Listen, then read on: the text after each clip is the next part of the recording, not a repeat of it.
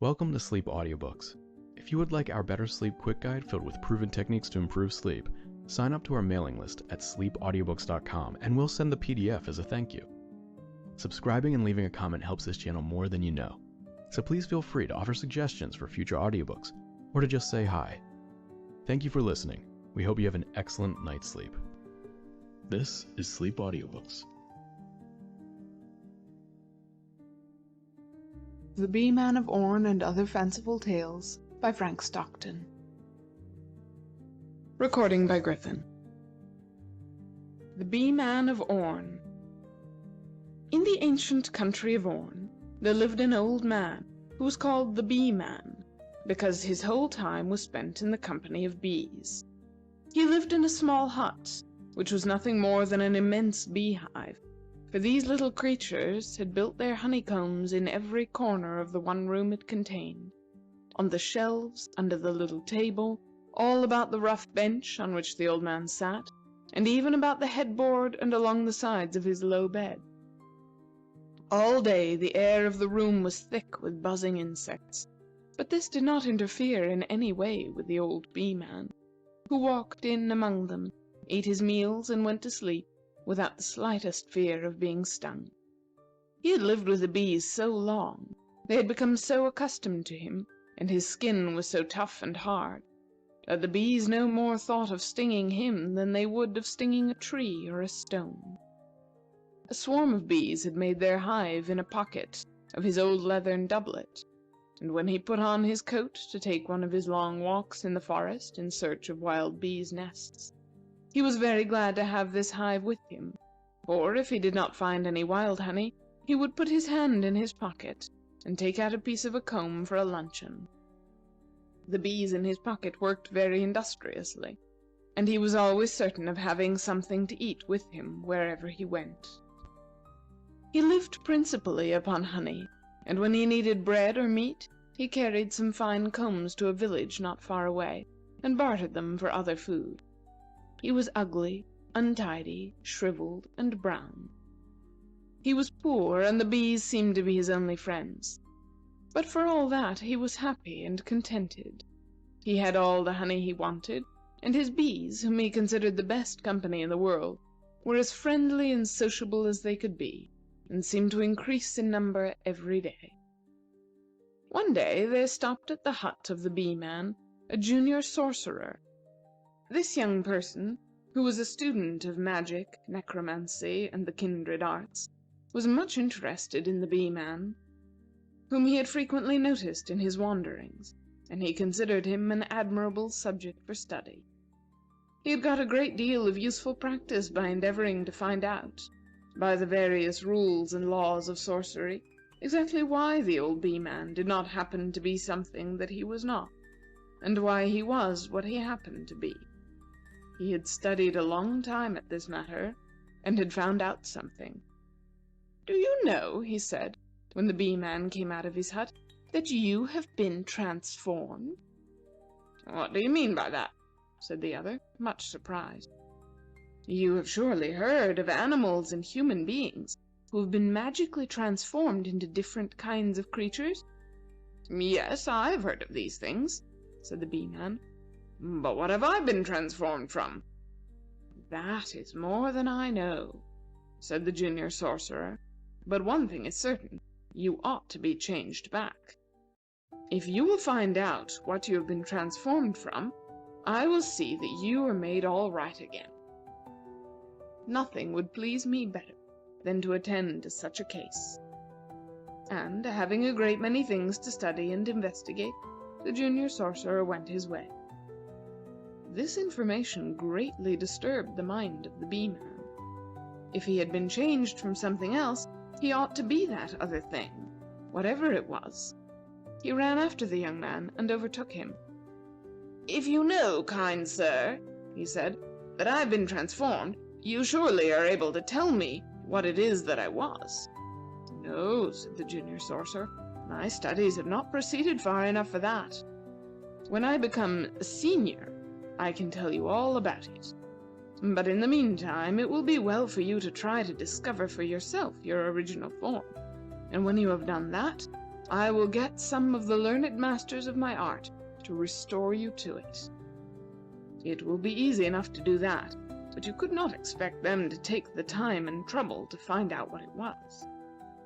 And with these words he hurried away and was soon lost to view. Greatly disquieted, the Bee-Man retraced his steps and went to his hut. Never before had he heard anything which had so troubled him. "I wonder what I was transformed from," he thought, seating himself on his rough bench.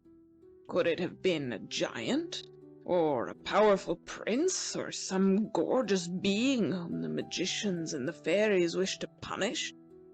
It may be that I was a dog, or a horse, or perhaps a fiery dragon, or a horrid snake. I hope it was not one of these. But whatever it was, everyone has certainly a right to his original form, and I am resolved to find out mine. I will start early tomorrow morning, and I am sorry now that I have not more pockets to my old doublet, so that I might carry more bees and more honey for my journey." He spent the rest of the day in making a hive of twigs and straw, and, having transferred to this a number of honeycombs and a colony of bees which had just swarmed, he rose before sunrise the next day, and having put on his leathern doublet, and having bound his new hive to his back, he set forth on his quest, the bees who were to accompany him buzzing around him like a cloud. As the Bee-Man passed through the little village, the people greatly wondered at his queer appearance with the hive upon his back. "The Bee-Man is going on a long expedition this time," they said, but no one imagined the strange business on which he was bent. About noon he sat down under a tree near a beautiful meadow covered with blossoms, and ate a little honey. Then he untied his hive and stretched himself out on the grass to rest. As he gazed upon his bees hovering about him, some going out to the blossoms in the sunshine, and some returning laden with the sweet pollen, he said to himself, "They know just what they have to do, and they do it. But alas for me! I know not what I may have to do, and yet, whatever it may be, I am determined to do it. In some way or other I will find out what was my original form, and then I will have myself changed back to it." And now the thought came to him that perhaps his original form might have been something very disagreeable, or even horrid. "But it does not matter," he said sturdily. "Whatever I was, that I shall be again. It is not right for anyone to retain a form which does not properly belong to him. I have no doubt I shall discover my original form in the same way that I find the trees in which the wild bees hive. When I first catch sight of a bee tree, I am drawn towards it, I know not how. Something says to me, 'That is what you are looking for.' In the same way, I believe that I shall find my original form. When I see it, I shall be drawn towards it. Something will say to me, 'That is it.'" When the Bee-Man was rested, he started off again, and in about an hour he entered a fair domain. Around him were beautiful lawns, grand trees, and lovely gardens, while at a little distance stood the stately palace of the lord of the domain. Richly dressed people were walking about, or sitting in the shade of the trees and arbors. Splendidly caparisoned horses were waiting for their riders, and everywhere were seen signs of opulence and gaiety. "I think," said the Bee-Man to himself, "that I should like to stop here for a time. If it should happen that I was originally like any of these happy creatures, it would please me much." He untied his hive and hid it behind some bushes, and, taking off his old doublet, laid that beside it. It would not do to have his bees flying about him if he wished to go among the inhabitants of this fair domain. For 2 days the Bee-Man wandered about the palace and its grounds, avoiding notice as much as possible, and looking at everything. He saw handsome men and lovely ladies, the finest horses, dogs, and cattle that were ever known, beautiful birds in cages, and fishes in crystal globes, and it seemed to him that the best of all living things were here collected. At the close of the second day, the Bee-Man said to himself, "There is one being here towards whom I feel very much drawn, and that is the Lord of the Domain. I cannot feel certain that I was once like him, but it would be a very fine thing if it were so.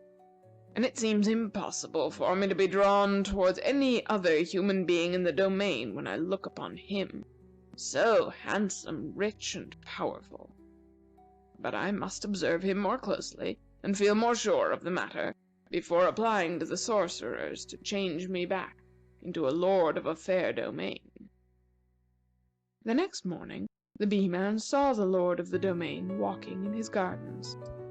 He slipped along the shady paths, and followed him so as to observe him more closely, and find out if he were really drawn toward this noble and handsome being.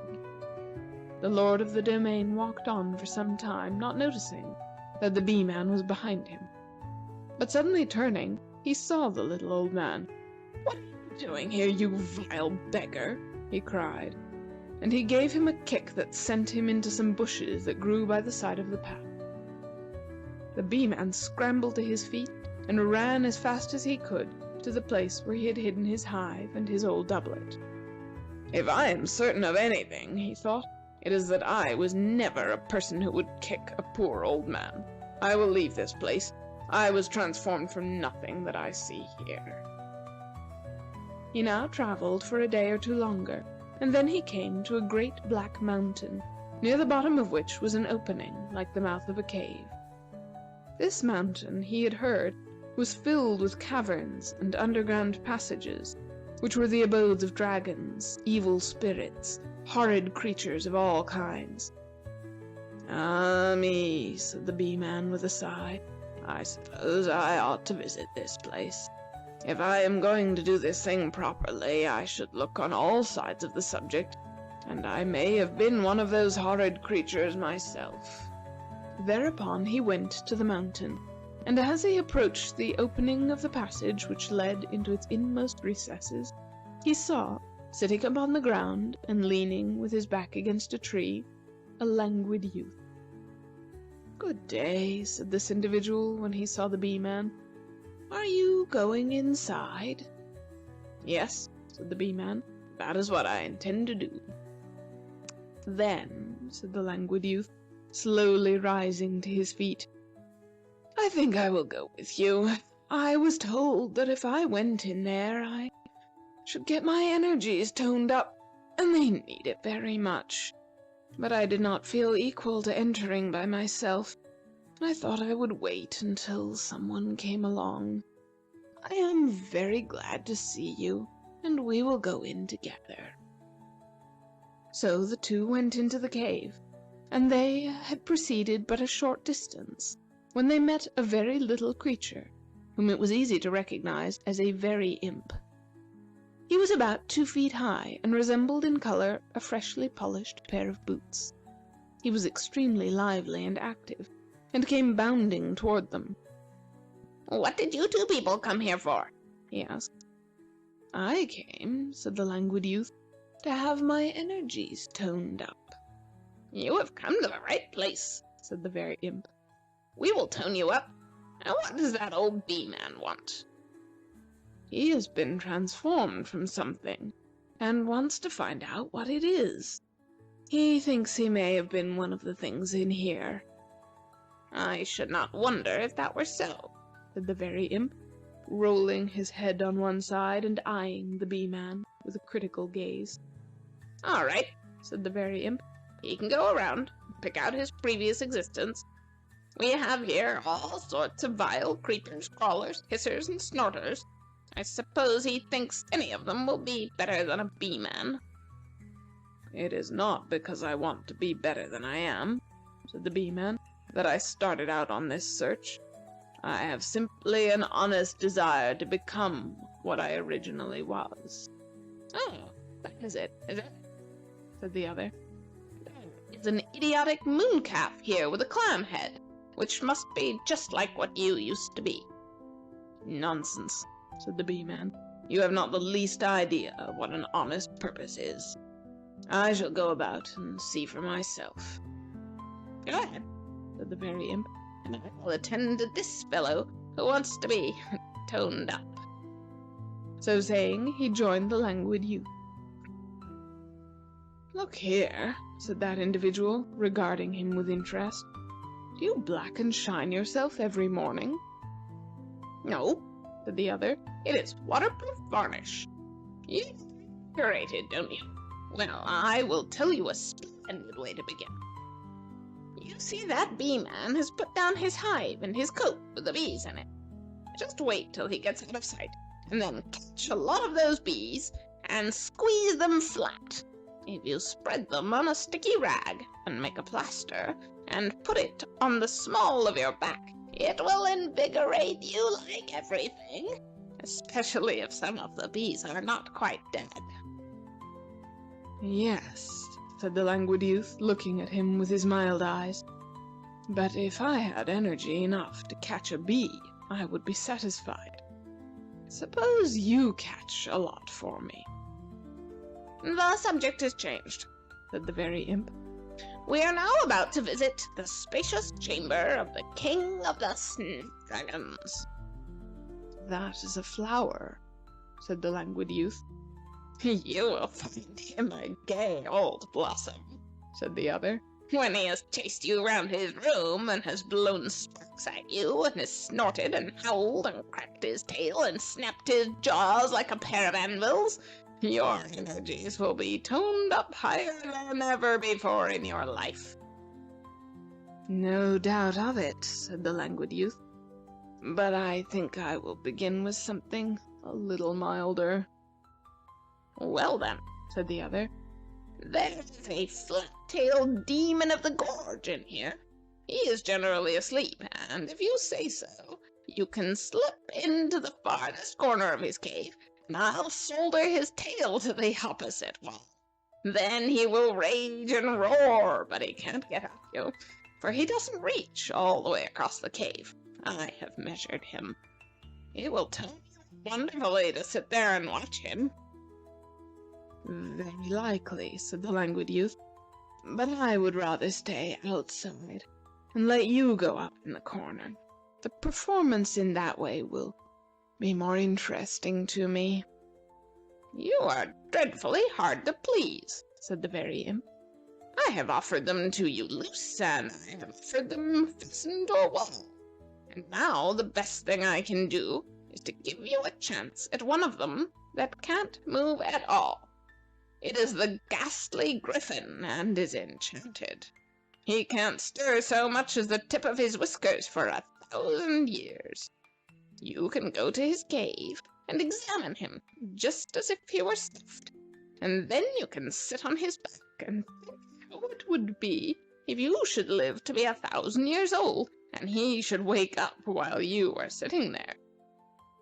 It would be easy to imagine a lot of horrible things he would do to you when you look at his open mouth with its awful fangs, his dreadful claws, and his horrible wings all covered with spikes." "I think that might suit me," said the languid youth.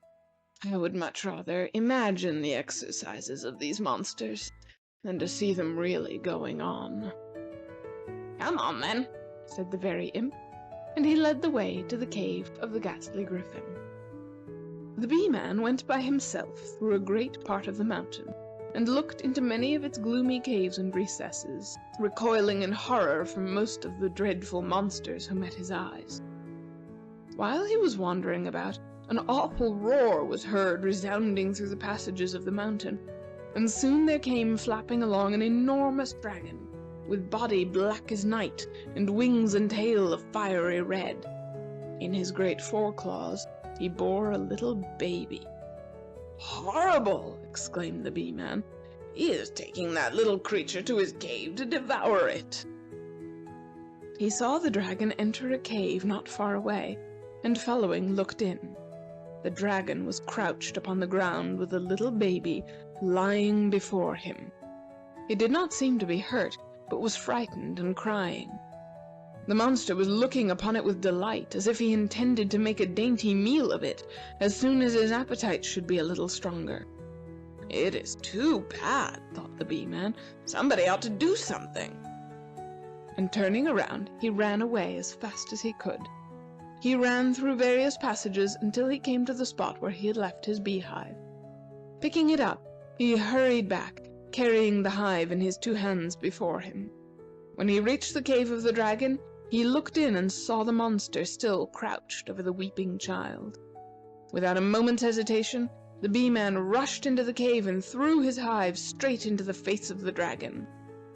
The bees, enraged by the shock, rushed out in an angry crowd and immediately fell upon the head, mouth, eyes, and nose of the dragon. The great monster, astounded by this sudden attack, and driven almost wild by the numberless stings of the bees, sprang back to the farthest portion of his cave, still followed by his relentless enemies, at whom he flapped wildly with his great wings and struck with his paws. While the dragon was thus engaged with the bees, the Bee-Man rushed forward, and, seizing the child, he hurried away. He did not stop to pick up his doublet, but kept on until he reached the entrance of the caves. There he saw the very imp, hopping along on one leg and rubbing his back and shoulders with his hands, and stopped to inquire what was the matter, and what had become of the languid youth. "He is no kind of fellow," said the very imp. "He disappointed me dreadfully. I took him up to the ghastly Griffin, and told him the thing was enchanted, and that he might sit on its back and think about what it could do if it was awake. And when he came near it, the wretched creature opened its eyes and raised its head, and then you ought to have seen how mad that simpleton was. He made shot me and seized me by the ears. He kicked and beat me till I can scarcely move." "His energies must have been toned up a good deal," said the Bee-Man. "Toned up? I should say so," cried the other. "Raised a hole, and a scissor-jawed clipper came out of his hole and got after him. But that lazy fool ran so fast he could not be caught." The Bee-Man now ran on, and soon overtook the languid youth. "You need not be in a hurry now," said the latter, "for the rules of this institution don't allow the creatures inside to come out of this opening, or to hang around it. If they did, they would frighten away visitors. They go in and out of holes in the upper part of the mountain." The two proceeded on their way. "What are you going to do with that baby?" said the languid youth. "I shall carry it along with me," said the Bee-Man, "as I go on with my search, and perhaps I may find its mother. If I do not, I shall give it to somebody in that little village yonder. Anything would be better than leaving it to be devoured by that horrid dragon." "Let me carry it. I feel quite strong enough now to carry a baby." "Thank you," said the Bee-Man, "but I can take it myself. I like to carry something, and I have now neither my hive nor my doublet." "It is very well that you had to leave them behind," said the youth, "for the bees would have stung the baby." "My bees never sting babies," said the other. "They probably never had a chance," remarked his companion. They soon entered the village, and after walking a short distance, the youth exclaimed, "Do you see that woman over there, sitting at the door of her house? She has beautiful hair, and is tearing it all to pieces. She should not be allowed to do that." "No," said the Bee-Man, "her friends should tie her hands." "Perhaps she's the mother of this child," said the youth, "and if you give it to her, she will no longer think of tearing her hair." "But," said the Bee-Man, "you don't really think this is her child?" "Suppose you go over and see," said the other. The Bee-Man hesitated a moment, and then he walked towards the woman. Hearing him coming, she raised her head, and when she saw the child, she rushed towards it, snatched it into her arms, and screaming with joy, she covered it with kisses. Then, with happy tears, she begged to know the story of the rescue of her child, whom she never expected to see again, and she loaded the Bee-Man with thanks and blessings. The friends and neighbors gathered around, and there was great rejoicing. The mother urged the Bee-Man and the youth to stay with her, and rest and refresh themselves, which they were glad to do, as they were tired and hungry. they remained at the cottage all night, and in the afternoon of the next day the Bee-Man said to the youth: "It may seem an odd thing to you, but never in all my life have I felt myself drawn towards any living being as I am drawn towards this baby. Therefore, I believe that I have been transformed from a baby." "Good!" cried the youth. "It is my opinion that you have hit the truth. And now, would you like to be changed back to your original form?" "Indeed, I would," said the Bee-Man. "I have the strongest yearning to be what I originally was." The youth, who had now lost every trace of languid feeling, took a great interest in the matter, and early the next morning started off to inform the Junior Sorcerer that the Bee-Man had discovered what he had been transformed from and desired to be changed back to it. The Junior Sorcerer and his learned masters were filled with enthusiasm when they heard this report, and they at once set out for the mother's cottage. And there, by magic arts, the Bee-Man was changed back into a baby. The mother was so grateful for what the Bee-Man had done for her that she agreed to take charge of this baby and to bring it up as her own. "It will be a grand thing for him," said the Junior Sorcerer, "and I am glad that I studied his case. He will now have a fresh start in life, and will have a chance to become something better than a miserable old man living in a wretched hut with no friends or companions but buzzing bees." The Junior Sorcerer and his masters then returned to their homes, happy in the success of their great performance, and the youth went back to his home anxious to begin a life of activity and energy. Years and years afterward, when the Junior Sorcerer had become a senior and was very old indeed, he passed through the country of Orn, and noticed a small hut about which swarms of bees were flying. He approached it, and looking in at the door, he saw an old man in a leathern doublet sitting at a table eating honey. By his magic art, he knew that this was the baby which had been transformed from the Bee-Man. "Upon my word!" exclaimed the Sorcerer, "he has grown into the same thing again." End of The Bee-Man of Orn by Frank Stockton. The Griffin and the Minor Canon by Frank Stockton. Over the great door of an old, old church which stood in a quiet town of a far-away land, there was carved in stone the figure of a large griffin. The old-time sculptor had done his work with great care, but the image he had made was not a pleasant one to look at. It had a large head, with enormous open mouth and savage teeth.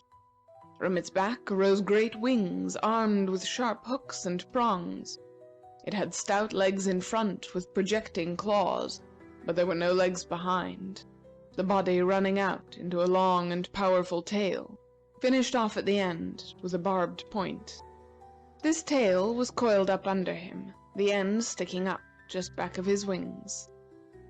The sculptor, or the people who had ordered this stone figure, had evidently been very much pleased with it, for little copies of it, also in stone, had been placed here and there along the sides of the church, not very far from the ground, so that people could easily look at them and ponder on their curious forms.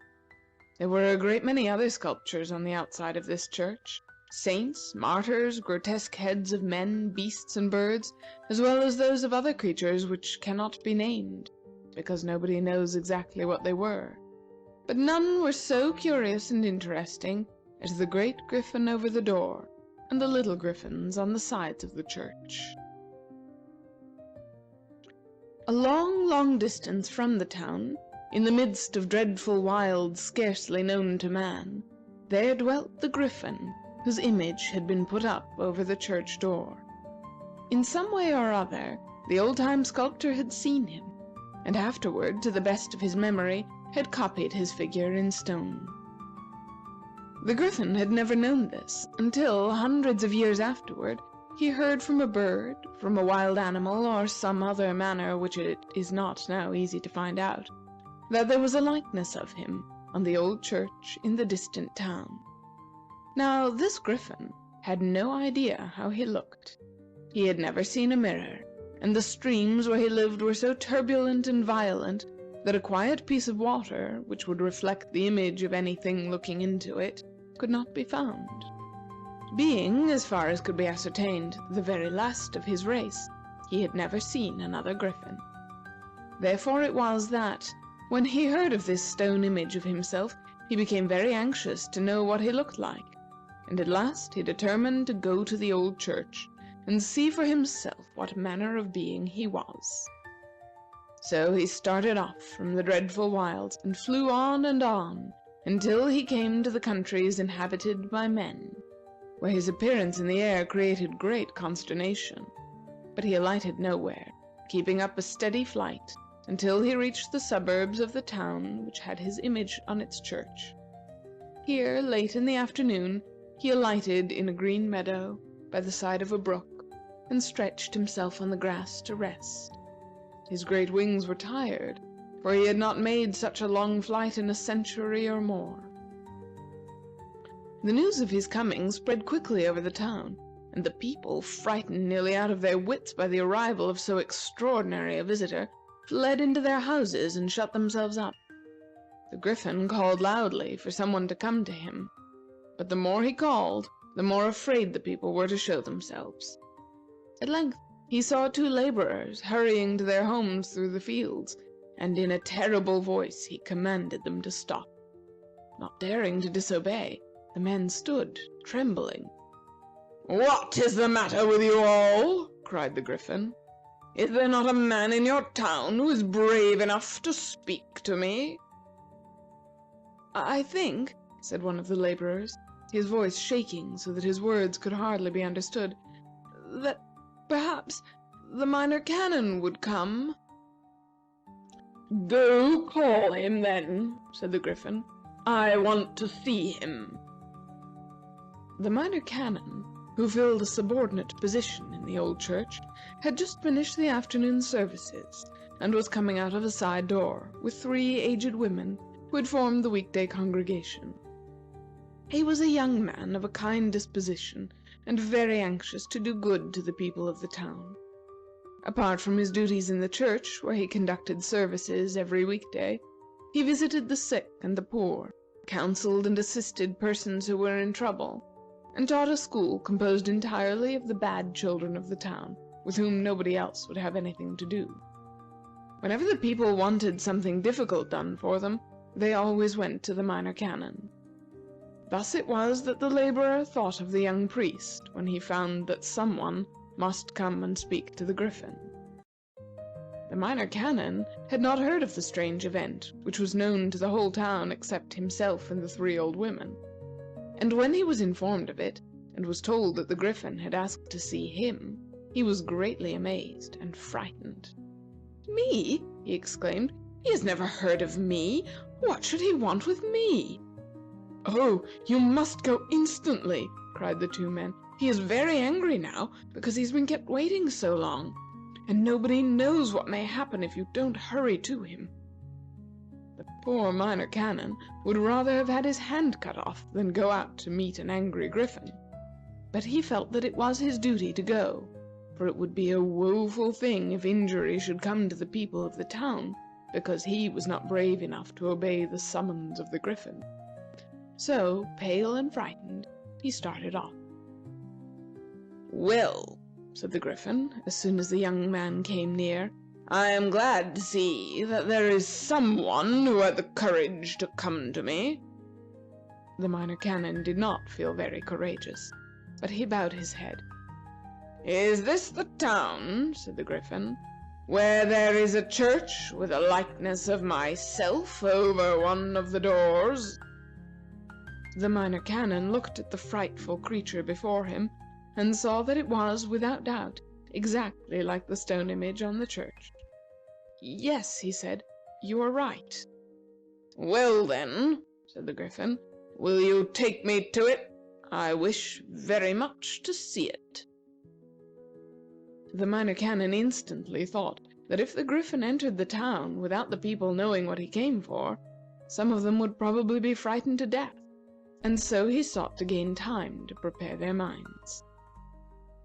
"It is growing dark now," he said, very much afraid, as he spoke, that his words might enrage the Griffin, "and objects on the front of the church cannot be seen clearly. It will be better to wait until morning, if you wish to get a good view of the stone image of yourself." "That will suit me very well," said the Griffin. "I see you are a man of good sense. I am tired, and I will take a nap here on this soft grass, while I cool my tail in the little stream that runs near me. The end of my tail gets red hot when I am angry or excited, and it is quite warm now. So you may go, but be sure and come early tomorrow morning, and show me the way to the church." The Minor Canon was glad enough to take his leave, and hurried into the town. In front of the church he found a great many people assembled to hear his report of his interview with the Griffin. When they found that he had not come to spread ruin and devastation, but simply to see his stony likeness on the church, they showed neither relief nor gratification, but began to upbraid the Minor Canon for consenting to conduct the creature into the town. "What could I do?" cried the young man. "If I should not bring him, he would come himself, and perhaps end by setting fire to the town with his red-hot tail." Still, the people were not satisfied, and a great many plans were proposed to prevent the Griffin from coming into the town. Some elderly persons urged that the young men should go out and kill him, but the young men scoffed at such a ridiculous idea. Then someone said that it would be a good thing to destroy the stone image, so that the Griffin would have no excuse for entering the town, and this proposal was received with such favor that many of the people ran for hammers, chisels, and crowbars, with which to tear down and break up the stone Griffin. But the Minor Canon resisted this plan with all the strength of his mind and body. He assured the people that this action would enrage the Griffin beyond measure, but would be impossible to conceal from him that his image had been destroyed during the night. But the people were so determined to break up the stone Griffin that the Minor Canon saw that there was nothing for him to do but to stay there and protect it. All night he walked up and down in front of the church door, keeping away the men who brought ladders by which they might mount to the great stone Griffin and knock it to pieces with their hammers and crowbars. After many hours, the people were obliged to give up their attempts and went home to sleep. But the Minor Canon remained at his post till early morning, and then he hurried away to the field where he had left the Griffin. The monster had just awakened, and rising to his forelegs and shaking himself, he said that he was ready to go into the town. The Minor Canon, therefore, walked back, the Griffin flying slowly through the air at a short distance above the head of his guide. Not a person was to be seen in the streets, and they proceeded directly to the front of the church, where the Minor Canon pointed out the stone Griffin. The real Griffin settled down in the little square before the church and gazed earnestly at his sculptured likeness. For a long time he looked at it. First he put his head on one side, and then he put it on the other. Then he shut his right eye and gazed with his left, after which he shut his left eye and gazed with his right. Then he moved a little to one side and looked at the image. Then he moved the other way. After a while, he said to the Minor Canon, who had been standing by all this time, It must be an excellent likeness. That breadth between the eyes, that expansive forehead, those massive jaws. I feel that it must resemble me. If there is any fault to find with it, it is that the neck seems a little stiff. But that is nothing. It is an admirable likeness. Admirable." The Griffin sat looking at his image all the morning and all the afternoon. The Minor Canon had been afraid to go away and leave him, and had hoped all through the day that he would soon be satisfied with his inspection and fly away home. But by evening the poor young man was utterly exhausted, and felt that he must eat and sleep. He frankly admitted this fact to the Griffin, and asked him if he would not like something to eat. He said this because he felt obliged in politeness to do so. But as soon as he had spoken the words, he was seized with dread lest the monster should demand half a dozen babies, or some tempting repast of that kind. "Oh, no," said the Griffin. "I never eat between the equinoxes.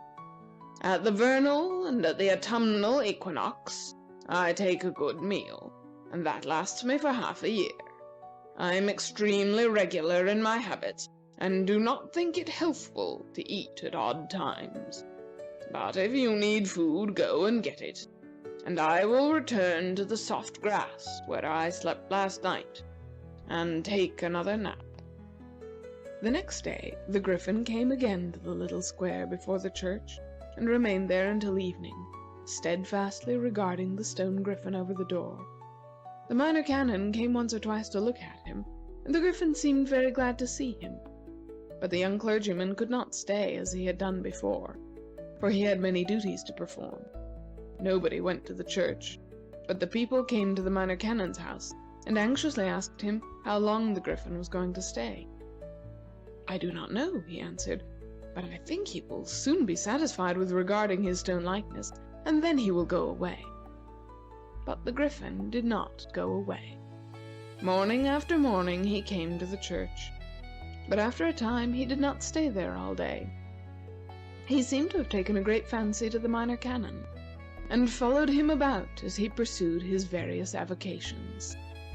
He would wait for him at the side door of the church, for the Minor Canon held services every day, morning and evening, though nobody came now. "If anyone should come," he said to himself, "I must be found at my post." When the young man came out, the Griffin would accompany him in his visits to the sick and the poor, and would often look into the windows of the schoolhouse where the Minor Canon was teaching his unruly scholars. All the other schools were closed, but the parents of the Minor Canon's scholars forced them to go to school, because they were so bad they could not endure them all day at home, Griffin or no Griffin. But it must be said, they generally behaved very well when that great monster sat up on his tail and looked in at the schoolroom window. When it was perceived that the Griffin showed no signs of going away, all the people who were able to do so left the town. The canons and the higher officers of the church had fled away during the first day of the Griffin's visit, leaving behind only the Minor Canon and some of the men who opened the doors and swept the church. All the citizens who could afford it shut up their houses and traveled to distant parts, and only the working people and the poor were left behind. After some days, these ventured to go about and attend to their business, for if they did not work, they would starve. They were getting a little used to seeing the Griffin, and having been told that he did not eat between equinoxes, they did not feel so much afraid of him as before. Day by day, the Griffin became more and more attached to the Minor Canon. He kept near him a great part of the time, and often spent the night in front of the little house where the young clergyman lived alone. This strange companionship was often burdensome to the Minor Canon, but on the other hand, he could not deny that he derived a great deal of benefit and instruction from it. The Griffin had lived for hundreds of years and had seen much, and he told the Minor Canon many wonderful things. "It is like reading an old book," said the young clergyman to himself, "but how many books I would have had to read before I would have found out what the Griffin has told me about the earth, the air, the water, about minerals and metals and growing things, and all the wonders of the world." Thus the summer went on and drew toward its close. And now the people of the town began to be very much troubled again. "It will not be long," they said, "before the autumnal equinox is here, and then that monster will want to eat. He will be dreadfully hungry, for he has taken so much exercise since his last meal. He will devour our children. Without doubt, he will eat them all. What is to be done?" To this question no one could give an answer, but all agreed that the Griffin must not be allowed to remain until the approaching equinox. After talking over the matter a great deal, a crowd of the people went to the Minor Canon at a time when the Griffin was not with him. "It is all your fault," they said, "that monster is among us. You brought him here, and you ought to see that he goes away. It is only on your account that he stays here at all, for although he visits his image every day, he is with you the greater part of the time. If you were not here, he would not stay. It is your duty to go away, and then he will follow you, and we shall be free from the dreadful danger which hangs over us." "Go away!" cried the Minor Canon, greatly grieved at being spoken to in such a way. "Where shall I go? If I go to some other town, shall I not take this trouble there? Have I a right to do that?" "No," said the people, "you must not go to any other town. There is no town far enough away. You must go to the dreadful wilds where the Griffin lives, and then he will follow you and stay there." They did not say whether or not they expected the Minor Canon to stay there also, and he did not ask them anything about it. He bowed his head and went into his house to think. The more he thought, the more clear it became to his mind that it was his duty to go away, and thus free the town from the presence of the Griffin. That evening he packed a leathern bag full of bread and meat, and early the next morning he set out on his journey to the dreadful wilds. It was a long, weary, and doleful journey, especially after he had gone beyond the habitations of men. But the Minor Canon kept on bravely and never faltered. The way was longer than he had expected, and his provisions soon grew so scanty that he was obliged to eat but a little every day. But he kept up his courage and pressed on, and, after many days of toilsome travel, he reached the dreadful wilds. When the Griffin found that the Minor Canon had left the town, he seemed sorry, but showed no disposition to go and look for him. After a few days had passed, he became much annoyed, and asked some of the people where the Minor Canon had gone. But although the citizens had been so anxious that the young clergyman should go to the dreadful wilds, thinking that the Griffin would immediately follow him, they were now afraid to mention the Minor Canon's destination, for the monster seemed angry already, and if he should suspect their trick, he would doubtless become very much enraged. So everyone said he did not know, and the Griffin wandered about disconsolate. One morning he looked into the Minor Canon's schoolhouse, which was always empty now, and thought that it was a shame that everything should suffer on account of the young man's absence. "It does not matter so much about the church," he said, "for nobody went there, but it is a pity about the school. I think I will teach it myself until he returns." It was the hour for opening the school, and the Griffin went inside and pulled the rope which rang the school bell. Some of the children who heard the bell ran in to see what was the matter, supposing it to be a joke of one of their companions, but when they saw the Griffin, they stood astonished and scared. "Go tell the other scholars," said the monster, "that school is about to open, and that if they are not all here in 10 minutes, I shall come after them." In 7 minutes, every scholar was in place. Never was seen such an orderly school. Not a boy or girl moved or uttered a whisper. The Griffin climbed into the master's seat, his wide wings spread on each side of him, because he could not lean back in his chair while they stuck out behind, and his great tail coiled around in front of the desk, the barbed ends sticking up, ready to tap any boy or girl who might misbehave. The Griffin now addressed the scholars, telling them that he intended to teach them while their master was away. In speaking, he endeavored to imitate, as far as possible, the mild and gentle tones of the Minor Canon, but it must be admitted that in this he was not very successful. He had paid a good deal of attention to the studies of the school, and he determined not to attempt to teach them anything new, but to review them in what they had been studying. So he called up the various classes and questioned them upon their previous lessons. The children racked their brains to remember what they had learned. They were so afraid of the Griffin's displeasure that they recited as they had never recited before. One of the boys, far down in his class, answered so well that the Griffin was astonished. "I should think you would be at the head," said he. "I am sure you have never been in the habit of reciting so well. Why is this?" "Because I did not choose to take the trouble," said the boy, trembling in his boots. He felt obliged to speak the truth, for all the children thought that the great eyes of the Griffin could see right through them, and that he would know when they told a falsehood. "You ought to be ashamed of yourself," said the Griffin. "Go down to the very tail of the class, and if you are not at the head in 2 days, I shall know the reason why." The next afternoon, this boy was number 1. It was astonishing how much these children now learned of what they had been studying. It was as if they had been educated over again. The Griffin used no severity toward them, but there was a look about him which made them unwilling to go to bed until they were sure they knew their lessons for the next day. The Griffin now thought that he ought to visit the sick and the poor, and he began to go about the town for this purpose. The effect upon the sick was miraculous. All, except those who were very ill indeed, jumped from their beds when they heard he was coming, and declared themselves quite well.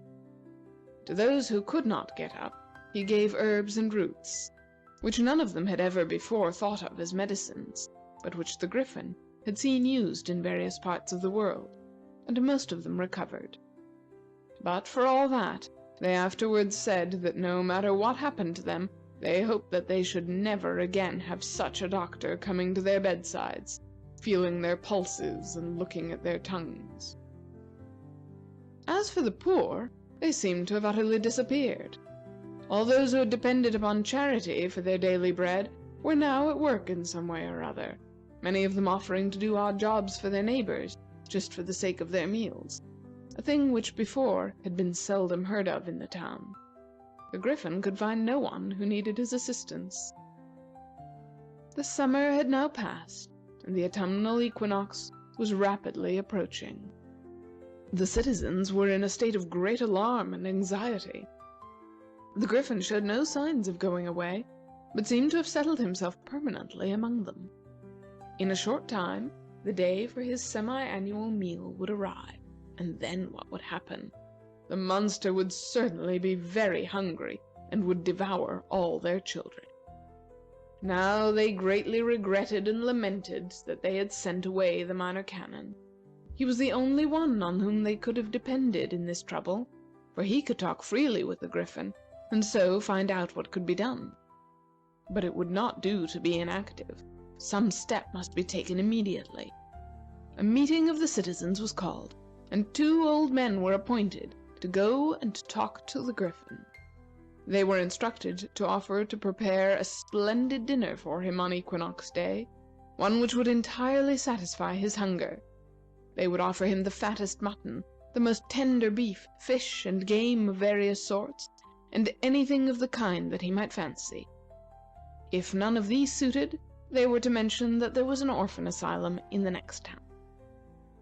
Anything would be better, said the citizens, than to have our dear children devoured. The old men went to the Griffin, but their propositions were not received with favor. "From what I have seen of the people of this town," said the monster, "I do not think I could relish anything which was prepared by them. They appear to be all cowards, and therefore mean and selfish. As for eating one of them, young or old, I could not think of it for a moment. In fact, there was only one creature in the whole place for whom I could have had any appetite, and that is the Minor Canon, who has gone away. He was brave and good and honest, and I think I should have relished him." "Ah," said one of the old men very politely, "in that case, I wish we had not sent him to the dreadful wilds." "What?" cried the Griffin. "What do you mean? Explain instantly what you are talking about." The old man, terribly frightened at what he had said, was obliged to tell how the Minor Canon had been sent away by the people, in the hope that the Griffin might be induced to follow him. When the monster heard this, he became furiously angry. He dashed away from the old man, and, spreading his wings, flew backward and forward over the town. He was so much excited that his tail became red hot, and glowed like a meteor against the evening sky. When at last he settled down in the field where he usually rested, and thrust his tail into the brook, the steam arose like a cloud, and the water of the stream ran hot through the town. The citizens were greatly frightened, and bitterly blamed the old man for telling about the Minor Canon. "It is plain," they said, "that the Griffin intended at last to go and look for him, and we should have been saved. Now who can tell what misery you have brought upon us?" The Griffin did not remain long in the little field. As soon as his tail was cool, he flew to the town hall and rang the bell. The citizens knew that they were expected to come there, and although they were afraid to go, they were still more afraid to stay away, and they crowded into the hall. The Griffin was on the platform at one end, flapping his wings and walking up and down, and the end of his tail was still so warm that it slightly scorched the boards as he dragged it after him. When everybody who was able to come was there, the Griffin stood still and addressed the meeting. "I have had a contemptible opinion of you," he said, "ever since I discovered what cowards you are. But I had no idea you were so ungrateful, selfish, and cruel as I now find you to be. Here was your Minor Canon, who labored day and night for your good, and thought of nothing else but how he might benefit you and make you happy. And as soon as you imagined yourselves threatened with a danger, oh, well, I know you are dreadfully afraid of me, you send him off, caring not whether he returns or perishes, hoping thereby to save yourselves. Now, I had conceived a great liking for that young man, and had intended, in a day or two, to go and look him up. But I have changed my mind about him. I shall go and find him, but I shall send him back here to live among you. And I intend that he shall enjoy the reward of his labors and his sacrifices. Go, some of you, to the officers of the church who so cowardly ran away when I first came here, and tell them never to return to this town under penalty of death. And if, when your Minor Canon comes back to you, you do not bow yourselves before him, put him in the highest place among you, and serve and honor him all his life, beware of my terrible vengeance.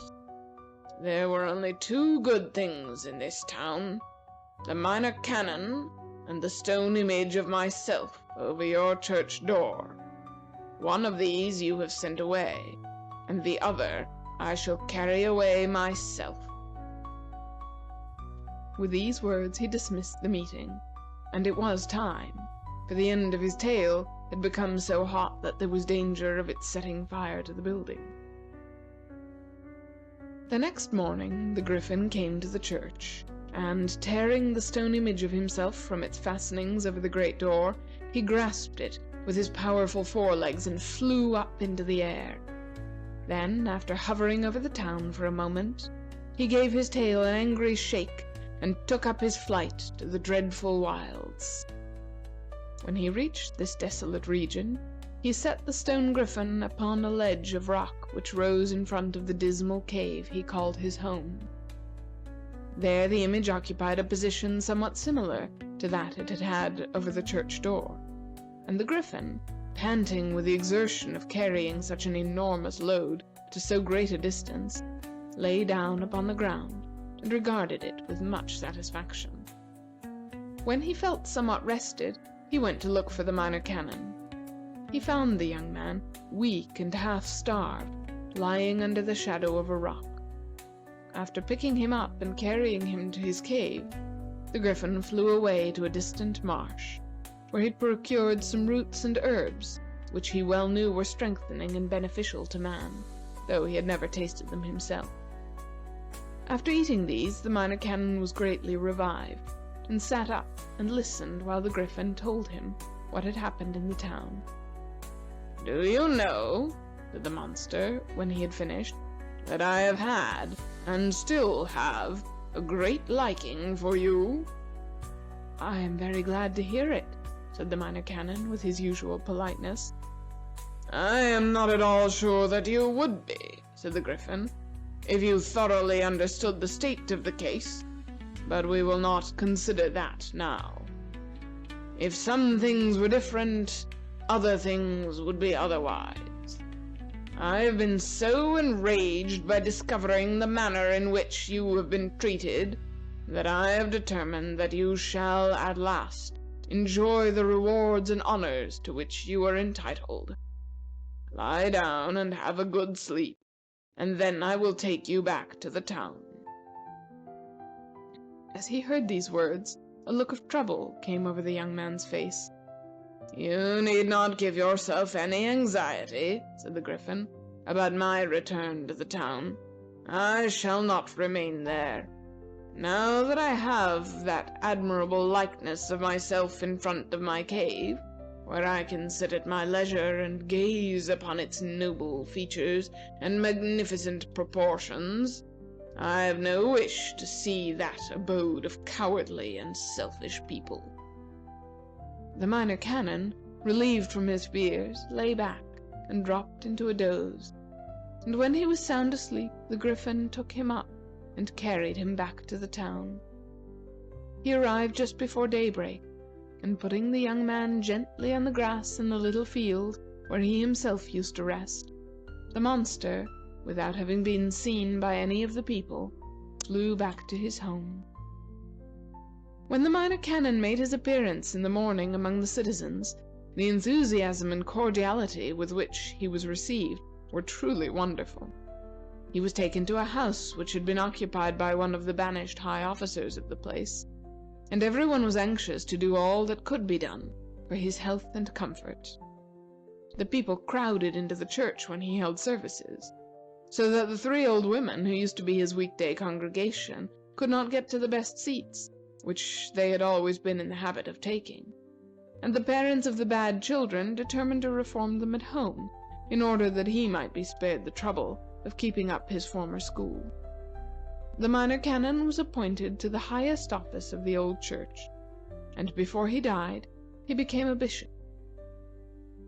During the first years after his return from the dreadful wilds, the people of the town looked up to him as a man to whom they were bound to do honor and reverence. But they often also looked up to the sky to see if there were any signs of the Griffin coming back. However, in the course of time, they learned to honor and reverence their former Minor Canon without the fear of being punished if they did not do so. But they need never have been afraid of the Griffin.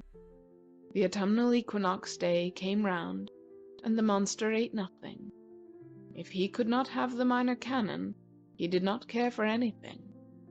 So, lying down, with his eyes fixed upon the great stone Griffin, he gradually declined and died. It was a good thing for some of the people of the town that they did not know this. If you should ever visit the old town, you would still see the little griffins on the sides of the church, but the great stone griffin that was over the door is gone. End of The Griffin and the Minor Canon by Frank Stockton. Old Pipes and the Dryad by Frank Stockton. A mountain brook ran through a little village. Over the brook there was a narrow bridge, and from the bridge a footpath led out from the village and up the hillside to the cottage of Old Pipes and his mother. For many, many years, Old Pipes had been employed by the villagers to pipe the cattle down from the hills. Every afternoon, an hour before sunset, he would sit on a rock in front of his cottage and play his pipes. Then all the flocks and herds that were grazing on the mountains would hear him, wherever they might happen to be, and would come down to the village, the cows by the easiest paths, the sheep by those not quite so easy, and the goats by the steep and rocky ways that were hardest of all. But now, for a year or more, Old Pipes had not piped the cattle home. It is true that every afternoon he sat upon the rock and played upon his familiar instrument, but the cattle did not hear him. He had grown old, and his breath was feeble. The echoes of his cheerful notes which used to come from the rocky hill on the other side of the valley, were heard no more, and 20 yards from Old Pipes one could scarcely tell what tune he was playing. He had become somewhat deaf, and did not know that the sound of his pipes was so thin and weak, and that the cattle did not hear him. The cows, the sheep, and the goats came down every afternoon as before, but this was because 2 boys and a girl were sent up after them. The villagers did not wish the good old man to know that his piping was no longer of any use, so they paid him his little salary every month, and said nothing about the 2 boys and the girl.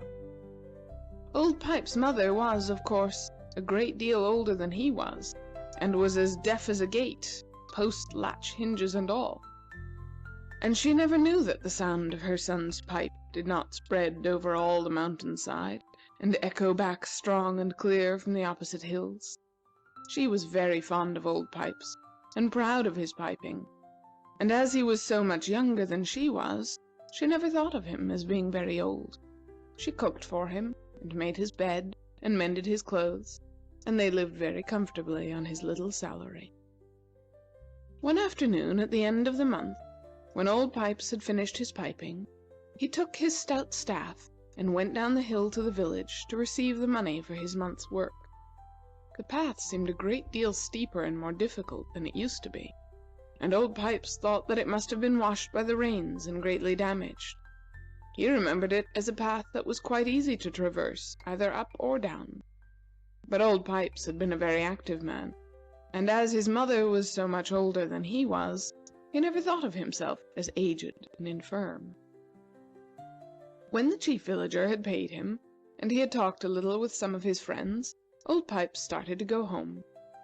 But when he had crossed the bridge over the brook and gone a short distance up the hillside, he became very tired and sat down upon a stone. He had not been sitting there half a minute when along came 2 boys and a girl. "Children," said Old Pipes, "I'm very tired tonight. I don't believe I can climb up this steep path to my home. I think I shall have to ask you to help me." "We will do that," said the boys and the girl quite cheerfully, and one boy took him by the right hand and the other by the left, while the girl pushed him in the back. In this way he went up the hill quite easily, and soon reached his cottage door. Old Pipes gave each of the 3 children a copper coin, and then they sat down for a few minutes' rest before starting back to the village. "I'm sorry that I tired you so much," said Old Pipes. "Oh, that would not have tired us," said one of the boys, "if we had not been so far today after the cows, the sheep, and the goats. They rambled high up on the mountain, and we never before had such a time in finding them." "Had to go after the sheep, the cows, and the goats!" exclaimed Old Pipes. "What do you mean by that?" The girl, who stood behind the old man, shook her head, put her hand on her mouth, and made all sorts of signs to the boy to stop talking on this subject, but he did not notice her, and promptly answered Old Pipes. "Why, you see, good sir," said he, "that as the cattle can't hear your pipes now, somebody has to go after them every evening to drive them down from the mountain, and the chief villager has hired us 3 to do it. Generally, it is not very hard work, but tonight the cattle had wandered far." "How long have you been doing this?" asked the old man. The girl shook her head and clapped her hand on her mouth more vigorously than before, but the boy went on. "I think it is about a year now," he said, "since the people first felt sure that the cattle could not hear your pipes, and from that time we've been driving them down. But we're rested now, and we'll go home. Good night, sir." The 3 children then went down the hill, the girl scolding the boy all the way home. Old Pipes stood silent a few moments, and then he went into his cottage. "Mother!" he shouted. "Did you hear what those children said?" "Children!" exclaimed the old woman. "I did not hear them. I did not know there were any children here."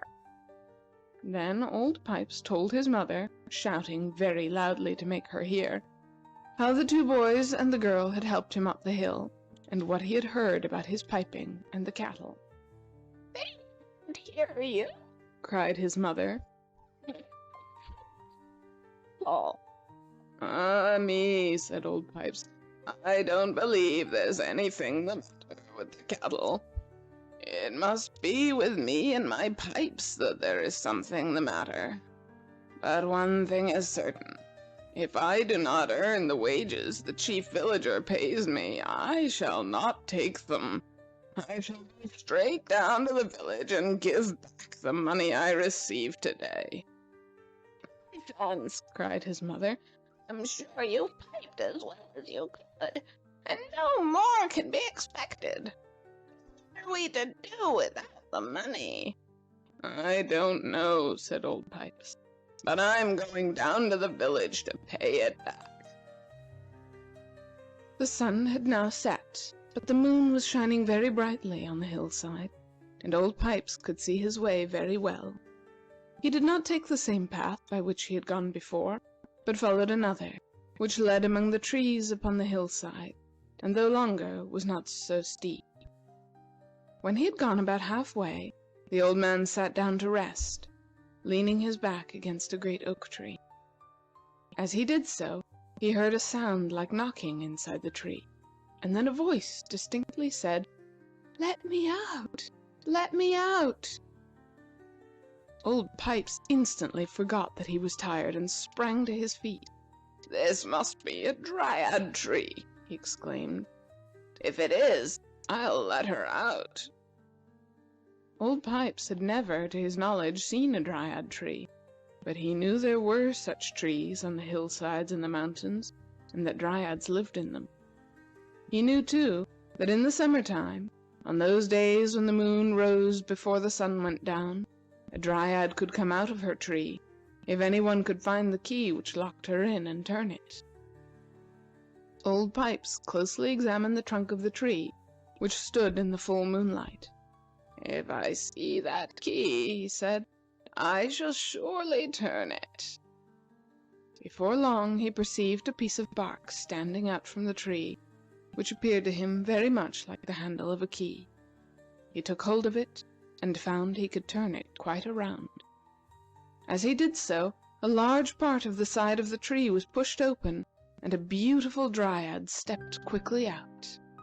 For a moment she stood motionless, gazing on the scene before her, the tranquil valley, the hills, the forest, and the mountainside, all lying in the soft, clear light of the moon. "Oh, lovely, lovely!" she exclaimed. "How long it is since I have seen anything like this!" And then, turning to Old Pipes, she said, "How good of you to let me out! I am so happy and so thankful that I must kiss you, you dear old man." And she threw her arms around the neck of Old Pipes and kissed him on both cheeks.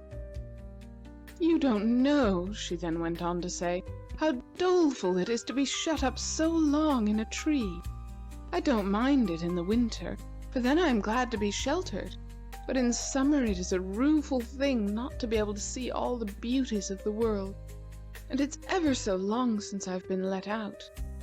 People so seldom come this way, and when they do come at the right time, they either don't hear me, or they are frightened and run away.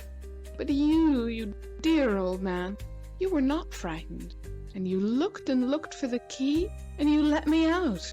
And now I shall not have to go back till winter has come and the air grows cold. Oh, it is glorious! What can I do for you to show you how grateful I am?" "I am very glad," said Old Pipes, "that I let you out, since I see that it makes you so happy. But I must admit that I tried to find the key because I had a great desire to see a Dryad. But if you wish to do something for me, you can if you happen to be going down toward the village." "To the village!" exclaimed the Dryad. "I will go anywhere for you, my kind old benefactor."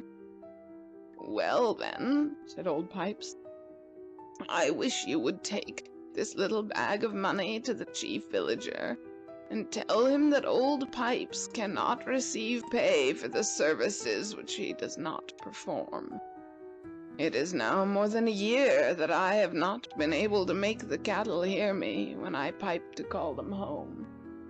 I did not know this until tonight, but now that I know it, I cannot keep the money, and so I send it back."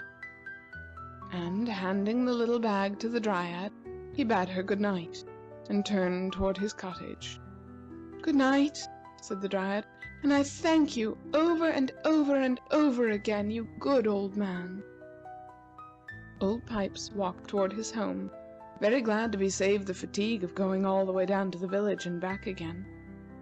"To be sure," he said to himself, "this path does not seem at all steep, and I can walk along it very easily.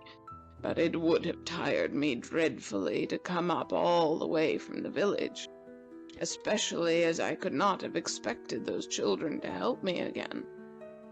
When he reached home, his mother was surprised to see him returning so soon. "What?" she exclaimed. "You already come back? Chief Villager say, did he take the money?"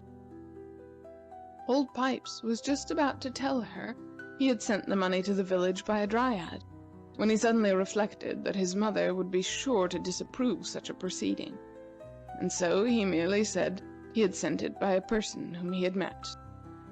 "And how do you know that the person will ever take it to the Chief Villager?" cried his mother. "He will lose it, and the villagers will never get it. Pipes, when will you be old enough to have ordinary common sense?" Old Pipes considered that as he was already 70 years of age, he could scarcely expect to grow any wiser. But he made no remark on this subject, and saying that he doubted not that the money would go safely to its destination, he sat down to his supper. His mother scolded him roundly, but he did not mind it, and after supper he went out and sat on a rustic chair in front of the cottage to look at the moonlit village, and to wonder whether or not the Chief Villager really received the money. While he was doing these two things, he went fast asleep. When Old Pipes left the Dryad, she did not go down to the village with the little bag of money. She held it in her hand and thought about what she had heard. "This is a good and honest old man," she said, "and it is a shame that he should lose this money. He looked as if he needed it, and I don't believe the people in the village will take it from one who has served them so long. Often when in my tree have I heard the sweet notes of his pipes. I am going to take the money back to him." She did not start immediately, because there were so many beautiful things to look at. But after a while she went up to the cottage, and finding Old Pipes asleep in his chair, she slipped the little bag into his coat pocket, and silently sped away. The next day, Old Pipes told his mother that he would go up the mountain and cut some wood. He had a right to get wood from the mountain, but for a long time he had been content to pick up the dead branches which lay about his cottage. Today, however, he felt so strong and vigorous that he thought he would go and cut some fuel that would be better than this. He worked all the morning, and when he came back he did not feel at all tired, and he had a very good appetite for his dinner.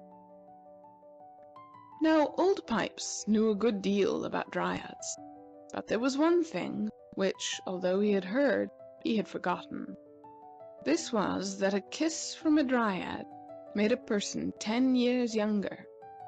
The people of the village knew this, and they were very careful not to let any child of 10 years or younger go into the woods where the Dryads were supposed to be. For if they should chance to be kissed by one of these tree nymphs, they would be set back so far that they would cease to exist.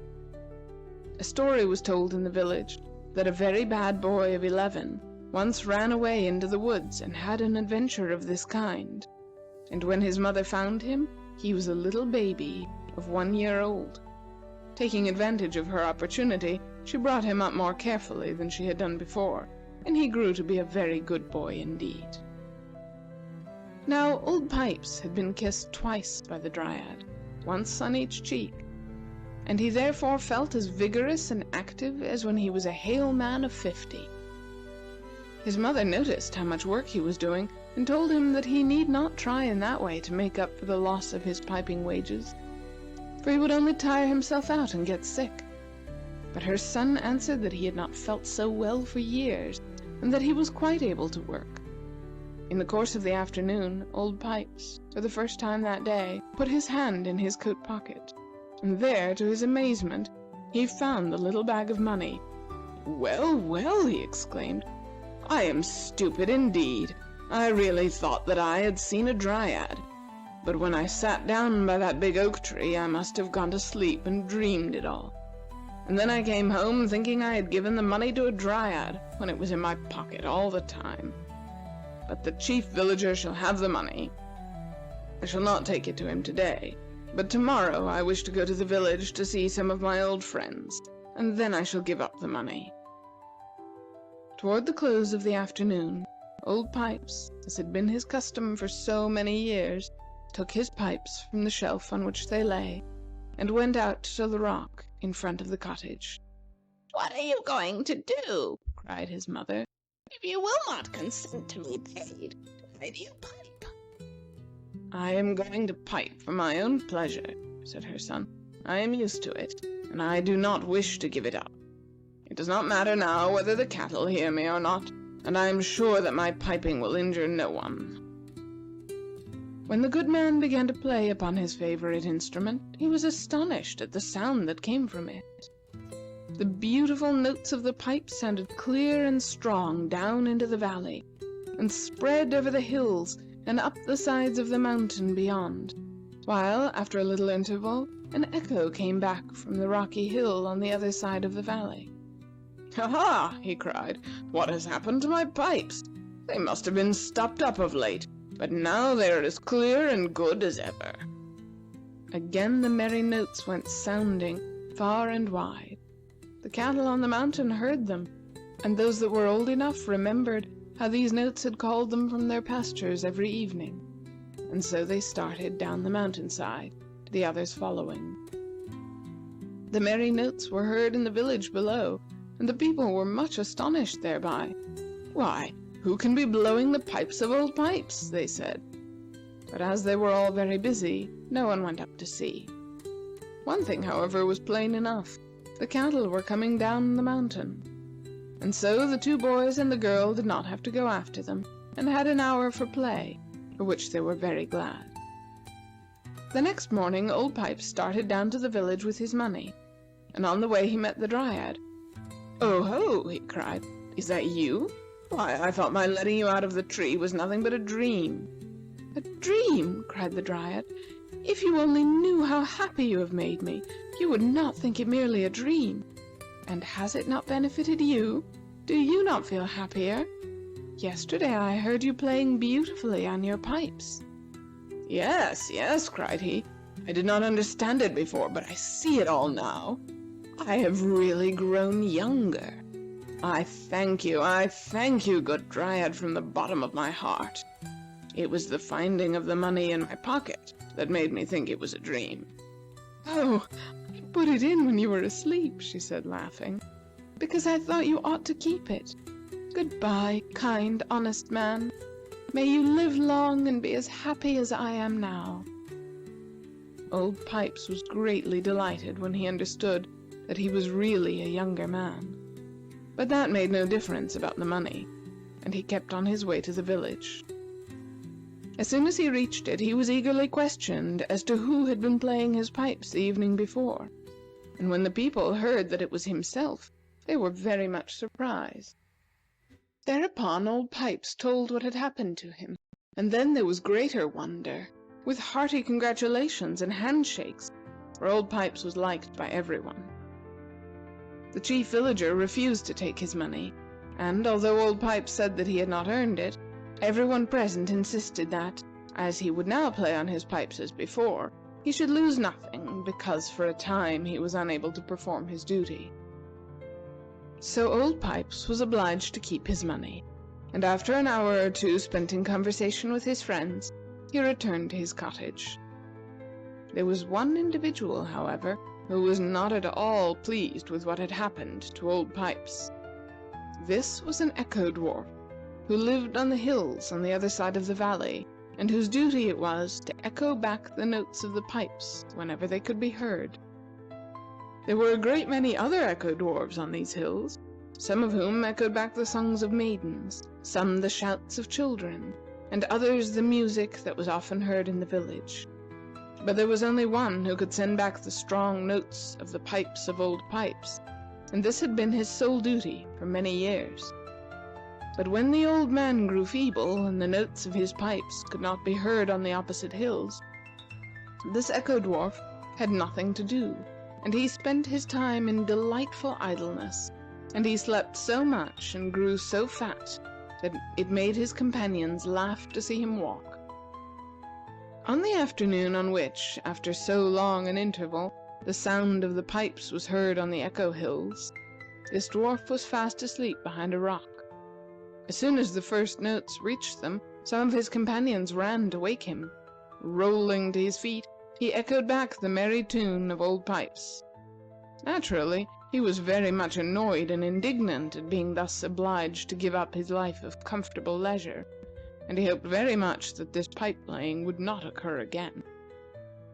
The next afternoon he was awake and listening, and sure enough, at the usual hour, along came the notes of the pipes, as clear and strong as they had ever been, and he was obliged to work as long as old pipes played.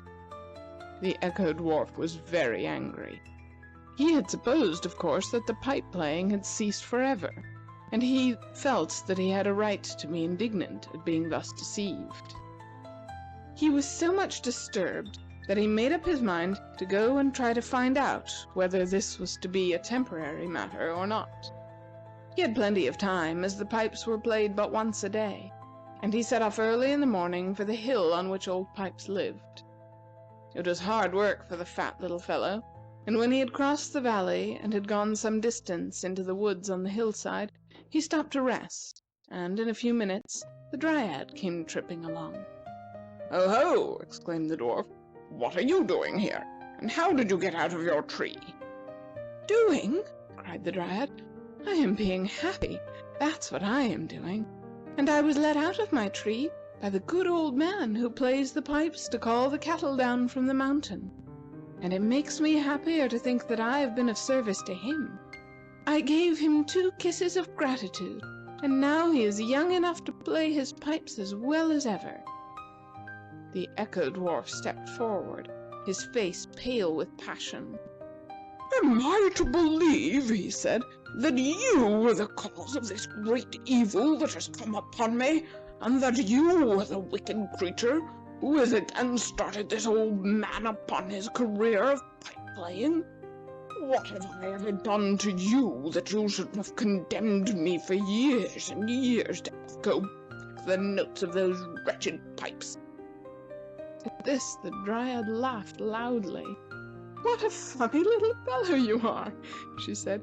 "Anyone would think you had been condemned to toil from morning till night, while what you really have to do is merely to imitate for half an hour every day the merry notes of old pipes piping. Fie upon you, echo dwarf! You are lazy and selfish, and that is what is the matter with you. Instead of grumbling at being obliged to do a little wholesome work, which is less, I am sure, than that of any other echo dwarf upon the rocky hillside, you should rejoice at the good fortune of the old man, who has regained so much of his strength and vigor. Go home and learn to be just and generous, and then perhaps you may be happy. Goodbye." "Insolent creature!" shouted the dwarf, as he shook his fat little fist at her. "I'll make you suffer for this. You shall find out what it is to heap injury and insult upon one like me, and to snatch from him the repose that he has earned by long years of toil." And shaking his head savagely, he hurried back to the rocky hillside. Every afternoon the merry notes of the pipes of old pipes sounded down into the valley and over the hills and up the mountainside, and every afternoon when he echoed them back, the little dwarf grew more and more angry with the Dryad. Each day, from early morning till it was time for him to go back to his duties upon the rocky hillside, he searched the woods for her. He intended, if he met her, to pretend to be very sorry for what he had said, and he thought he might be able to play a trick upon her which would avenge him well. One day, while thus wandering among the trees, he met Old Pipes. The Echo Dwarf did not generally care to see or speak to ordinary people, but now he was so anxious to find the object of his search that he stopped and asked Old Pipes if he had seen the Dryad. The piper had not noticed the little fellow, and he looked down on him with some surprise. "No," he said, "I have not seen her, and I have been looking everywhere for her." You? cried the dwarf. What do you wish with her? Old Pipes then sat down on a stone, so that he should be nearer the ear of his small companion, and he told what the Dryad had done for him. When the Echo Dwarf heard that this was the man whose pipes he was obliged to echo back every day, he would have slain him on the spot had he been able. But, as he was not able, he merely ground his teeth and listened to the rest of the story. "I am looking for the Dryad now," Old Pipes continued, "on account of my aged mother. When I was old myself, I did not notice how very old my mother was. But now it shocks me to see how feeble and decrepit her years have caused her to become. And I am looking for the Dryad to ask her to make my mother younger, as she made me." The eyes of the Echo Dwarf glistened. Here was a man who might help him in his plans. "Your idea is a good one," he said to Old Pipes, "and it does you honor. But you should know that a Dryad can make no person younger but one who lets her out of her tree. However, you can manage the affair very easily. All you need to do is find the Dryad, tell her what you want, and request her to step into her tree and be shut up for a short time. Then you will go and bring your mother to the tree. She will open it, and everything will be as you wish. Is not this a good plan?" "Excellent!" cried Old Pipes. "And I will go instantly and search more diligently for the Dryad." "Take me with you," said the Echo Dwarf. "You can easily carry me on your strong shoulders, and I shall be glad to help you in any way I can."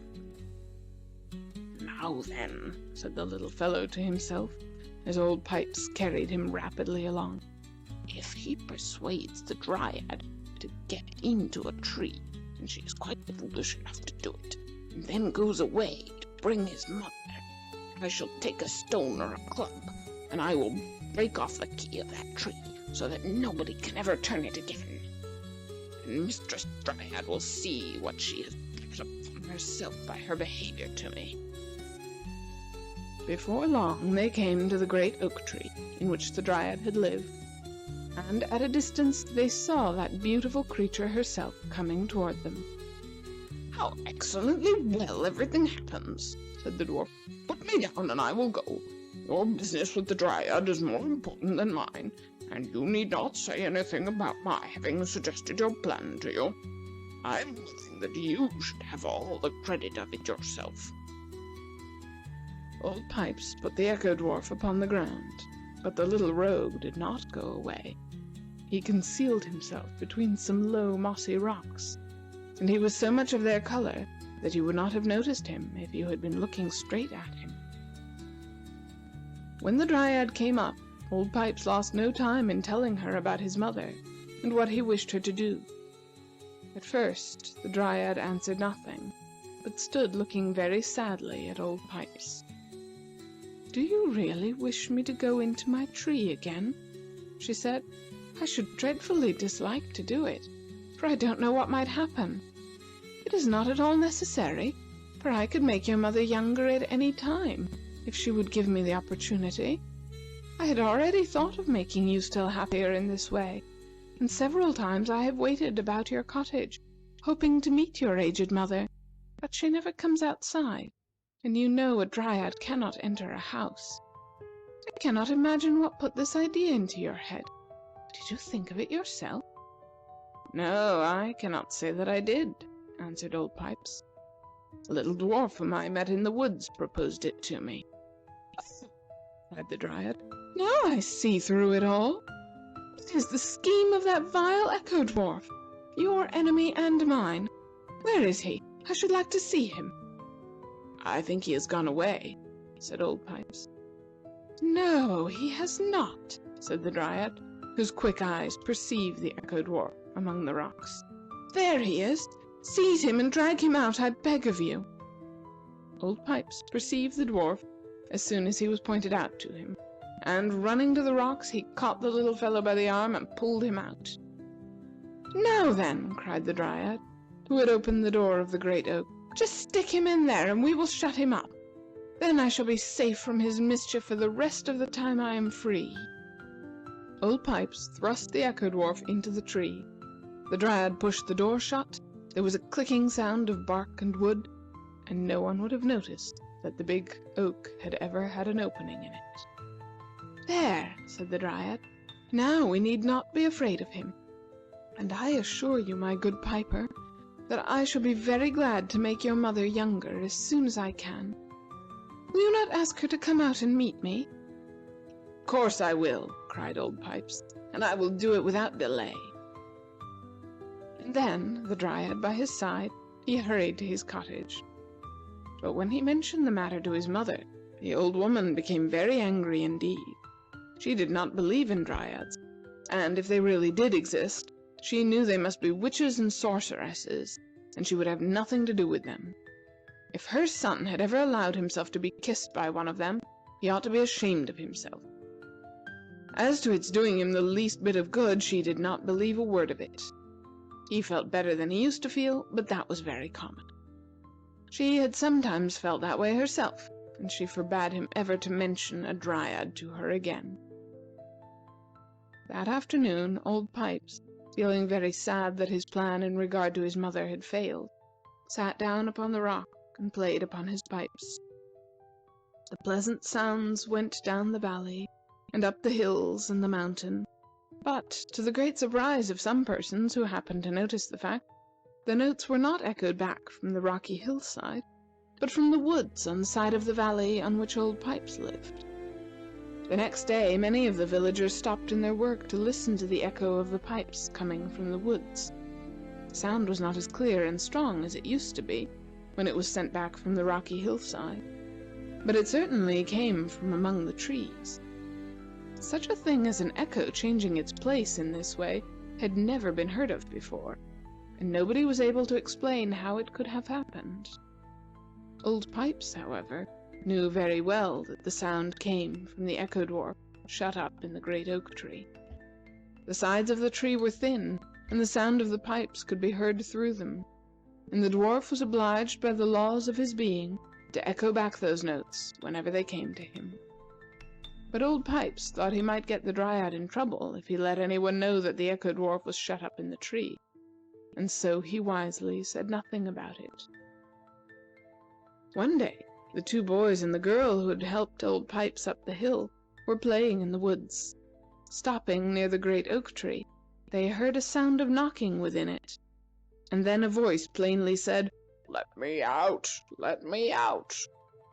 For a moment the children stood still in astonishment, and then one of the boys exclaimed, "Oh, it is a Dryad, like the one Old Pipes found.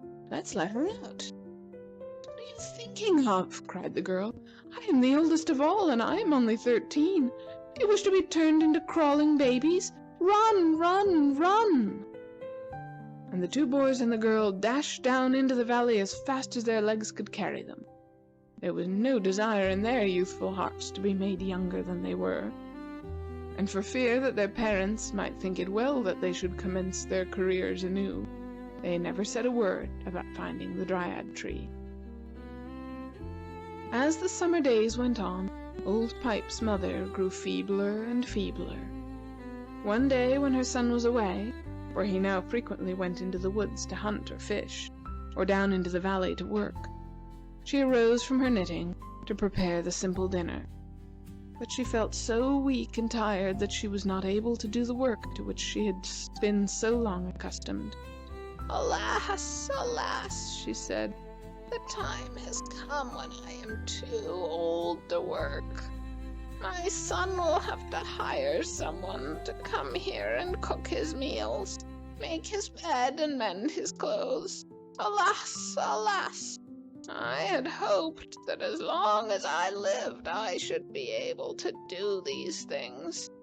But it is not so. I have grown utterly worthless, and someone else must prepare the dinner for my son. I wonder where he is. And tottering to the door, she went outside to look for him. She did not feel quite able to stand, and reaching the rustic chair, she sank into it, quite exhausted, and soon fell asleep.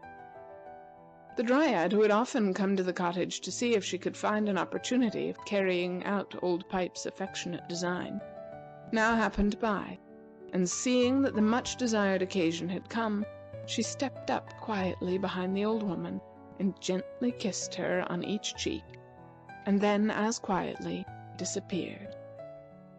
In a few minutes the mother of Old Pipes awoke, and looking up at the sun, she exclaimed, "Why, it is almost dinner time. My son will be here directly, and I am not ready for him." And rising up to her feet, she hurried into the house, made the fire, set the meat and vegetables to cook, laid the cloth, and by the time her son arrived, the meal was on the table. "How a little sleep does refresh one," she said to herself, as she was bustling about. She was a woman of very vigorous constitution, and at 70 had been a great deal stronger and more active than her son was at that age. The moment Old Pipes saw his mother, he knew that the Dryad had been there.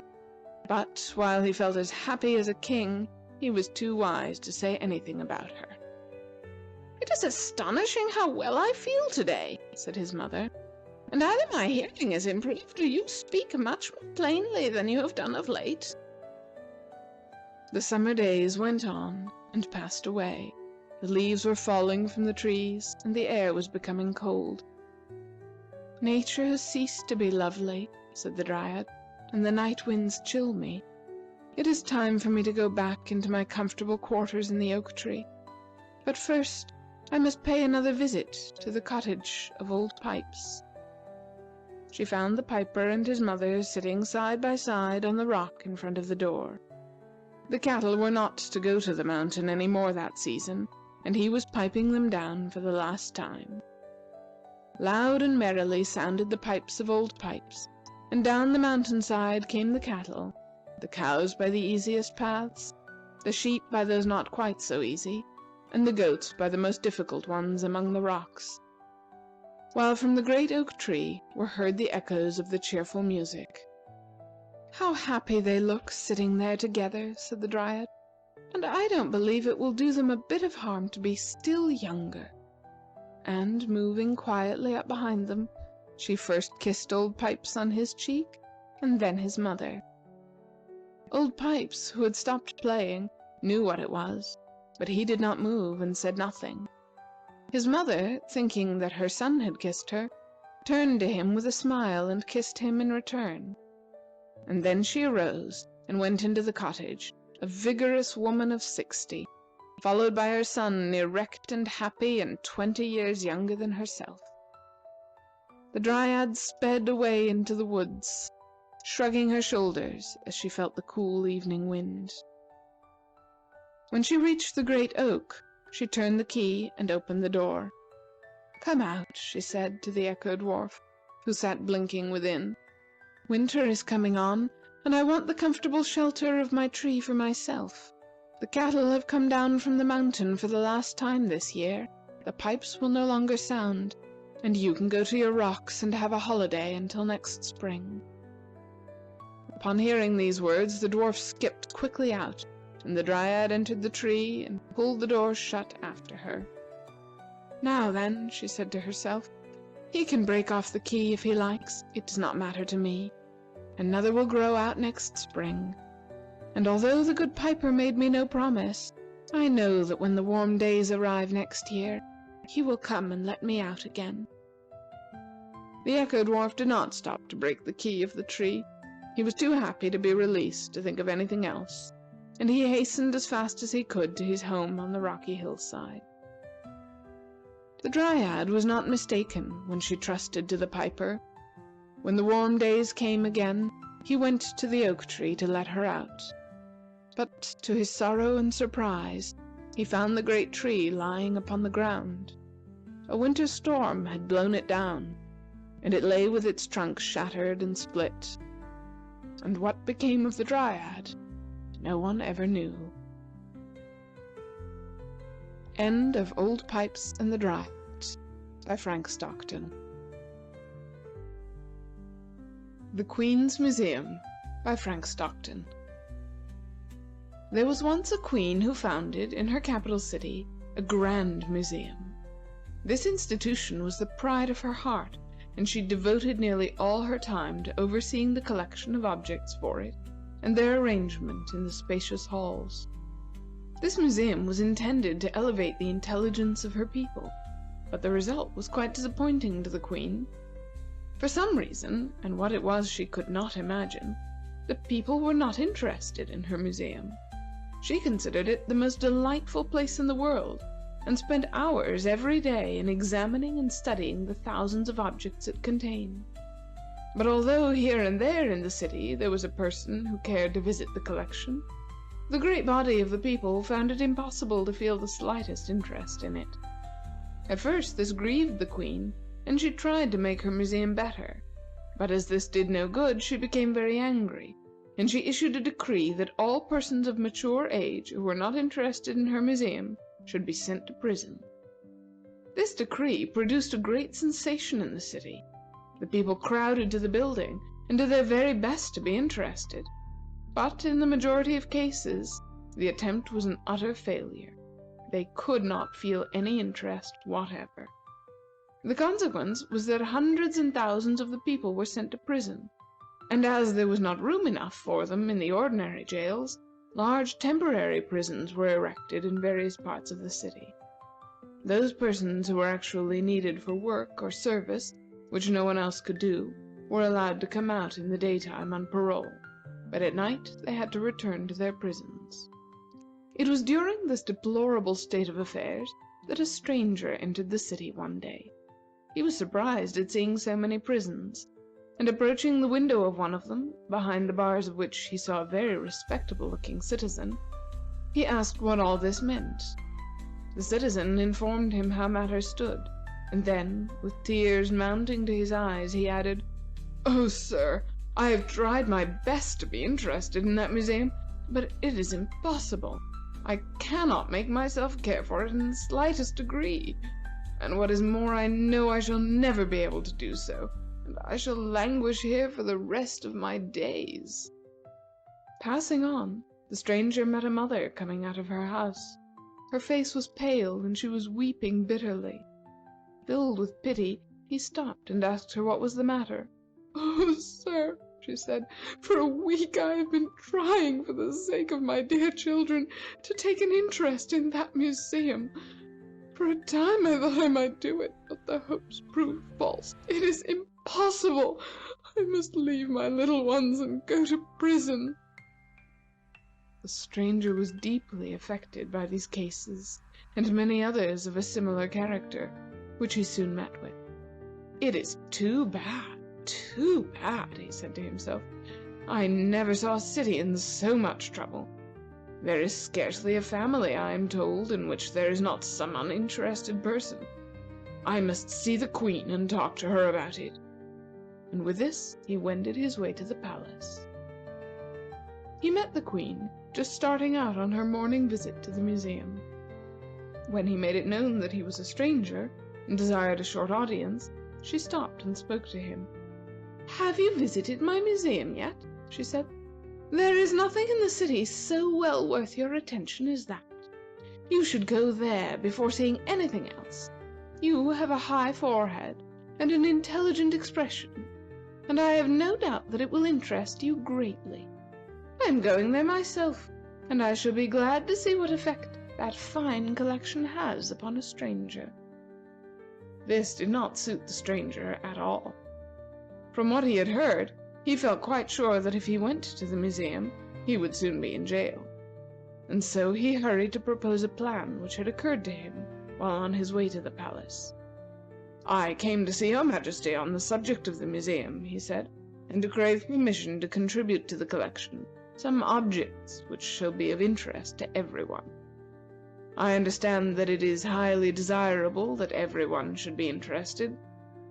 "Of course it is," said the Queen, "and although I think that there is not the slightest reason why everyone should not feel the keenest interest in what the museum already contains, I am willing to add to it whatever may make it of greater value." "In that case," said the stranger, "no time should be lost in securing what I wish to present." "Go at once," said the Queen. "But how soon can you return?" "It will take some days at least," said the stranger. "Give me a parole to return in a week," said the Queen, "and start immediately." The stranger gave his parole and left the palace. Having filled a leathern bag with provisions from a cook's shop, he went out of the city gates. As he walked into the open country, he said to himself, "I have certainly undertaken a very difficult enterprise. Where I am to find anything that will interest all the people in that city, I am sure I do not know. But my heart is so filled with pity for the great number of unfortunate persons who are torn from their homes and shut up in prison, that I am determined to do something for them if I possibly can. There must be some objects to be found in this vast country that will interest everyone." About noon, he came to a great mountainside covered with a forest. Thinking that he was as likely to find what he sought in one place as another, and preferring the shade to the sun, he entered the forest, and walked for some distance along a path which gradually led up the mountain. Having crossed a brook with its edges lined with watercresses, he soon perceived a large cave, at the entrance of which sat an aged hermit. "Ah," said the stranger to himself, "this is indeed fortunate. This good and venerable man, who passes his life amid the secrets of nature, can surely tell me what I wish to know." Saluting the hermit, he sat down and told the old man the object of his quest. "I am afraid you are looking for what you will not find," said the hermit. "Most people are too silly to be truly interested in anything. They herd together like cattle, and do not know what is good for them. There are now on this mountainside many commodious and comfortable caves, all of which would be tenanted if people only knew how improving and interesting it is to live apart from their fellow men. But so far as it can be done, I will help you in your quest, which I think is a worthy one. I can do nothing for you myself, but I have a pupil who is very much given to wandering about and looking for curious things. He may tell you where you will be able to find something that will interest everybody, though I doubt it. You may go and see him if you like, and I will excuse him from his studies for a time, so that he may aid you in your search." The hermit then wrote an excuse upon a piece of parchment, and, giving it to the stranger, he directed him to the cave of his pupil. This was situated at some distance, and higher up the mountain, and when the stranger reached it, he found the pupil fast asleep upon the ground. This individual was a long-legged youth, with long arms, long hair, a long nose, and a long face. When the stranger awakened him, told him why he had come, and gave him the hermit's excuse, the sleepy eyes of the pupil brightened, and his face grew less long. "That's delightful," he said, "to be let off on a Monday, for I generally have to be satisfied with a half holiday, Wednesdays and Saturdays." "Is the hermit very strict with you?" asked the stranger. "Yes," said the pupil, "and I have to stick closely to the cave, though I have been known to go fishing on days when there was no holiday. I have never seen the old man but once, and that was when he first took me. You know, it wouldn't do for us to be too sociable. That wouldn't be hermit-like. He comes up here on afternoons I am out, and writes down what I am to do for the next half week." "And do you always do it?" asked the stranger. "Oh, I get some of it done," said the pupil, "but there have been times when I have wondered whether it wouldn't have been better for me to have been something else. But I have chosen my profession, and I suppose I must be faithful to it. We will start immediately on our search. But first I must put the cave in order, for the old man will be sure to come up while I am gone." So saying, the pupil opened an old parchment book at a marked page, and laid it on a flat stone, which served as a table, and then placed a skull and a couple of bones in a proper position nearby. The two now started off, the pupil first putting a line and hook in his pocket, and pulling out a fishing rod from under some bushes. "What do you want with that?" asked the stranger. "We're not going to fish." "Why not?" said the pupil. "If we come to a good place, we might catch something that would be a real curiosity." Before long they came to a mountain brook, and here the pupil insisted on trying his luck. The stranger was a little tired and hungry, and so was quite willing to sit down for a time and eat something from his bag. The pupil ran off to find some bait, and he stayed away so long that the stranger had quite finished his meal before he returned. He came back at last, however, in a state of great excitement. "Come with me! Come with me!" he cried. "I have found something that is truly astonishing. Come quickly!" The stranger arose and hurried after the pupil, whose long legs carried him rapidly over the mountainside. Reaching a large hole at the bottom of a precipitous rock, the pupil stopped, and exclaiming, "Come in here, and I will show you something that will amaze you," he immediately entered the hole. The stranger, who was very anxious to see what curiosity he had found, followed him some distance along a narrow and winding underground passage. The two suddenly emerged into a high and spacious cavern, which was lighted by openings in the roof. On the floor, in various places, were strongly fastened boxes and packages of many sorts, bales and bundles of silks and rich cloths, with handsome caskets and many other articles of value. "What kind of place is this?" exclaimed the stranger, in great surprise. "Don't you know?" cried the pupil, his eyes fairly sparkling with delight. "It is a robber's den. Isn't it a great thing to find a place like this?" "A robber's den!" exclaimed the stranger in alarm. "Let us get out of it as quickly as we can, or the robbers will return, and we shall be cut to pieces." "I don't believe they are coming back very soon," said the pupil, "and we ought to stop and take a look at some of these things." "Fly, you foolish youth!" cried the stranger. "You do not know what danger you are in." And so saying, he turned to hasten away from the place. But he was too late. At that moment, the robber captain and his band entered the cave. When these men perceived the stranger and the hermit's pupil, they drew their swords and were about to rush upon them, when the pupil sprang forward and, throwing up his long arms, exclaimed, "Stop! It is a mistake!" At these words, the robber captain lowered his sword and motioned to his men to halt. "A mistake?" he said. "What do you mean by that?"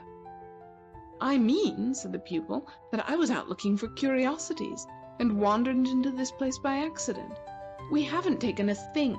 You may count your goods, and you will find nothing missing. We have not even opened a box, although I very much wanted to see what was in some of them." "Are his statements correct?" said the captain, turning to the stranger. "Entirely so," was the answer. "You have truthful features and an honest expression," said the captain, "and I do not believe you would be so dishonorable as to creep in here during our absence and steal our possessions. Your life shall be spared, but you will be obliged to remain with us, for we cannot allow anyone who knows our secret to leave us. You shall be treated well and shall accompany us in our expeditions, and if your conduct merits it, you shall in time be made full members." Bitterly the stranger now regretted his unfortunate position. He strode up and down one side of the cave, vowing inwardly that never again would he allow himself to be led by a hermit's pupil. That individual, however, was in a state of high delight. He ran about from box to bale, looking at the rare treasures which some of the robbers showed him. The two captives were fed and lodged very well, and the next day the captain called them and the band together and addressed them. "We are now 29 in number," he said, "27 full members and 2 on probation. Tonight we are about to undertake a very important expedition in which all shall join. We shall fasten up the door of the cave, and at the proper time I shall tell you to what place we are going." An hour or two before midnight, the band set out, accompanied by the stranger and the hermit's pupil. And when they had gone some miles, the captain halted them to inform them of the object of their expedition. "We are going," he said, "to rob the Queen's museum. It is the most important business we have ever undertaken." At these words, the stranger stepped forward and made a protest. "I left the city yesterday," he said, "commissioned by the Queen to obtain one or more objects of interest for her museum, and to return now to rob an institution which I have promised to enrich will be simply impossible." "You are right," said the captain, after a moment's reflection. "Such an action would be highly dishonorable on your part. If you will give me your word of honor that you will remain by this stone until our return, the expedition will proceed without you." The stranger gave his word, and having been left sitting upon the stone, soon dropped asleep, and so remained until he was awakened by the return of the band a little before daylight. They came slowly toiling along, each man carrying an enormous bundle upon his back. Near the end of the line was the hermit's pupil, bearing a load as heavy as any of the others. The stranger offered to relieve him for a time of his burden, but the pupil would not allow it. "I don't wish these men to think I can't do as much as they can," he said. "You ought to have been along. We had a fine time. We swept that museum clean, I tell you. We didn't leave a thing on a shelf or in a case." "What sort of things are they?" asked the stranger. "I don't know," replied the pupil. "We didn't have any light for fear people would notice. But the moon shone in bright enough for us to see all the shelves and the cases, and our orders were not to try and examine anything, but to take all that was there. The cases had great cloth covers on them, and we spread these on the floor and made bundles of the curiosities. We're going to examine them carefully as soon as we get to the den." It was broad daylight when the robbers reached their cave. The bundles were laid in a great circle on the floor, and at a given signal they were opened. For a moment, each robber gazed blankly at the contents of his bundle, and then they all began to fumble and search among the piles of articles upon the cloths. But after a few minutes, they arose, looking blanker and more disappointed than before. "So far as I can see," said the captain, "there is nothing in the whole collection that I care for. I do not like a thing here." "Nor I." "Nor I." "Nor I," cried each one of his band. "I suppose," said the captain, after musing for a moment, "that as these things are of no use to us, we are bound in honor to take them back." "Hold," said the stranger, stepping forward. "Do not be in too great a hurry to do that." He then told the captain of the state of affairs in the city, and explained in full the nature of the expedition he had undertaken for the Queen. "I think it would be better," he said, "if these things were not taken back for the present. If you have a safe place where you can put them, I will in due time tell the Queen where they are, and if she chooses, she can send for them." "Good," said the captain. "It is but right that she should bear part of the labor of transportation. There is a disused cave a mile or so away, and we will tie up these bundles and carry them there, and then we shall leave the matter to you. We take no further interest in it. And if you have given your parole to the Queen to return in a week," the captain further continued, "of course you'll have to keep it. Did you give your parole also?" he asked, turning to the pupil. "Oh, no," cried that youth.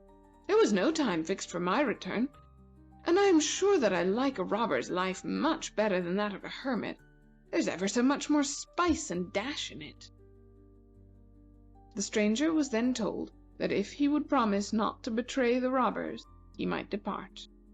He gave the promise, but added sadly that he had lost so much time that he was afraid he would not now be able to attain the object of his search and return within the week. "If that is the case," said the captain, "we will gladly assist you.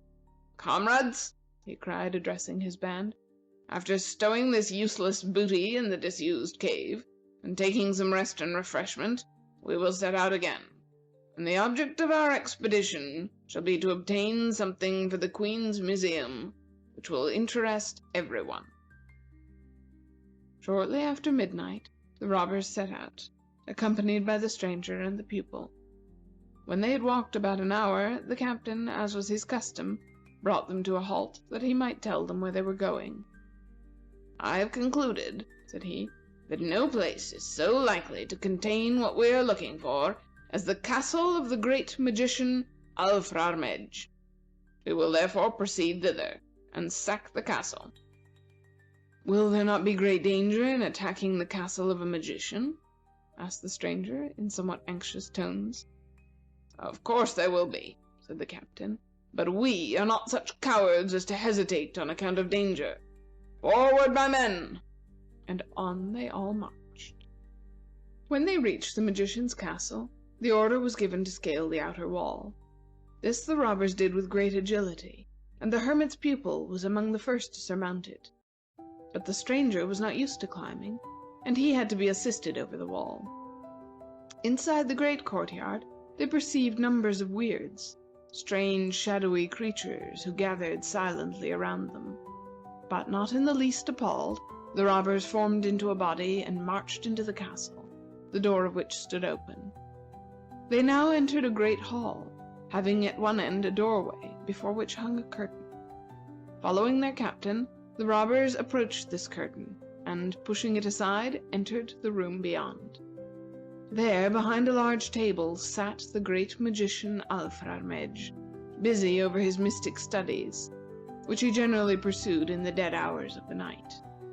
Drawing their swords, the robbers rushed upon him. "Surrender!" cried the captain, "and deliver to us the treasures of your castle." The old magician raised his head from his book, and, pushing up his spectacles from his forehead, looked at them mildly, and said, "Freeze." Instantly they all froze as hard as ice, each man remaining in the position in which he was when the magical word was uttered. With uplifted swords and glaring eyes they stood, rigid and stiff, before the magician. After calmly surveying the group, the old man said, "I see among you one who has an intelligent brow and truthful expression. His head may thaw sufficiently for him to tell me what means this untimely intrusion upon my studies." The stranger now felt his head begin to thaw, and in a few moments he was able to speak. He then told the magician about the Queen's museum, and how it had happened that he had come there with the robbers. "Your motive is a good one," said the magician, "though your actions are somewhat erratic, and I do not mind helping you to find what you wish. In what class of objects do the people of the city take the most interest?" "Truly, I do not know," said the stranger. "That is indeed surprising," exclaimed Alfrarmedj. "How can you expect to obtain that which will interest everyone, when you do not know what it is in which everyone takes an interest? Go, find out this, and then return to me, and I will see what can be done." The magician then summoned his weirds and ordered them to carry the frozen visitors outside the castle walls. Each one of the rigid figures was taken up by two weirds, who carried him out and stood him up in the road outside the castle. When all had been properly set up, with the captain at their head, the gates were shut, and the magician, still sitting at his table, uttered the word, "Thaw." Instantly the whole band thawed and marched away. At daybreak they halted and considered how they should find out what all the people in the city took an interest in. "One thing is certain," cried the hermit's pupil. "Whatever it isn't the same thing." "Your remark is not well put together," said the stranger, "but I see the force of it. It is true that different people like different things, but how shall we find out what the different people like?" "By asking them," said the pupil. "Good!" cried the captain, who preferred action to words. This night we will ask them." He then drew upon the sand a plan of the city, with which he was quite familiar, having carefully robbed it for many years, and divided it into 28 sections, each one of which was assigned to a man. "I omit you," the captain said to the stranger, "because I find that you are not expert at climbing."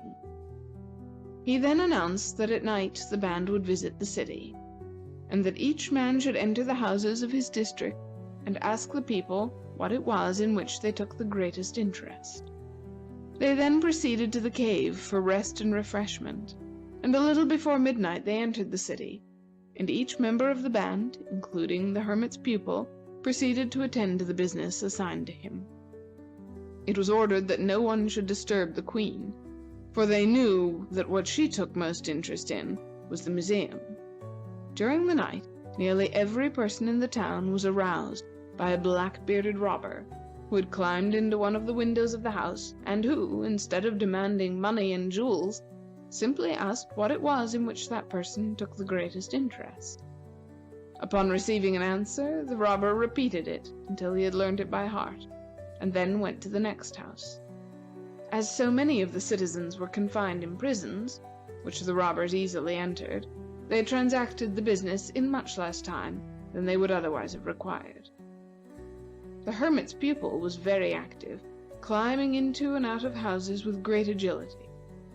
He obtained his answers quite as easily as did the others, but whenever he left a house, there was a shade of disappointment upon his features. Among the last places that he visited was a room in which 2 boys were sleeping. He woke them and asked the usual question. While they were trembling in their bed, not knowing what to answer, the pupil drew his sword and exclaimed, "Come now, no prevarication. You know it's fishing tackle. Speak out." Each of the boys then promptly declared that it was fishing tackle, and the pupil left, greatly gratified. "I was very much afraid," he said to himself, "that not a person in my district would say fishing tackle, and I am glad to think that there were 2 boys who had sense enough to like something that is really interesting." It was nearly daylight when the work was finished, and then the band gathered together in an appointed place on the outside of the city, where the stranger awaited them. Each of the men had an excellent memory, which was necessary in their profession, and they repeated to the stranger all the objects and subjects that had been mentioned to them, and he wrote them down upon tablets. The next night, accompanied by the band, he proceeded to the castle of the magician, the great gate of which was silently opened for them by the Weirds. When they were ushered into the magician's room, Alfrarmedj took the tablets from the stranger and examined them carefully. "All these things should make a very complete collection," he said, "and I think I have specimens of the various objects in my interminable vaults."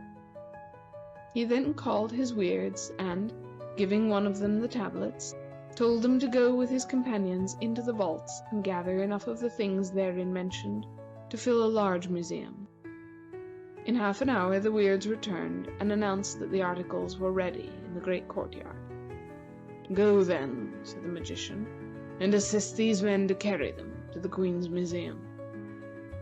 The stranger then heartily thanked Alfrarmedj for the assistance he had given, and the band, accompanied by a number of Weirds, proceeded to carry the objects of interest to the Queen's museum. It was a strange procession. Half a dozen Weirds carried a stuffed mammoth, followed by others bearing the skeleton of a whale, while the robbers and the rest of their queer helpers were loaded with everything relating to history, science, and art which ought to be in a really good museum. When the whole collection had been put in place upon the floors, the shelves, and in the cases, it was nearly morning.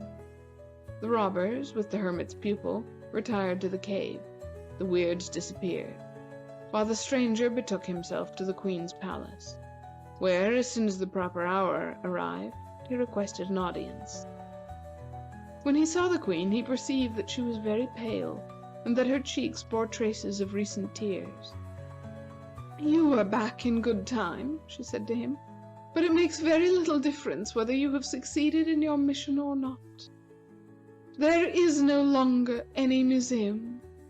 there has been a great robbery, and the thieves have carried off the whole of the vast and valuable collection which I have been so long in making."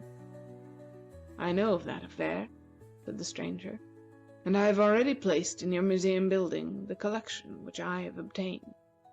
If your Majesty pleases, I should be glad to have you look at it.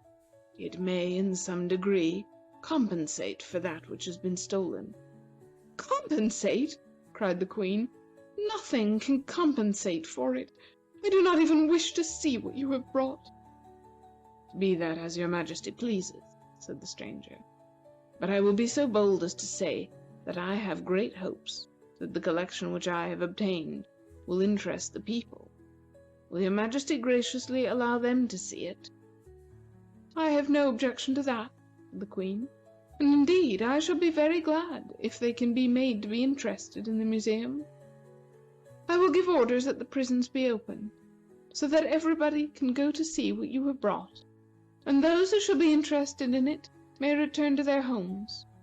I did not release my obstinate subjects when the museum was robbed, because their fault then was just as great as it was before, and it would not be right that they should profit by my loss." The Queen's proclamation was made, and for several days the museum was crowded with people moving from morning till night through the vast collection of stuffed animals, birds and fishes, rare and brilliant insects, mineral and vegetable curiosities, beautiful works of art, and all the strange, valuable, and instructive objects which had been brought from the interminable vaults of the magician Alfrarmedj. The Queen's officers, who had been sent to observe whether or not the people were interested, were in no doubt upon this point. Every eye sparkled with delight, for everyone found something which was the very thing he wished to see, and in the throng was the hermit's pupil, standing in rapt ecstasy before a large case containing all sorts of fishing tackle, from the smallest hooks for little minnows to the great irons and spears used in capturing whales. No one went back to prison, and the city was full of reunited households and happy homes. On the morning of the fourth day, a grand procession of citizens came to the palace to express to the Queen their delight and appreciation of her museum. The great happiness of her subjects could but please the Queen. She called the stranger to her and said to him, "Tell me how you came to know what it was that would interest my people." "I asked them," said the stranger. "That is to say, I arranged that they should be asked." "That was well done," said the Queen, "but it is a great pity that my long labors in their behalf should have been lost. For many years I have been a collector of buttonholes, and there was nothing valuable or rare in the line of my studies of which I had not an original specimen or a facsimile. My agents brought me from foreign lands, even from the most distant islands of the sea, buttonholes of every kind, in silk, in wool, in cloth of gold, in every imaginable material, and of those which could not be obtained, careful copies were made. There was not a duplicate specimen in the whole collection, only one of each kind, nothing repeated. Never before was there such a museum. With all my power I strove to educate my people up to an appreciation of buttonholes, but, with the exception of a few tailors and seamstresses, nobody took the slightest interest in what I had provided for their benefit. I am glad that my people are happy, but I cannot restrain a sigh for the failure of my efforts." "The longer your Majesty lives," said the stranger, "the better you will understand that we cannot make other people like a thing simply because we like it ourselves."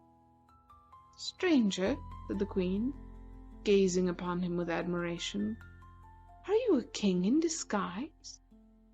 "I am," he replied. "I thought I perceived it," said the Queen, "and I wish to add that I believe you are far better able to govern this kingdom than I am. If you choose, I will resign it to you." "Not so, your Majesty," said the other. "I would not deprive you of your royal position, but I should be happy to share it with you." "That will answer very well," said the Queen. and turning to an attendant, she gave orders that preparations should be made for their marriage on the following day. After the royal wedding, which was celebrated with great pomp and grandeur, the Queen paid a visit to the museum, and, much to her surprise, was greatly delighted and interested. The King then informed her that he happened to know where the robbers had stored her collection, which they could not sell or make use of, and if she wished he would regain the collection and erect a building for its reception. "We will not do that at present," said the Queen. "When I shall have thoroughly examined and studied all these objects, most of which are entirely new to me, we will decide about the buttonholes." The hermit's pupil did not return to his cave. He was greatly delighted with the spice and dash of a robber's life, so different from that of a hermit, and he determined, if possible, to change his business and enter the band. He had a conversation with the captain on the subject, and that individual encouraged him in his purpose. "I am tired," the captain said, "of a robber's life. I have stolen so much that I cannot use what I have. I take no further interest in accumulating spoils. The quiet of a hermit's life attracts me, and if you like, we will change places. I will become the pupil of your old master, and you shall be the captain of my band." The change was made. The captain retired to the cave of the hermit's pupil, while the latter, with the hearty consent of all the men, took command of the band of robbers. When the King heard of this change, he was not at all pleased, and he sent for the ex-pupil. "I am willing to reward you," he said, "for assisting me in my recent undertaking, but I cannot allow you to lead a band of robbers in my dominions." A dark shade of disappointment passed over the ex-pupil's features, and his face lengthened visibly. "It is too bad," he said, "to be thus cut short at the very outset of a brilliant career. I'll tell you what I'll do," he added suddenly, his face brightening. "If you'll let me keep on in my new profession, I'll promise to do nothing but rob robbers." "Very well," said the King. "If you will confine yourself to that, you may retain your position." The members of the band were perfectly willing to rob in the new way, for it seemed quite novel and exciting to them. The first place they robbed was their own cave, and as they all had excellent memories, they knew from whom the various goods had been stolen, and everything was returned to its proper owner. The ex-pupil then led his band against the other dens of robbers in the kingdom, and his movements were conducted with such dash and vigor that the various hordes scattered in every direction, while the treasures in their dens were returned to the owners, or, if these could not be found, were given to the poor. In a short time, every robber, except those led by the ex-pupil, had gone into some other business, and the victorious youth led his band into other kingdoms to continue the great work of robbing robbers. The Queen never sent for the collection of curiosities which the robbers had stolen from her. She was so much interested in the new museum that she continually postponed the re-establishment of her old one, and, as far as can be known, the buttonholes are still in the cave where the robbers shut them up. End of The Queen's Museum by Frank Stockton. Christmas Before Last, or The Fruit of the Fragile Palm by Frank Stockton. The Horn o' Plenty was a fine, big, old-fashioned ship, very high in the bow, very high in the stern, with a quarter-deck always carpeted in fine weather, because her captain could not see why one should not make himself comfortable at sea as well as on land. Kovachos Maroots was her captain, and a fine, jolly, old-fashioned, elderly sailor he was. The Horn o' Plenty always sailed upon one sea, and always between two ports, one on the west side of the sea and one on the east. The port on the west was quite a large city, in which Captain Kovachos had a married son, and the port on the east was another city, in which he had a married daughter. In each family he had several grandchildren, and consequently it was a great joy to the jolly old sailor to arrive at either port. The captain was very particular about his cargo, and the Horn o' Plenty was generally laden with good things to eat, or sweet things to smell, or fine things to wear, or beautiful things to look at. Once a merchant brought to him some boxes of bitter aloes and mustard plasters, but Captain Covajos refused to take them into his ship. "I know," said he, "that such things are very useful and necessary at times, but you would better send them over in some other vessel. The Horn of Plenty has never carried anything that to look at, to taste, or to smell did not delight the souls of old and young. I am sure you cannot say that of these commodities. If I were to put such things on board my ship, it would break the spell which more than 50 savory voyages have thrown around it." There were sailors who sailed upon that sea who used to say that sometimes, when the weather was hazy and they could not see far, they would know they were about to meet the Horn of Plenty before she came in sight. Her planks and timbers, and even her sails and masts, had gradually become so filled with the odor of good things that the winds that blew over her were filled with an agreeable fragrance. There was another thing about which Captain Covajos was very particular. He always liked to arrive at one of his ports a few days before Christmas. Never in the course of his long life had the old sailor spent a Christmas at sea, and now that he had his fine grandchildren to help make the holidays merry, it would have grieved him very much if he had been unable to reach one or the other of his ports in good season. His jolly old vessel was generally heavily laden and very slow, and there were many days of calms on that sea when she did not sail at all, so that her voyages were usually very, very long. But the captain fixed the days of sailing so as to give himself plenty of time to get to the other end of his course before Christmas came around. One spring, however, he started too late, and when he was about the middle of his voyage, he called to him Baragat Bean, his old boatswain. This venerable sailor had been with the captain ever since he had commanded the Horn of Plenty, and on important occasions he was always consulted in preference to the other officers, none of whom had served under Captain Covajos more than 15 or 20 years.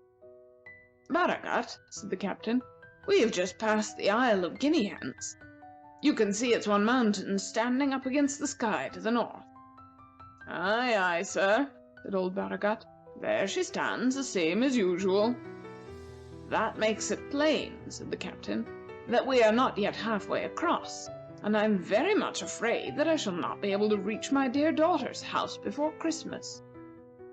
"That would be doleful indeed," said Baragat, "but I feared something of the kind, for we've had calms nearly every other day, and sometimes when the wind did blow, it came from the wrong direction, and it's my belief that the ship sailed backward." "That was very bad management," said the captain. "The chief mate should have seen to it that the sails were turned in such a manner that the ship could not go backwards. If that sort of thing happened often, it would become quite a serious affair." "But what is done can't be helped," said the boatswain, "and I don't see how you're going to get into port before Christmas." "Nor do I," said the captain, gazing out over the sea. "It would give me a sad turn, sir," said Baragat, "to see you spend Christmas at sea, a thing you never did before nor ever shall do if I can help it. If you'll take my advice, sir, you'll turn around and go back. It's a shorter distance to the port we started from than to the one we are going to, and if we turn back now, I'm sure we shall all be on the shore before the holidays." "Go back to my son's house!" exclaimed Captain Covajos. "Where I was last winter? Why, that would be like spending last Christmas over again." "But that would be better than having none at all, sir," said the boatswain, "and a Christmas at sea would be about equal to none." "Good!" exclaimed the captain. "I will give up the coming Christmas with my daughter and her children, and go back and spend last Christmas over again with my son and his dear boys and girls.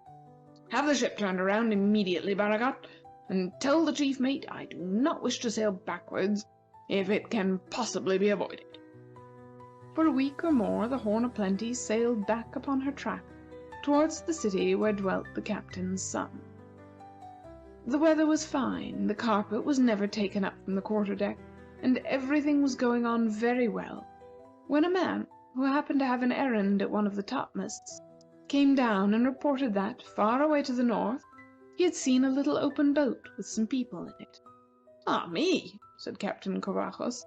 "It must be some poor fellows who are shipwrecked. It will take us out of our course, but we must not leave them to their fate. Have the ship turned about so that it will sail northward." It was not very long before they came up with the boat, and much to the captain's surprise, he saw that it was filled with boys. "Who are you?" he cried, as soon as he was near enough. "And where do you come from?" "We are the first class in long division," said the oldest boy, "and we are cast away. Have you anything to eat that you can spare us? We are almost famished." "We have plenty of everything," said the captain. "Come on board instantly, and all your wants shall be supplied." "How long have you been without food?" he asked, when the boys were on the deck of the vessel. "We have had nothing to eat since breakfast," said one of them, "and it is now late in the afternoon. Some of us are nearly dead from starvation." "It is very hard for boys to go so long without eating," said the good captain. And leading them below, he soon set them to work upon a bountiful meal. Not until their hunger was fully satisfied did he ask them how they came to be cast away.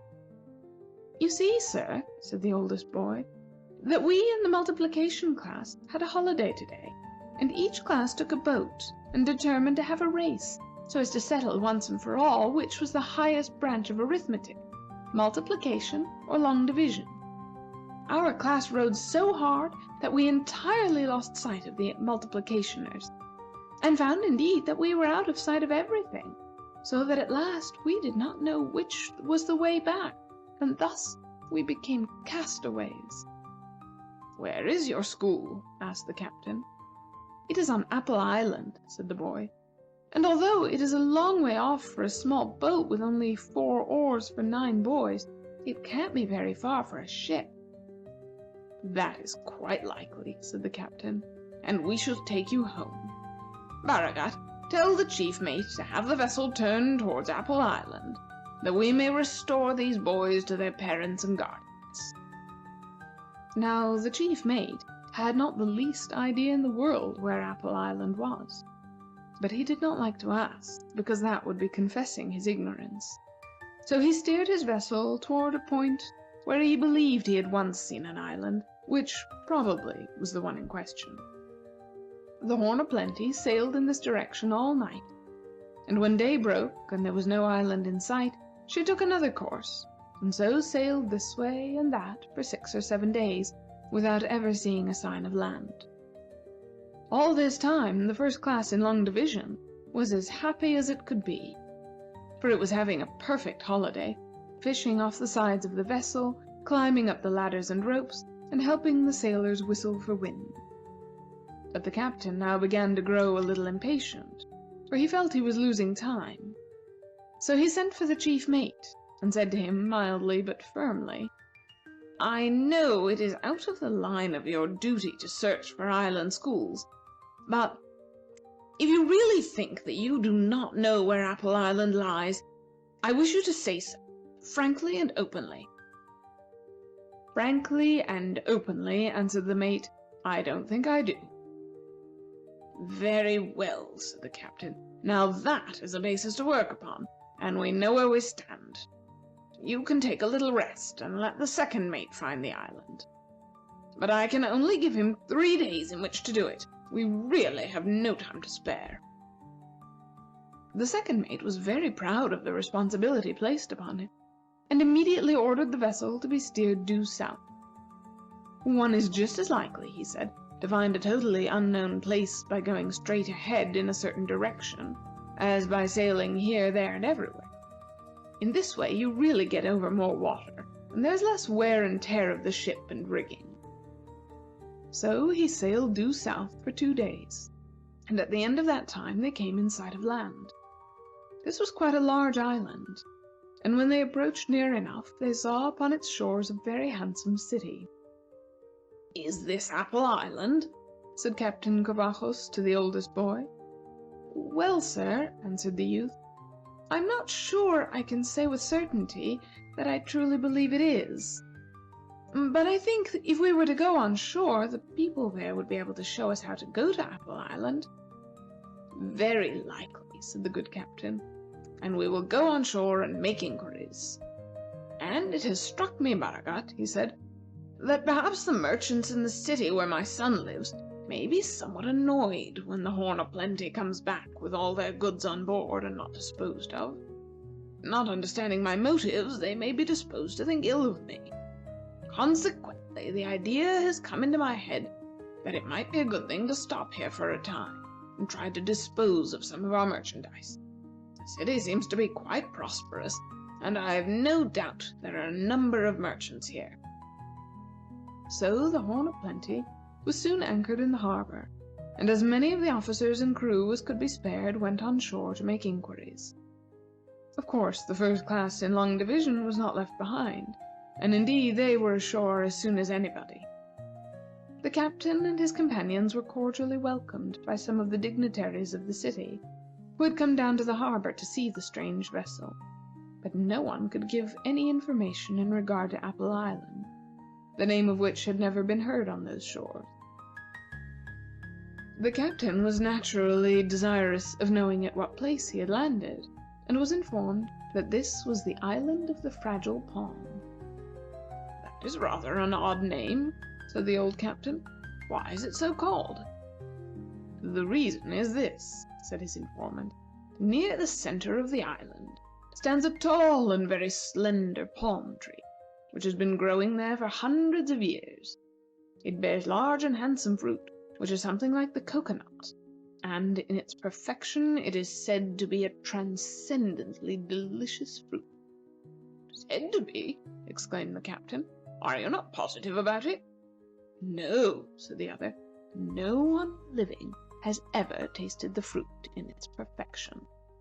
When it becomes overripe, it drops to the ground, and even then is considered royal property, and is taken to the palace for the king's table. But on fete days and grand occasions, small bits of it are distributed to the populace." "Why don't you pick the fruit," asked Captain Covajos, "when it is in its best condition to eat?" "It would be impossible," said the citizen, "for anyone to climb up that tree, the trunk of which is so extremely delicate and fragile that the weight of a man would probably snap it. And of course a ladder placed against it would produce the same result. Many attempts have been made to secure this fruit at the proper season, but all of them have failed. Another palm tree of a more robust sort was once planted near this one, in the hope that when it grew high enough, men could climb up the stronger tree and get the fruit from the other. But although we waited many years, the second tree never attained sufficient height, and it was cut down." "It is a great pity," said the captain, "but I suppose it cannot be helped." And then he began to make inquiries about the merchants in the place, and what probability there was of his doing a little trade here.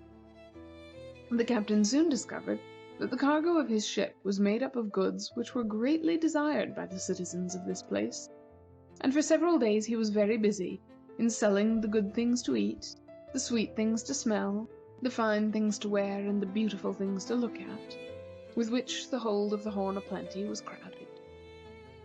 During this time, the first class in long division roamed in delight over the city. The busy streets, the shops, the handsome buildings, and the queer sights which they occasionally met interested and amused them greatly. But still the boys were not satisfied.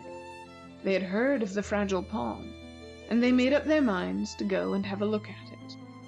Therefore, taking a guide, they tramped out into the country, and in about an hour they came in sight of the beautiful tree standing in the center of the plain. The trunk was indeed exceedingly slender, and, as the guide informed them, the wood was of so very brittle a nature that if the tree had not been protected from the winds by the high hills which encircled it, it would have been snapped off ages ago.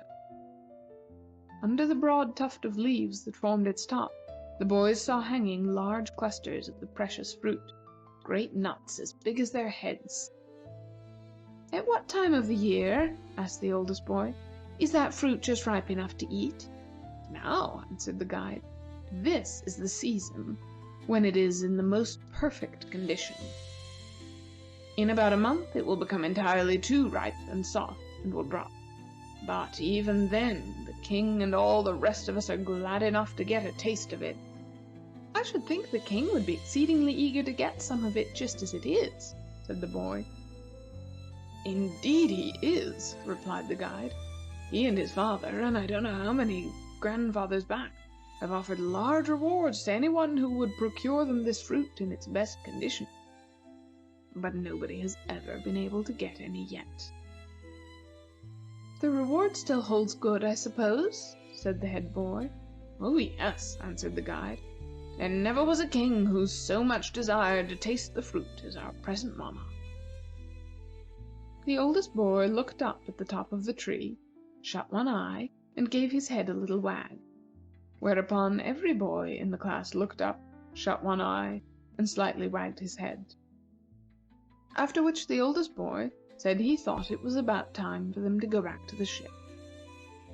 As soon as they reached the vessel and could talk together freely, the boys had an animated discussion. It was unanimously agreed that they would make an attempt to get some of the precious fruit of the fragile palm, and the only difference of opinion among them was as to how it should be done. Most of them were in favor of some method of climbing the tree and trusting to its not breaking. But this the oldest boy would not listen to. The trunk might snap, and then somebody would be hurt, and he felt, in a measure, responsible for the rest of the class. At length a good plan was proposed by a boy who had studied mechanics. "What we ought to do with that tree," said he, "is to put a hinge into her. Then we could let her down gently, pick off the fruit, and set her up again." "But how are you going to do it?" asked the others.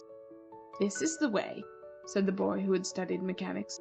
"You take a saw, and then, about 2 feet from the ground, you begin and saw down diagonally for 1.5 feet to the center of the trunk. Then you go on the other side and saw down in the same way, the two outs meeting each other. Now you have the upper part of the trunk ending in a wedge, which fits into a cleft in the lower part of the trunk. Then, about 9 inches below the place where you first began to saw, you bore a hole straight through both sides of the cleft and the wedge between them.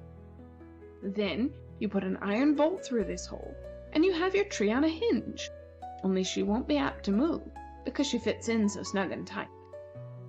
Then you get a long rope and put one end in a slip knot loosely around the trunk. Then you get a lot of poles and tie them end to end and push the slip knot up until it is somewhere near the top, when you pull it tight. Then you take another rope with a slip knot and push this a little more than halfway up the trunk. By having 2 ropes that way, you prevent too much strain coming on any one part of the trunk. Then, after that, you take a mallet and chisel and round off the lower corners of the wedge so that it will turn easily in the cleft. Then we take hold of the ropes, let her down gently, pick off the fruit, and haul her up again. That will all be easy enough." This plan delighted the boys, and they all pronounced in its favor. But the oldest one suggested that it would be better to fasten the ropes to the trunk before they began to saw upon it, and another boy asked how they were going to keep the tree standing when they hauled her up again. "Oh, that is easy," said the one who had studied mechanics. "You just bore another hole about 6 inches above the first one and put in another bolt. Then, of course, she can't move." This settled all the difficulties, and it was agreed to start out early the next morning, gather the fruit, and claim the reward the king had offered. They accordingly went to the captain and asked him for a sharp saw, a mallet and chisel, an auger, 2 iron bolts, and 2 very long ropes.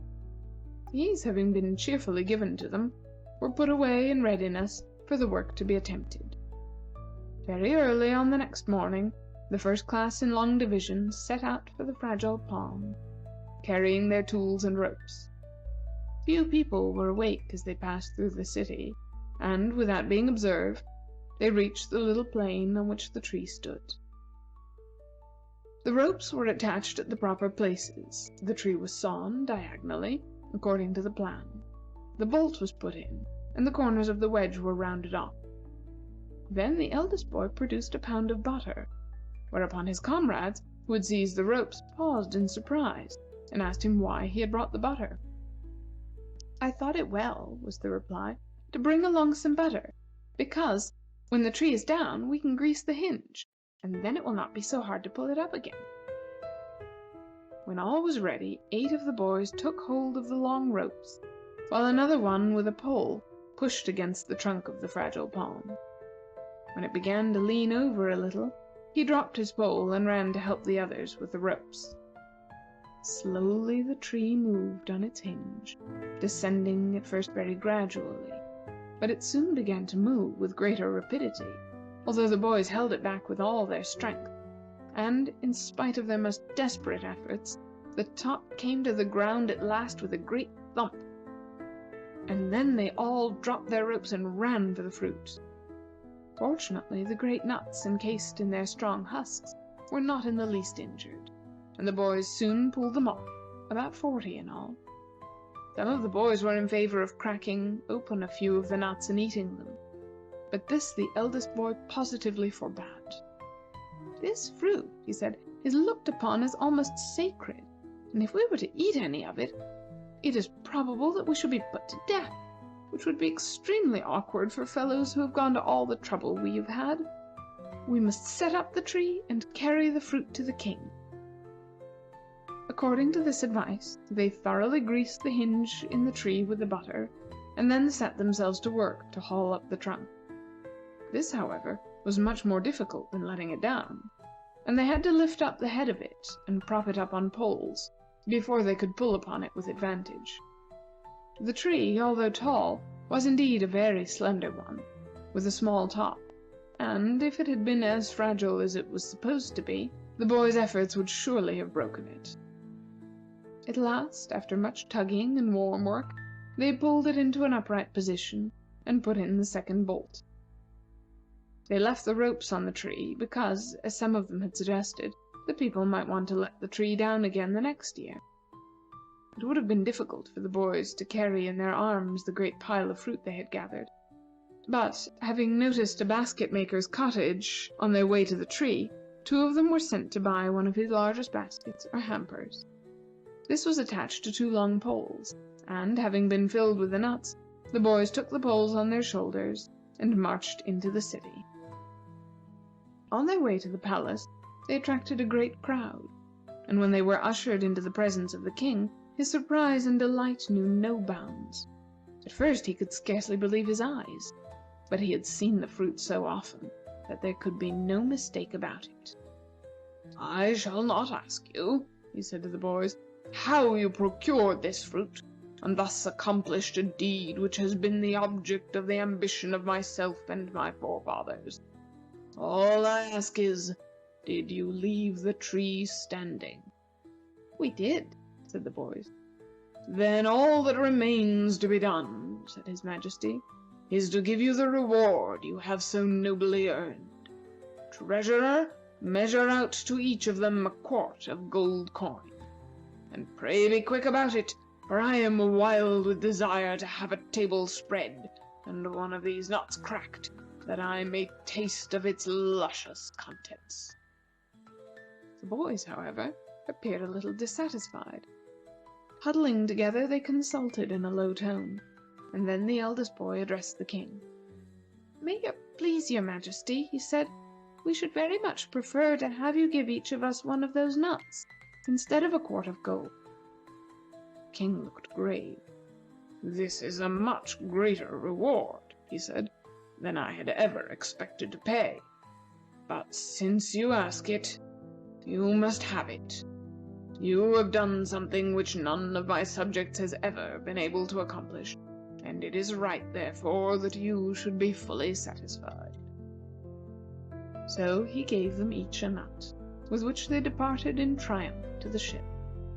By the afternoon of the next day, The captain had sold all his cargo at very good prices, and when the money was safely stored away in the Horn of Plenty, he made ready to sail, for he declared he had really no time to spare.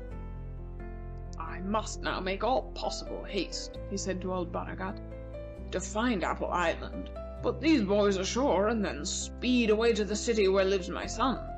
We must not fail to get there in time to spend last Christmas over again." On the second day after the Horn of Plenty had left the island of the Fragile Palm, one of the sailors who happened to be aloft noticed a low, black, and exceedingly unpleasant-looking vessel rapidly approaching. This soon proved to be the ship of a band of corsairs, who, having heard of the large amount of money on the Horn of Plenty, had determined to pursue her and capture the rich prize. All sails were set upon the Horn of Plenty, but it soon became plain that she could never outsail the corsair vessel.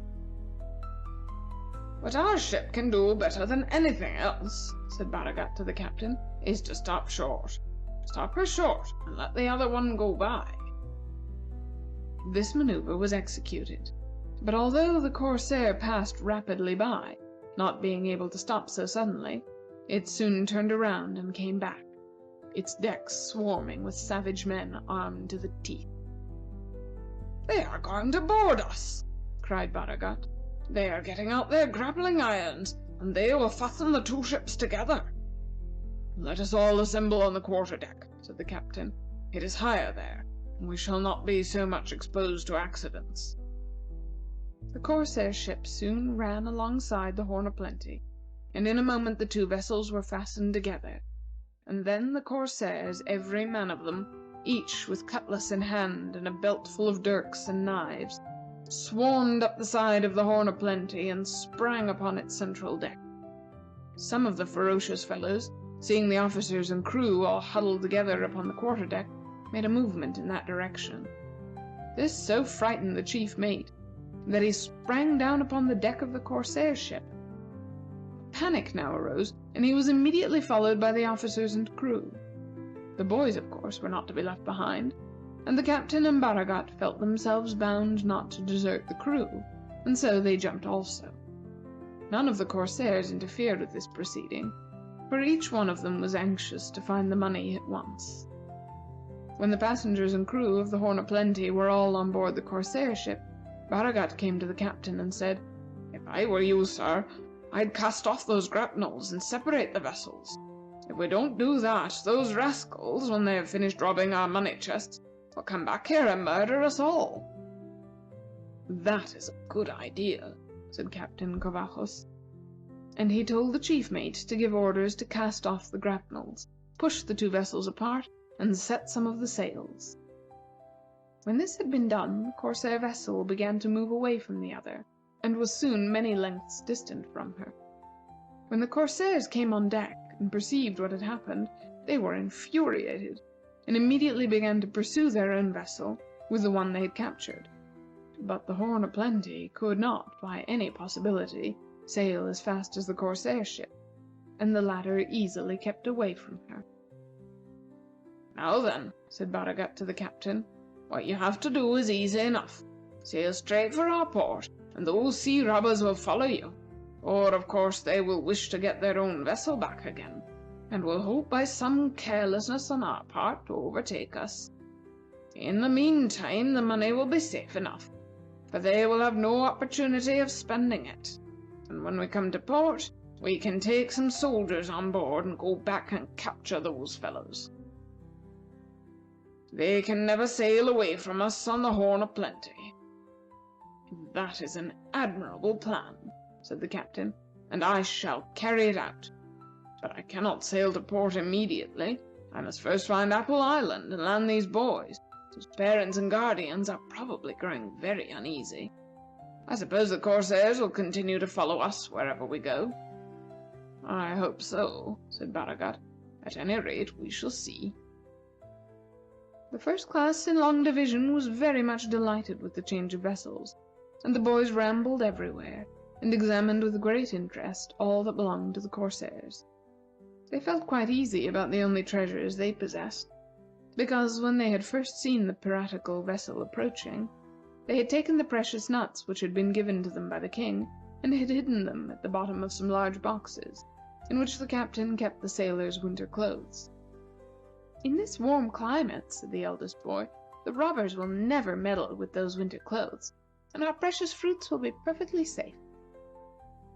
"If you had taken my advice," said one of the other boys, "we should have eaten some of those nuts. Those at least we should have been sure of." "And we should have had that many less to show to the other classes," said the eldest boy. "Nuts like these, I'm told, if picked at the proper season, will keep for a long time." For some days the corsairs on board the "Horn o' Plenty" followed their own vessel, but then they seemed to despair of ever being able to overtake it, and steered in another direction. This threatened to ruin all the plans of Captain Covajos, and his mind became troubled. Then the boy who had studied mechanics came forward, and said to the captain, "I'll tell you what I'd do, sir, if I were you. I'd follow your old ship, and when night came on, I'd sail up quite near to her, and let some of your sailors swim quietly over, and fasten a cable to her, and then you could tow her after you wherever you wished to go." "But they might unfasten the cable or cut it," said Baragat, who was standing by. "That could be easily prevented," said the boy. "At their end of the cable must be a stout chain which they cannot cut, and it must be fastened so far beneath the surface of the water that they will not be able to reach it to unfasten it." "A most excellent plan," said Captain Covajos. "Let it be carried out." As soon as it became quite dark, the corsair vessel quietly approached the other, and two stout sailors from Finland, who swam very well, were ordered to swim over and attach the chain end of a long cable to the "Horn o' Plenty." It was a very difficult operation, for the chain was heavy, but the men succeeded at last, and returned to report. "We put the chain on fast and strong, sir," they said to the captain, "and 6 feet under water, but the only place we could find to make it fast to was the bottom of the rudder." "That will do very well," remarked Baragat, "for the 'Horn o' Plenty' sails better backward than forward, and will not be so hard to tow." For week after week, and month after month, Captain Covajos, in the corsair vessel, sailed here and there in search of Apple Island, always towing after him the "Horn o' Plenty" with the corsairs on board. But never an island with a school on it could they find. And one day old Baragat came to the captain and said, "If I were you, sir, I'd sail no more in these warm regions. I am quite sure that apples grow in colder latitudes, and are never found so far south as this." "That is a good idea," said Captain Covajos. "We should sail for the north if we wish to find an island of apples. Have the vessel turned northward." And so, for days and weeks, the two vessels slowly moved on to the north. One day the captain made some observations and calculations, and then he hastily summoned Baragat. "Do you know," said he, "that I find it is now near the end of November, and I am quite certain that we shall not get to the port where my son lives in time to celebrate last Christmas again. It is dreadfully slow work towing after us the 'Horn o' Plenty' full of corsairs wherever we go.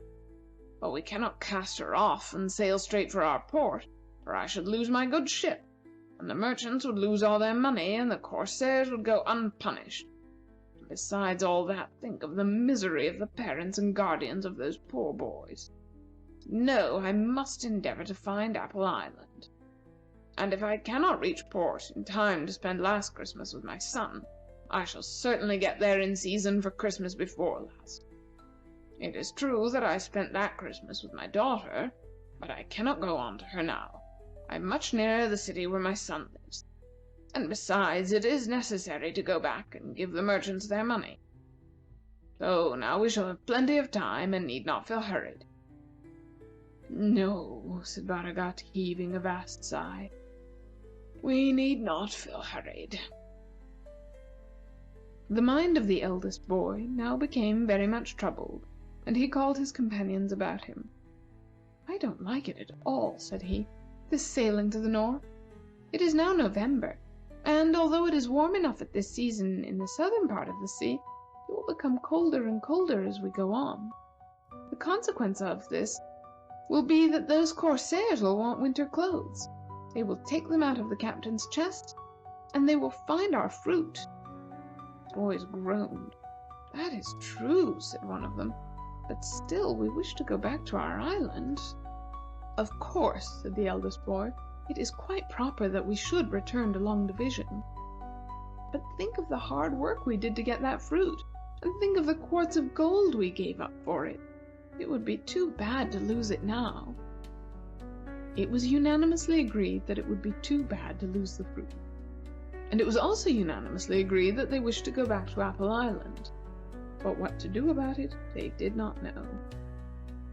Day by day, the weather grew colder and colder, and the boys became more and more excited and distressed for fear they should lose their precious fruit. The eldest boy lay awake for several nights, and then a plan came into his head.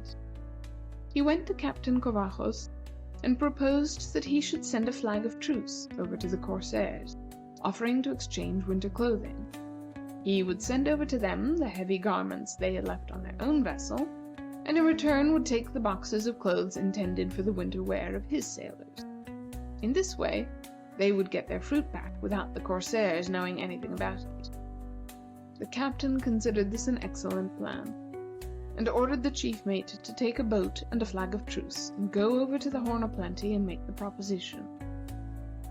The eldest boy and two of the others insisted on going also, in order that there might be no mistake about the boxes. But when the flag of truce party reached the Horn o' Plenty, they found not a corsair there. Every man of them had gone. They had taken with them all the money chests, but to the great delight of the boys, the boxes of winter clothes had not been disturbed, and in them still nestled, safe and sound, the precious nuts of the fragile palm. When the matter had been thoroughly looked into, it became quite evident what the corsairs had done. There had been only one boat on board the Horn o' Plenty, and that was the one on which the first class in Long Division had arrived. The night before, the two vessels had passed within a mile or so of a large island, which the captain had approached in the hope it was the one they were looking for, and they passed it so slowly that the corsairs had time to ferry themselves over, a few at a time, in the little boat, taking with them the money, and all without discovery. Captain Covajos was greatly depressed when he heard of the loss of all the money. "I shall have a sad tale to tell my merchants," he said, "and Christmas before last will not be celebrated so joyously as it was the first time. But we cannot help what has happened, and we all must endeavor to bear our losses with patience. We shall continue our search for Apple Island, but I shall go on board my own ship, for I have greatly missed my carpeted quarterdeck and my other comforts. The chief mate, however, and a majority of the crew shall remain on board the corsair vessel and continue to tow us. The Horn o' Plenty sails better, stern foremost, and we shall go faster that way." The boys were overjoyed at recovering their fruit, and most of them were in favor of cracking 2 or 3 of the great nuts and eating their contents in honor of the occasion. But the eldest boy dissuaded them. "The good captain," he said, "has been very kind in endeavoring to take us back to our school, and still intends to keep up the search for dear old Apple Island. The least we can do for him is to give him this fruit, which is all we have, and let him do what he pleases with it. This is the only way in which we can show our gratitude to him." The boys turned their backs on one another, and each of them gave his eyes a little rub, but they all agreed to give the fruit to the captain. When the good old man received his present, he was much affected. "I will accept what you offer me," he said, "for if I did not, I know your feelings would be wounded. But you must keep one of the nuts for yourselves. And, more than that, if we do not find Apple Island in the course of the coming year, I invite you all to spend Christmas before last over again, with me at my son's house." All that winter, the 2 ships sailed up and down and here and there, but never could they find Apple Island. When Christmas time came, Old Baragat went around among the boys and the crew, and told them it would be well not to say a word on the subject to the captain, for his feelings were very tender in regard to spending Christmas away from his families, and the thing had never happened before.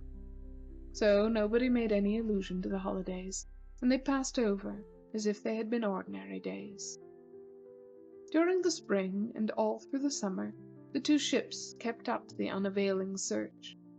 But when the autumn began, Captain Covajos said to old Baragat, "I am very sorry, but I feel that I can no longer look for Apple Island. I must go back and spend Christmas before last over again with my dearest son, and if these poor boys never return to their homes, I am sure they cannot say it was any fault of mine." "Oh, sir," said Baragat, "I think you have done all that could be expected of you."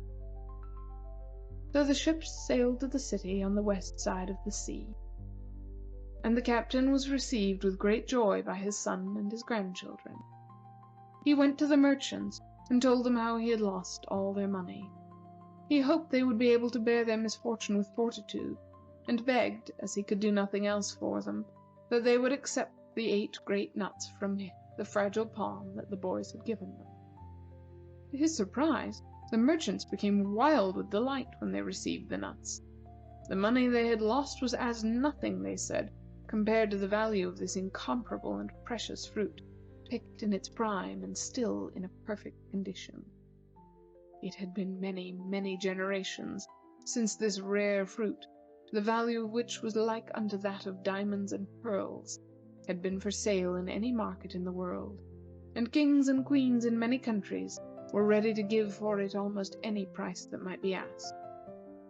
When the good old captain heard this, he was greatly rejoiced, and, as the holidays were now near, he insisted that the boys should spend Christmas before last over again at his son's house. He found that a good many people here knew where Apple Island was, and he made arrangements for the first class in long division to return to that island in a vessel which was to sail about the first of the year.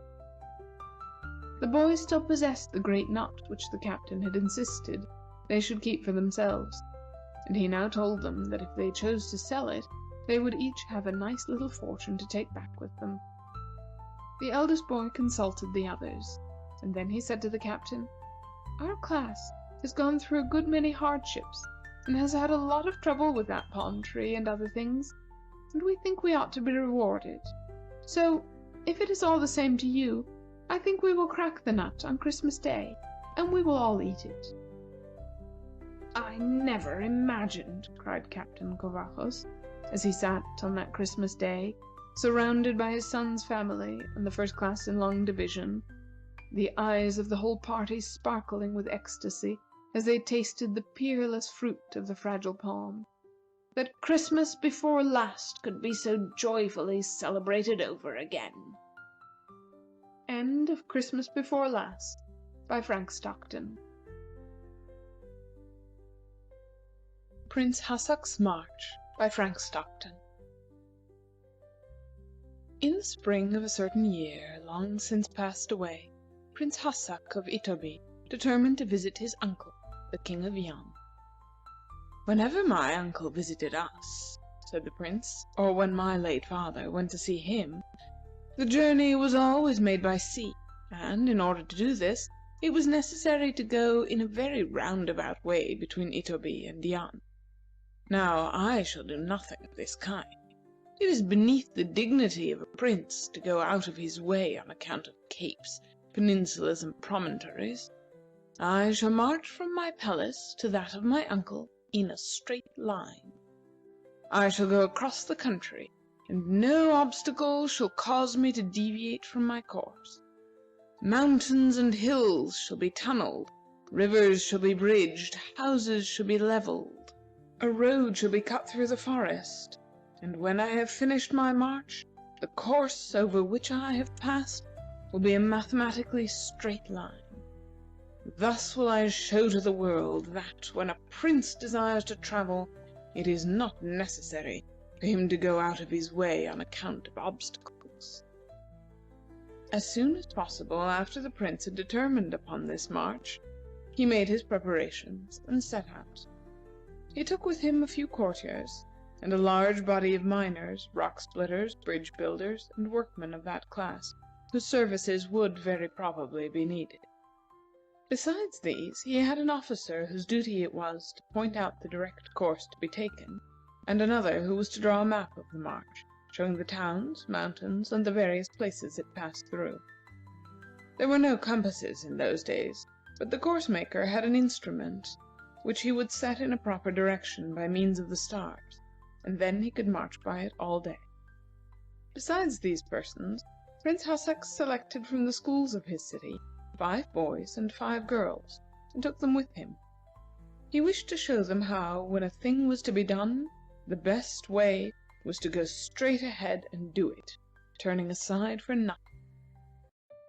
"When they grow up, they will teach these things to their children," said he, "and thus I shall instill good principles into my people." The first day Prince Hassak and his party marched over a level country, with no further trouble than that occasioned by the tearing down of fences and walls, and the destruction of a few cottages and barns. After encamping for the night, they set out the next morning, but had not marched many miles before they came to a rocky hill, on the top of which was a handsome house, inhabited by a Jolly-cum-pop. "Your Highness," said the course-maker, "in order to go in a direct line, we must make a tunnel through this hill, immediately under the house. This may cause the building to fall in, but the rubbish can be easily removed." "Let the men go to work," said the Prince. "I will dismount from my horse and watch the proceedings." When the Jolly-cum-pop saw the party halt before his house, he hurried out to pay his respects to the Prince. When he was informed of what was to be done, the Jolly-cum-pop could not refrain from laughing aloud. "I never heard," he said, "of such a capital idea. It is so odd and original. It will be very funny, I am sure, to see a tunnel cut right under my house." The miners and rock splitters now began to work at the base of the hill, and then the Jolly-cum-pop made a proposition to the Prince. "It will take your men some time," he said, "to cut this tunnel, and it is a pity your Highness should not be amused in the meanwhile. It is a fine day. Suppose we go into the forest and hunt." This suited the Prince very well, for he did not care about sitting under a tree and watching his workmen. And the Jolly-cum-pop, having sent for his horse and some bows and arrows, the whole party, with the exception of the laborers, rode towards the forest a short distance away. "What shall we find to hunt?" asked the Prince of the Jolly-cum-pop. "I really do not know," exclaimed the latter, "but we'll hunt whatever we happen to see. Deer, small birds, rabbits, griffins, rhinoceroses, anything that may come along. I feel as gay as a skipping grasshopper. My spirits rise like a soaring bird. What a joyful thing it is to have such a hunt on such a glorious day." The gay and happy spirits of the Jolly-cum-pop affected the whole party, and they rode merrily through the forest, but they found no game, and after an hour or two they emerged into the open country again. At a distance, on a slight elevation, stood a large and massive building. "I am hungry and thirsty," said the Prince, "and perhaps we can get some refreshments at yonder house. So far, this has not been a very fine hunt." "No," cried the Jolly-cum-pop, "not yet. But what a joyful thing it is to see a hospitable mansion just at the moment when we begin to feel a little tired and hungry." The building they were approaching belonged to a potentate who lived at a great distance. In some of his travels he had seen this massive house, and thought it would make a good prison. He accordingly bought it, fitted it up as a jail, and appointed a jailer and 3 myrmidons to take charge of it. This had occurred years before, but no prisoner had ever been sent to this jail.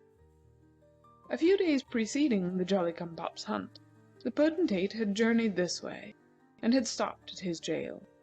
After inquiring into its condition, he had said to the jailer, "It is now 14 years since I appointed you to this place, and in all that time there have been no prisoners. and you and your men have been drawing your wages without doing anything.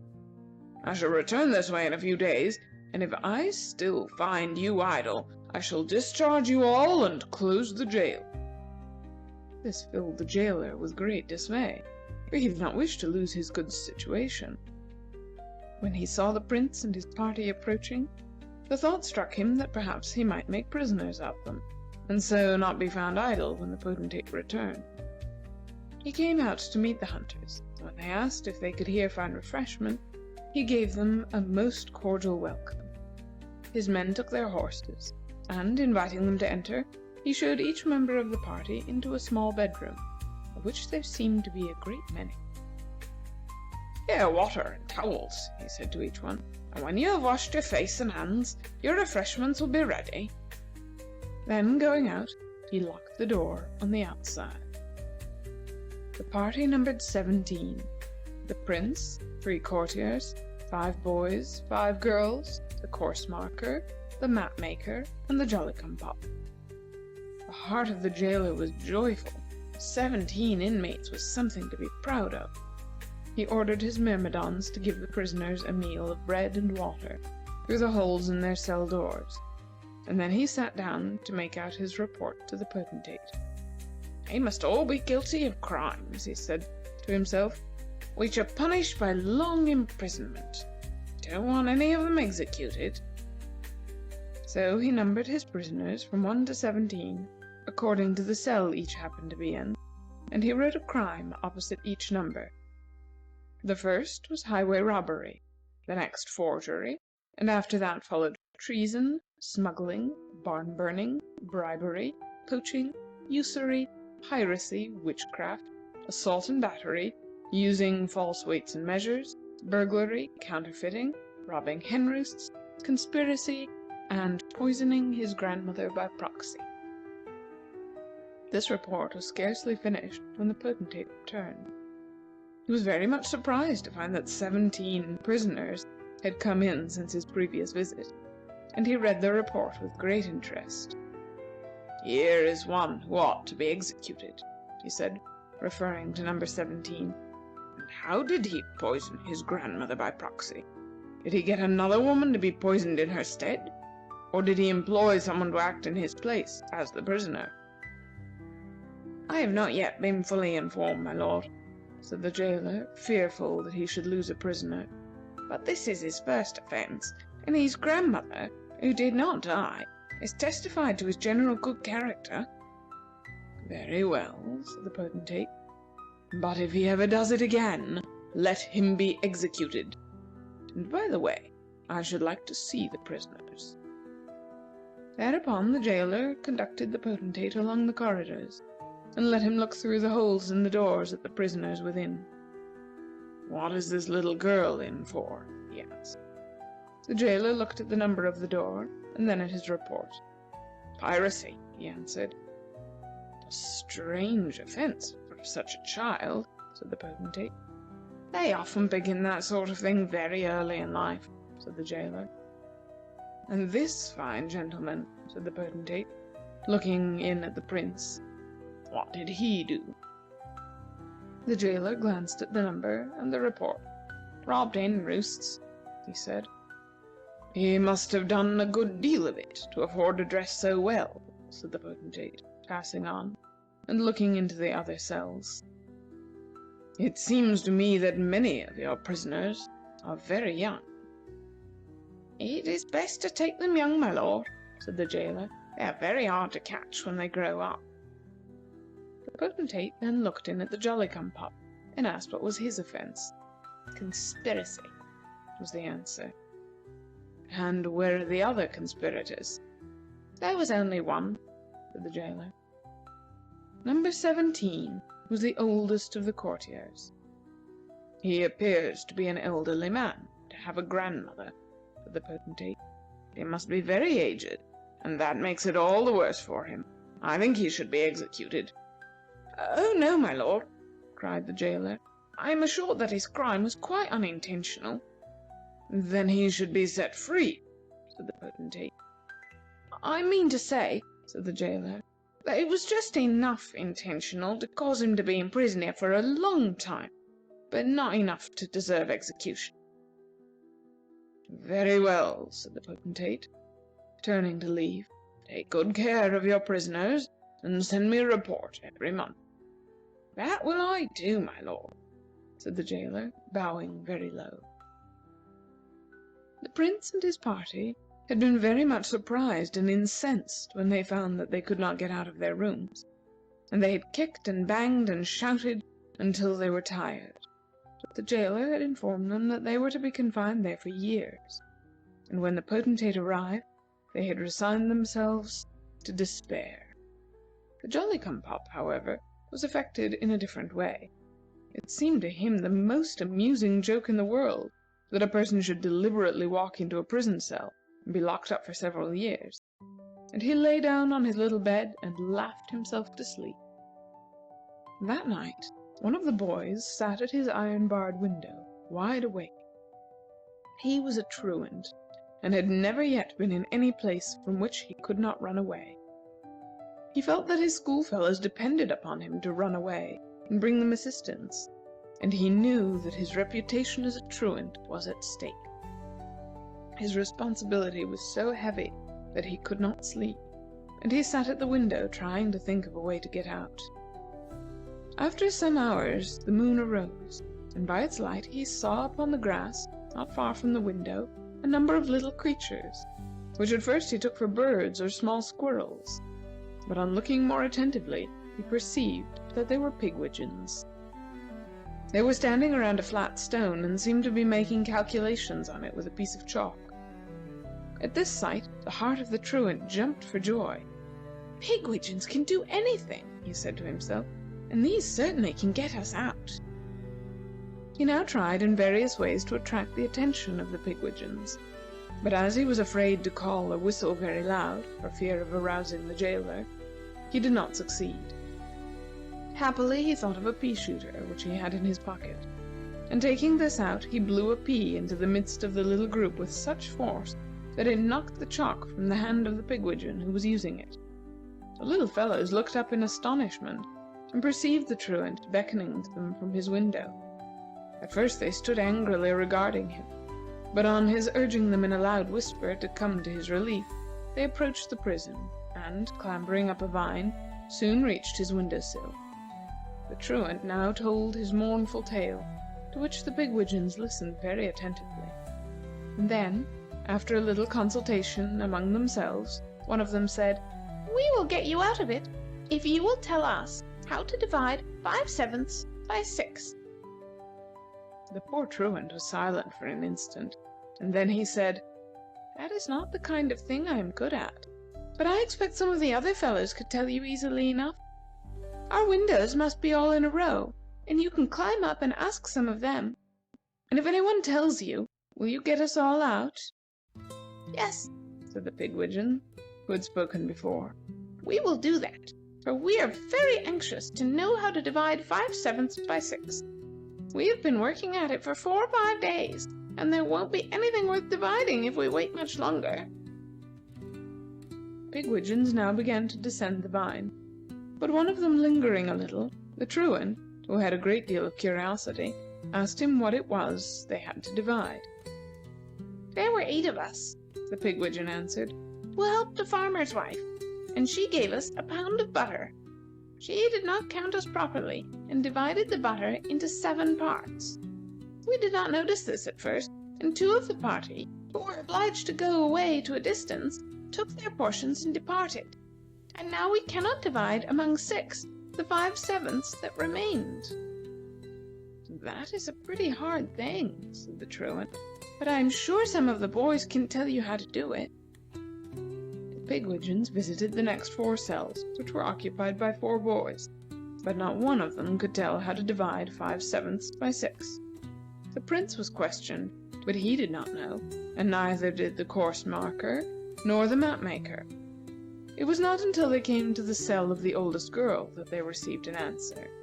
She was good at mental arithmetic, and after a minute's thought she said, "It would be 5/42." "Good!" cried the pigwidgeons. "We have paper into 42 ends, and each takes a part. And now let us go to work and cut these bars."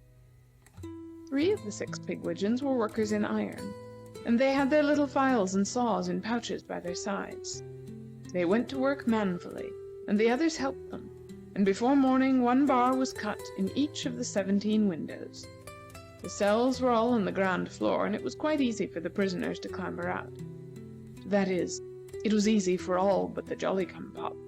He had laughed so much in his life that he had grown quite fat, and he found it impossible to squeeze himself through the opening made by the removal of 1 iron bar. The 16 other prisoners had all departed. The pigwidgeons had hurried away to divide their butter into 42 parts, and the Jolly-cum-pop still remained in his cell, convulsed with laughter at the idea of being caught in such a curious predicament. "It is the most ridiculous thing in the world," he said. "I suppose I must stay here and cry until I get thin." And the idea so tickled him that he laughed himself to sleep. The prince and his party kept together, and hurried from the prison as fast as they could. When the day broke, they had gone several miles, and then they stopped to rest. "Where is that Jolly-cum-pop?" said the prince. "I suppose he has gone home. He is a pretty fellow to lead us into this trouble, and then desert us. How are we to find the way back to his house? Course marker, can you tell us the direction in which we should go?" "Not until tonight, your Highness," answered the course marker, "when I can set my instrument by the stars." The prince's party was now in a doleful plight. Every one was very hungry. They were in an open plain, no house was visible, and they knew not which way to go. They wandered about for some time, looking for a brook or a spring where they might quench their thirst. And then a rabbit sprang out from some bushes. The whole party immediately started off in pursuit of the rabbit. They chased it here, there, backward and forward, through hollows and over hills, until it ran quite away and disappeared.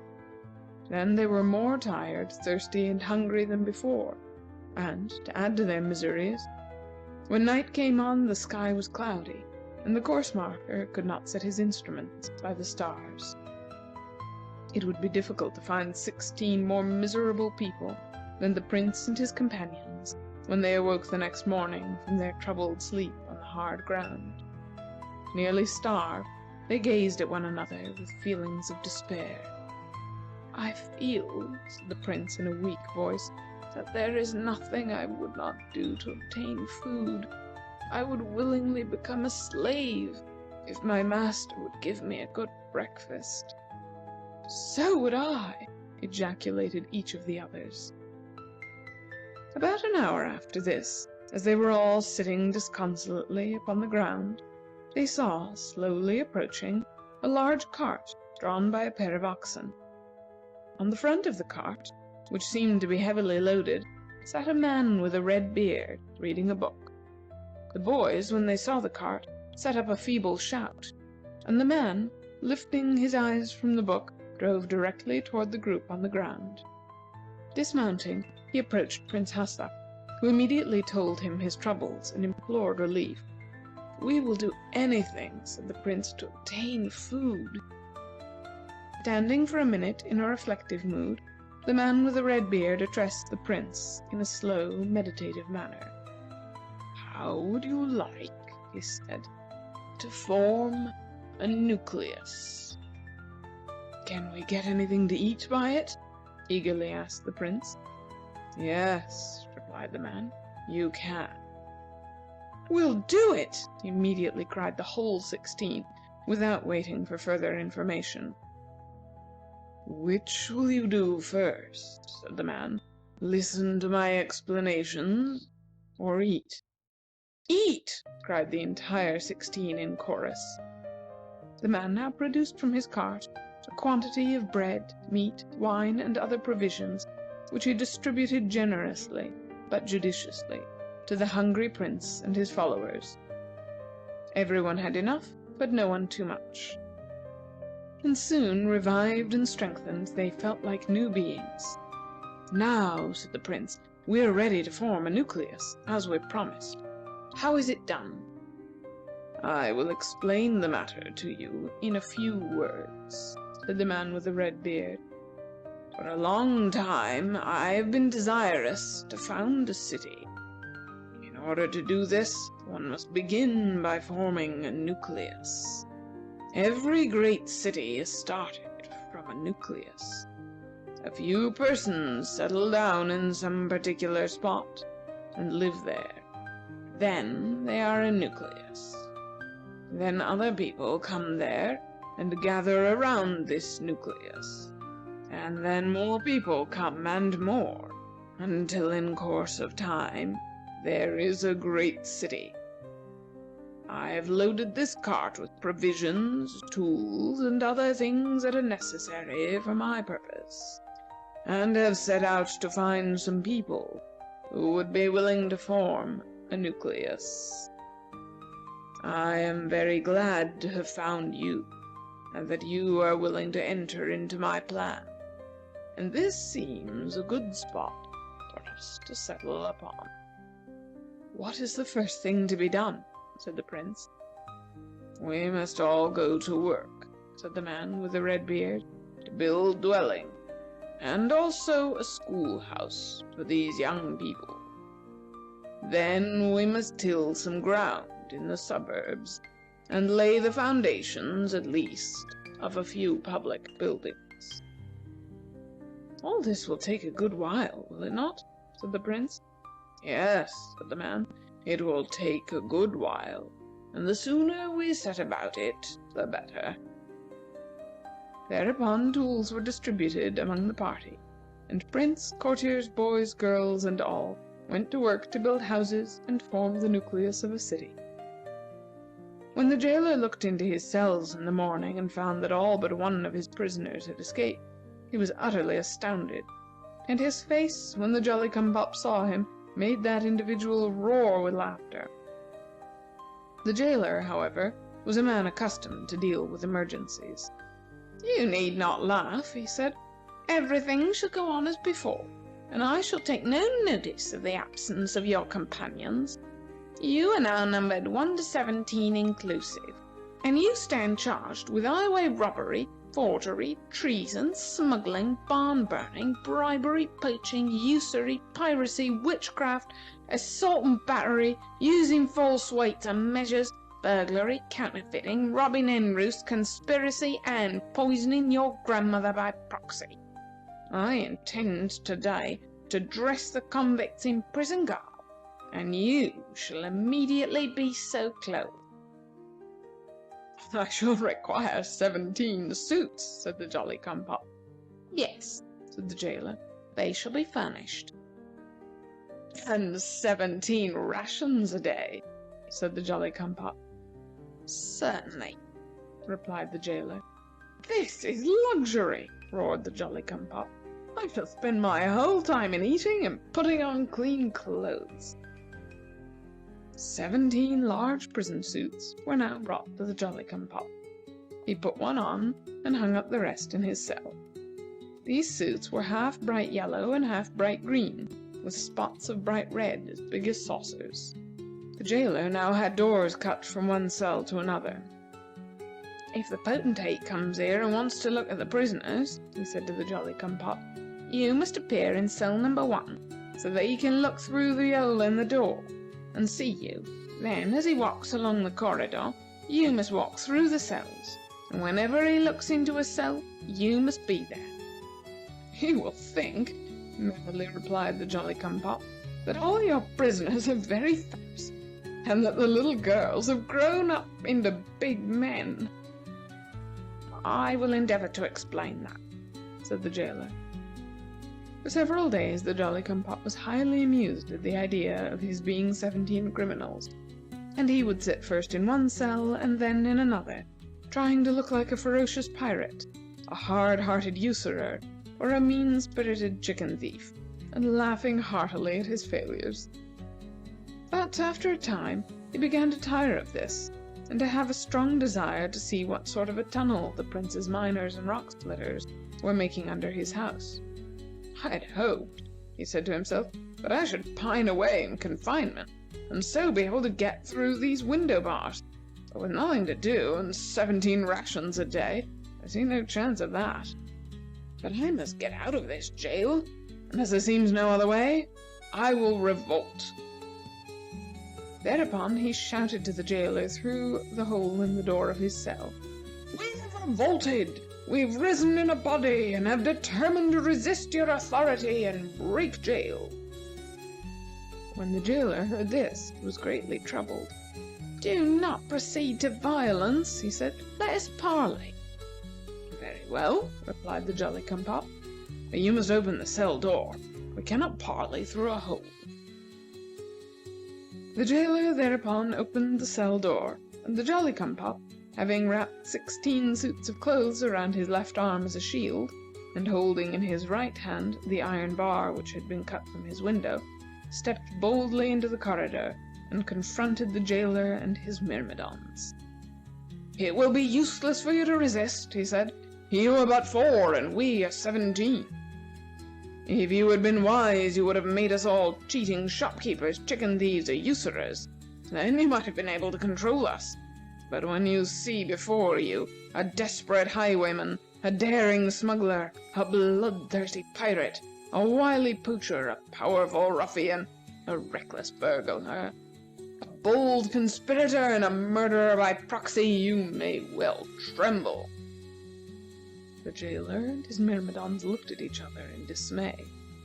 "We sigh for no blood," continued the Jolly-cum-pop, "and will readily agree to terms. We will give you your choice.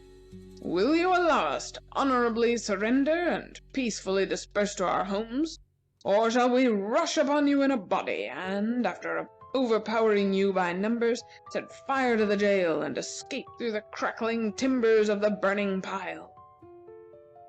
The jailer reflected for a minute. "It would be better, perhaps," he said, "that you should surrender and disperse to your homes." The Jolly-cum-pop agreed to these terms, and the great gate being opened, he marched out in good order. "Now," he said to himself, "a thing for me to do is get home as fast as I can, that jailer may change his mind." But, being in a great hurry, he turned the wrong way, and walked rapidly into a country unknown to him. His walk was a very merry one. "By this time," he said to himself, "the prince and his followers have returned to my house, and are tired of watching the rock splitters and miners. How amused they will be when they see me come back in this gay suit of green and yellow with red spots, and with 16 similar suits upon my arm. How my own dogs will bark at me, and how my own servants will not know me. It is the funniest thing I ever knew of." And his gay laugh echoed far and wide. But when he had gone several miles without seeing any signs of his habitation, his gaiety abated. "It would have been much better," he said, as he sat down to rest under the shade of a tree. "I brought with me 16 rations instead of these 16 suits of clothes." Jolly-cum-pop soon set out again, but he walked a long distance without seeing any person or any house. Toward the close of the afternoon he stopped, and, looking back, he saw coming toward him a large party of foot travelers. In a few moments he perceived that the person in advance was the jailer. At this moment the Jolly-cum-pop could not restrain his merriment. "How comically it has all turned out!" he exclaimed. "Here I have taken all this trouble and tired myself out, and have nearly starved myself, and the jailer comes now with a crowd of people and takes me back. I might as well have stayed where I was. Ha, ha, ha!" The jailer now left his party and came running toward the Jolly-cum-pop. "I pray you, sir," he said, bowing very low, "do not cast us off." "Who are you all?" asked the Jolly-cum-pop, looking with much surprise at the jailer's companions, who were now quite near. "We are myself, my 3 myrmidons, and our wives and children. Our situations were such good ones that we married long ago, and our families lived in the upper stories of the prison. But when all the convicts had left, we were afraid to remain, for should the potentate again visit the prison, he would be disappointed and enraged at finding no prisoners, and would probably punish us grievously. So we determined to follow you, and to ask you to let us go with you, wherever you are going. I wrote a report which I fastened to the great gate, and in it I stated that 16 of the convicts escaped by the aid of outside Confederates, and that 17 of them mutinied in a body and broke jail." "That report," laughed the Jolly-cum-pop, "your potentate will not readily understand." "If I were there," said the jailer, "I could explain it to him, but as it is, he must work it out for himself." "Have you anything to eat with you?" asked the Jolly-cum-pop. "Oh, yes," said the jailer, "we brought provisions." "Well, then, I gladly take you under my protection. Let us have supper. I have had nothing to eat since morning, and the weight of 16 extra suits of clothes does not help refresh one." The Jolly-cum-pop and his companions slept that night under some trees, and started off early the next morning. "If I could only get myself turned in the proper direction," said he, "I believe we should soon reach my house." The prince, his courtiers, the boys and girls, the course marker, and the map maker worked industriously for several days at the foundation of their city. They dug the ground, they carried stones, they cut down trees. This work was very hard for all of them, for they were not used to it. After a few days' labor, the prince said to the man with the red beard, who was reading his book, "I think we have now formed a nucleus. Anyone can see that this is intended to be a city." "No," said the man with the red beard, "nothing is truly a nucleus until something is gathered around it. Proceed with your work while I continue my studies upon civil government." Toward the close of that day, the red-bearded man raised his eyes from his book and beheld the Jolly-cum-pop and his party approaching. "Hurrah!" he cried. "We are already attracting settlers!" And he went forth to meet them.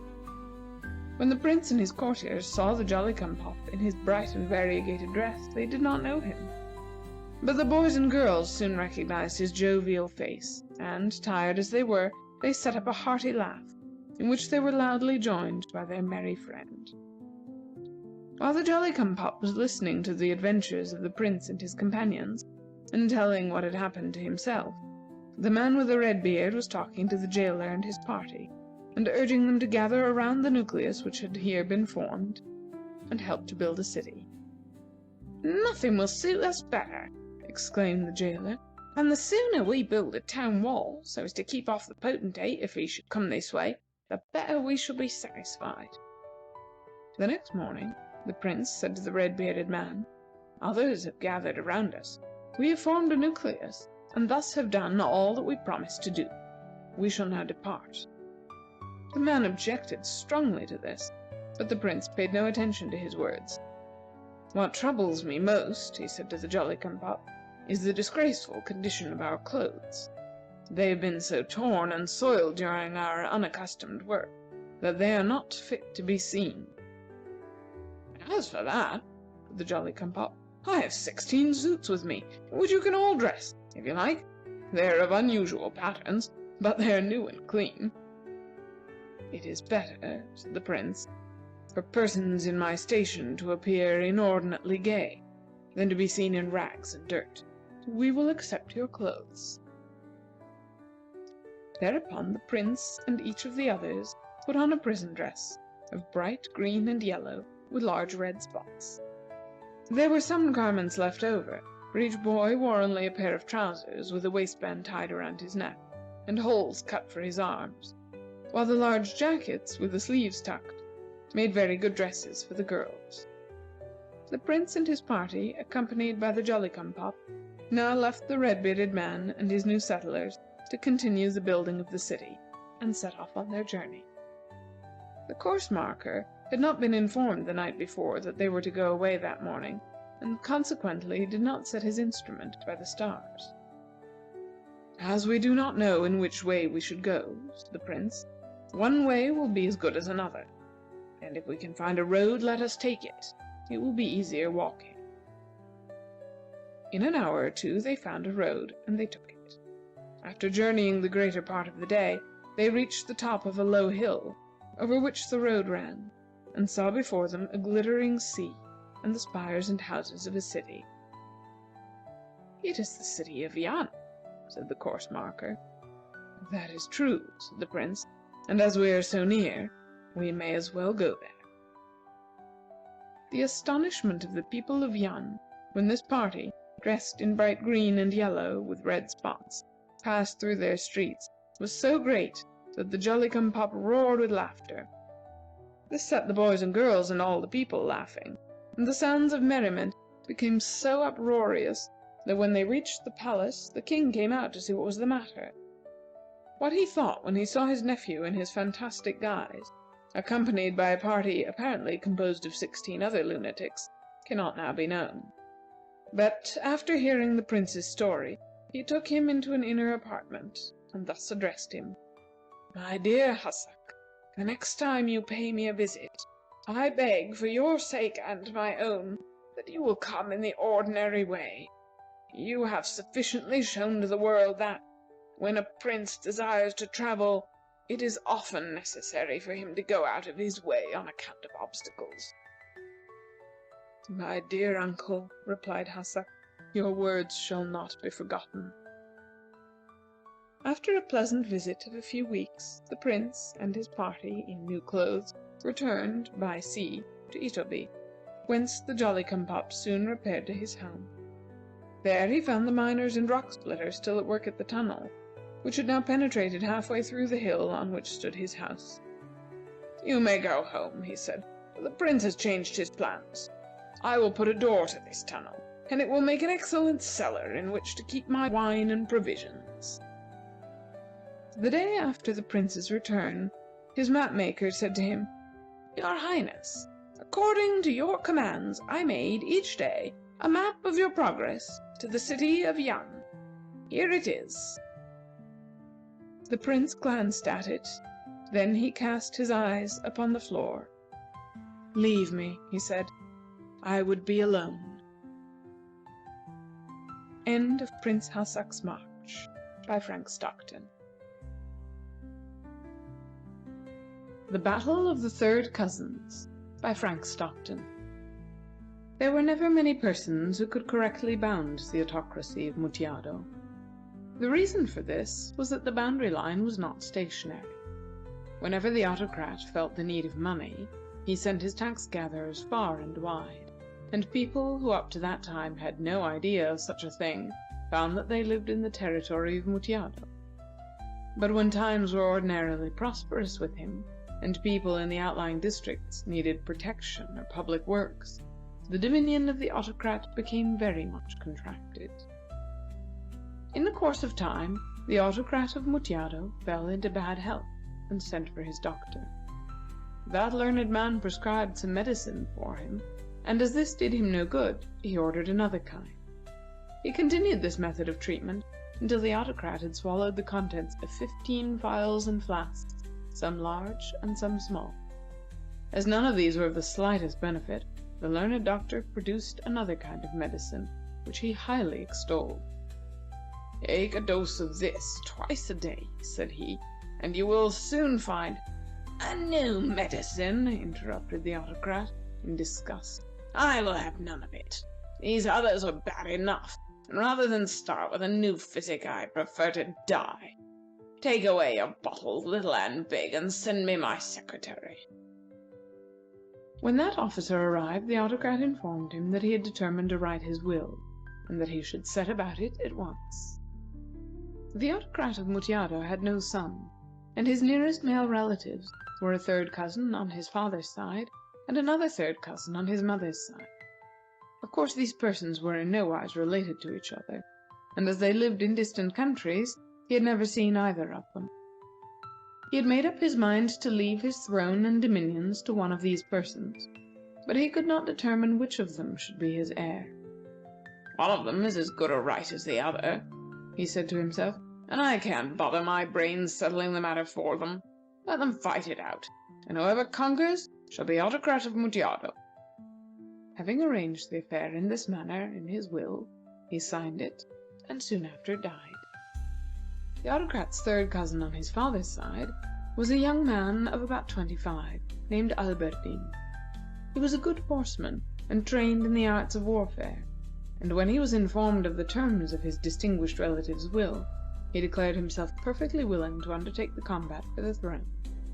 He set out for Mutjado, where he arrived in a reasonable time. The third cousin on the mother's side was a very different person. He was a boy of about 12 years of age, and as his father and mother had died when he was very young, he had been for nearly all his life under the charge of an elderly and prudent man, who acted as his guardian and tutor. These two also soon arrived in Mutjado, the boy Phedo being mounted on a little donkey, which was his almost constant companion.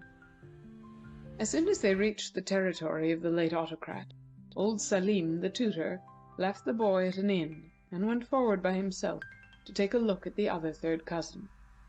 When he saw Alberdin mounted on his fine horse, and looking so strong and valiant, his heart was much disturbed. "I had hoped," he said to himself, "that the other one was a small boy, but such does not appear to be the case. There is but one way to have a fair fight between these two. They must not now be allowed to see each other. If they can be kept apart until my boy grows up, he will then be able, with the military education which I intend he shall have, to engage in combat with any man. They must not meet for at least 13 years. Phedo will then be 25, and able to do worthy combat. To be sure, I am somewhat old myself to undertake to superintend so long a delay, but I must do my best to keep well and strong, and to attain the greatest possible longevity." Salim had always been in the habit of giving 32 chews to every mouthful of meat, and a proportionate number of chews to any other articles of food, and had so far been very healthy. But he now determined to increase the number of chews to 36, for it would be highly necessary for him to live until it was time for the battle between the third cousins to take place.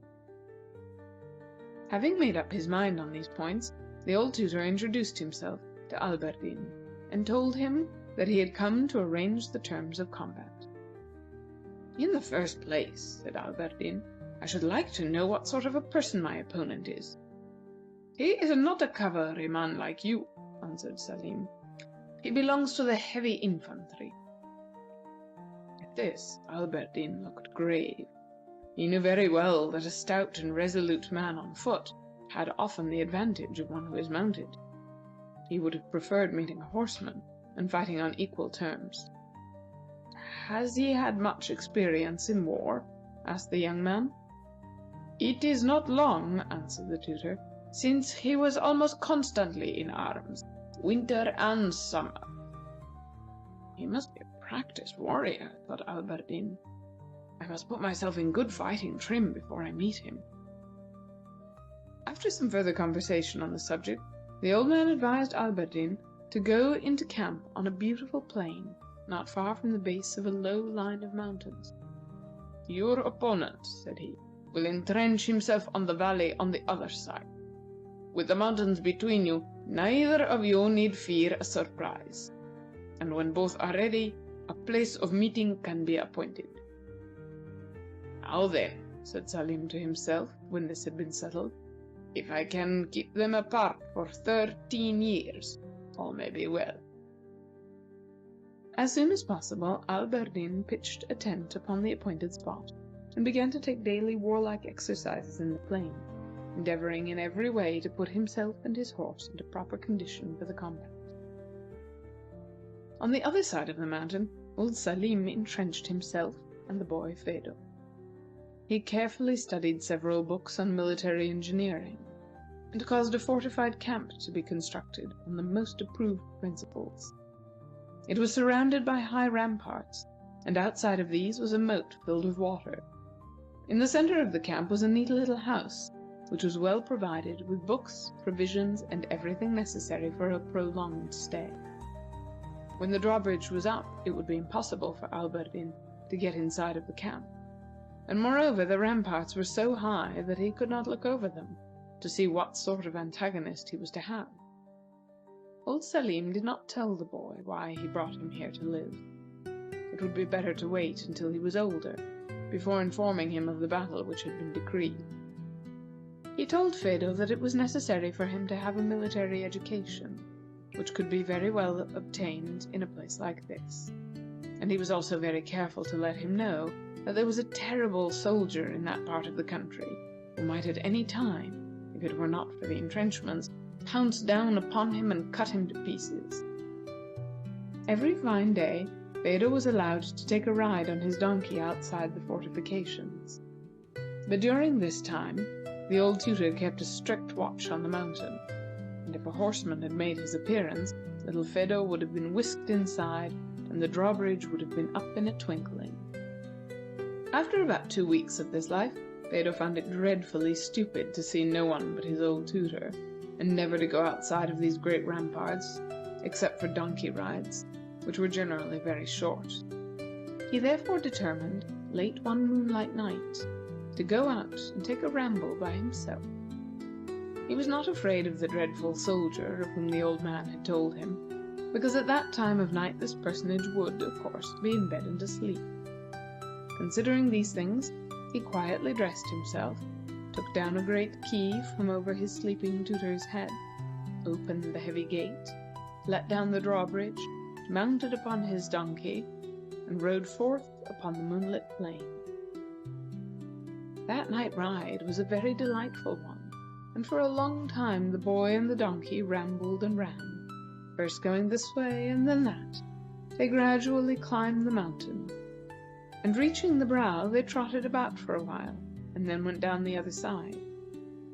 The boy had been so twisted and turned in his course that he did not notice that he was not descending toward his camp, and the donkey, whose instinct told it that it was not going the right way, was also told by its instinct that it did not wish to go the right way, and that the entrenchments offered it no temptations to return.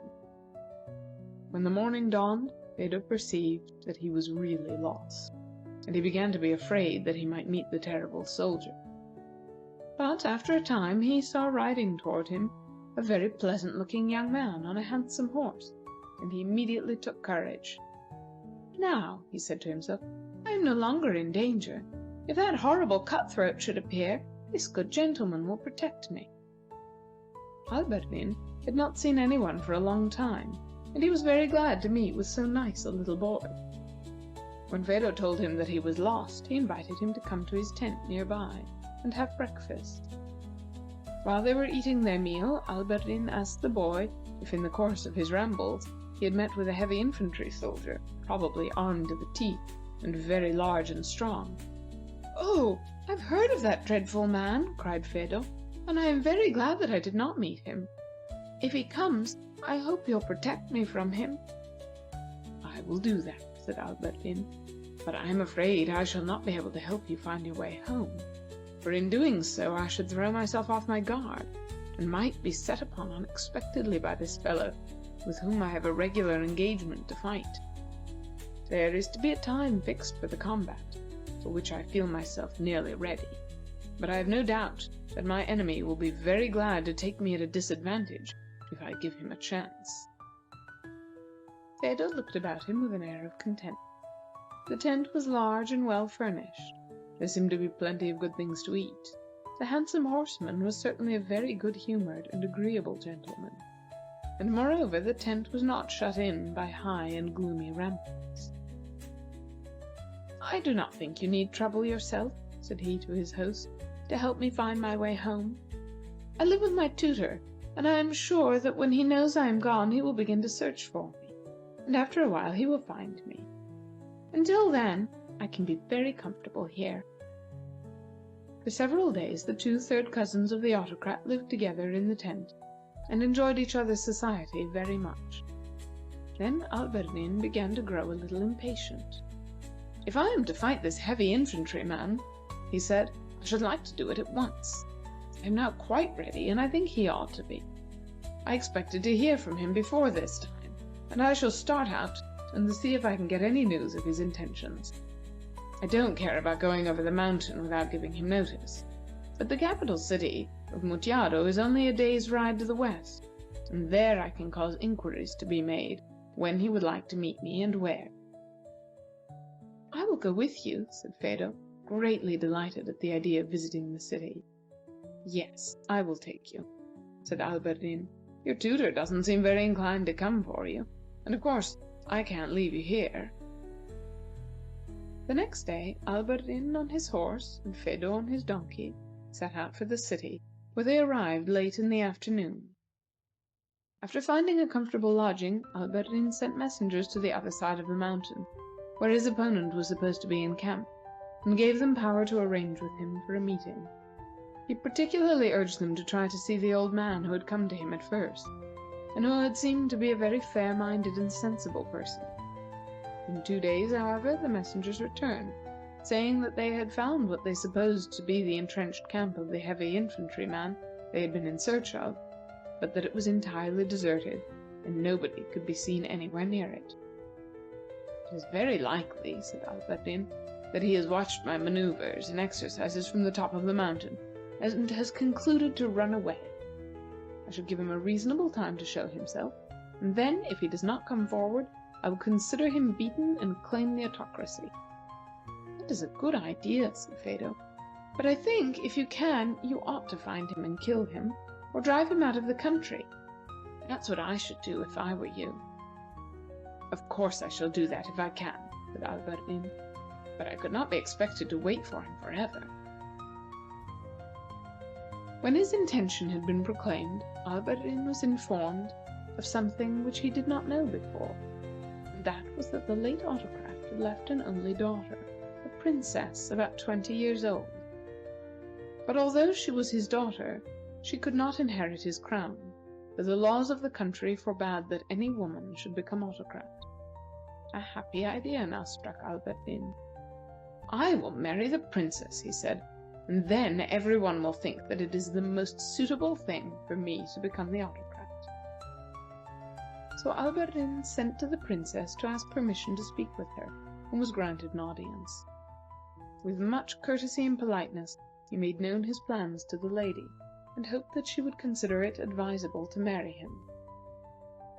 "I am sorry to interfere with any of your arrangements," said the princess, "but as soon as I heard the terms of my father's will, I made up my mind to marry the victor in the contest. As I cannot inherit the throne myself, the next best thing is to be the wife of the man who does. Go forth, then, and find your antagonist, and when you have conquered him, I will marry you." "And if he conquers me, will you marry him?" said Alberdin. "Yes, sir," answered the princess, with a smile, and dismissed him. It was plain enough that there was nothing for Alberdin to do but to go and look for the heavy infantryman. Phedo was very anxious to accompany him, and the two, mounted as before, set out from the city on their quest. When old Salim, the tutor of Phedo, awoke in the morning and found the boy gone, he immediately imagined that the youngster had run away to his old home, so he set forth with all possible speed, hoping to overtake him. But when he reached the distant town where Phedo had lived, he found that the boy had not been there, and after taking some needful rest, he retraced his steps, crossed the mountains, and made his way toward the capital city, hoping to find news of him there. It was necessary for him to be very careful in his inquiries, for he wished no one to find out that the little boy he was looking for was the third cousin of the late autocrat on his mother's side. He therefore disguised himself as a migratory medical man, and determined to use all possible caution. When he reached the camp of the young horseman Alberdin, and found that personage gone, his suspicions became excited. "If these two have run off together," he said to himself, "my task is indeed difficult. If the man discovers it is the boy he has to fight, my poor Phedo will be cut to pieces in a twinkling.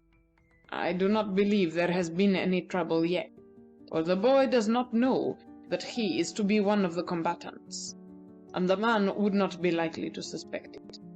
Come what may, the fight must not take place for 13 years, and in order that I may still better preserve my health and strength to avert the calamity during that period, I will increase my number of chews to 42 to each mouthful of meat." When old Salim reached the city, he soon found that Alberdin and the boy had been there, and that they had gone away together.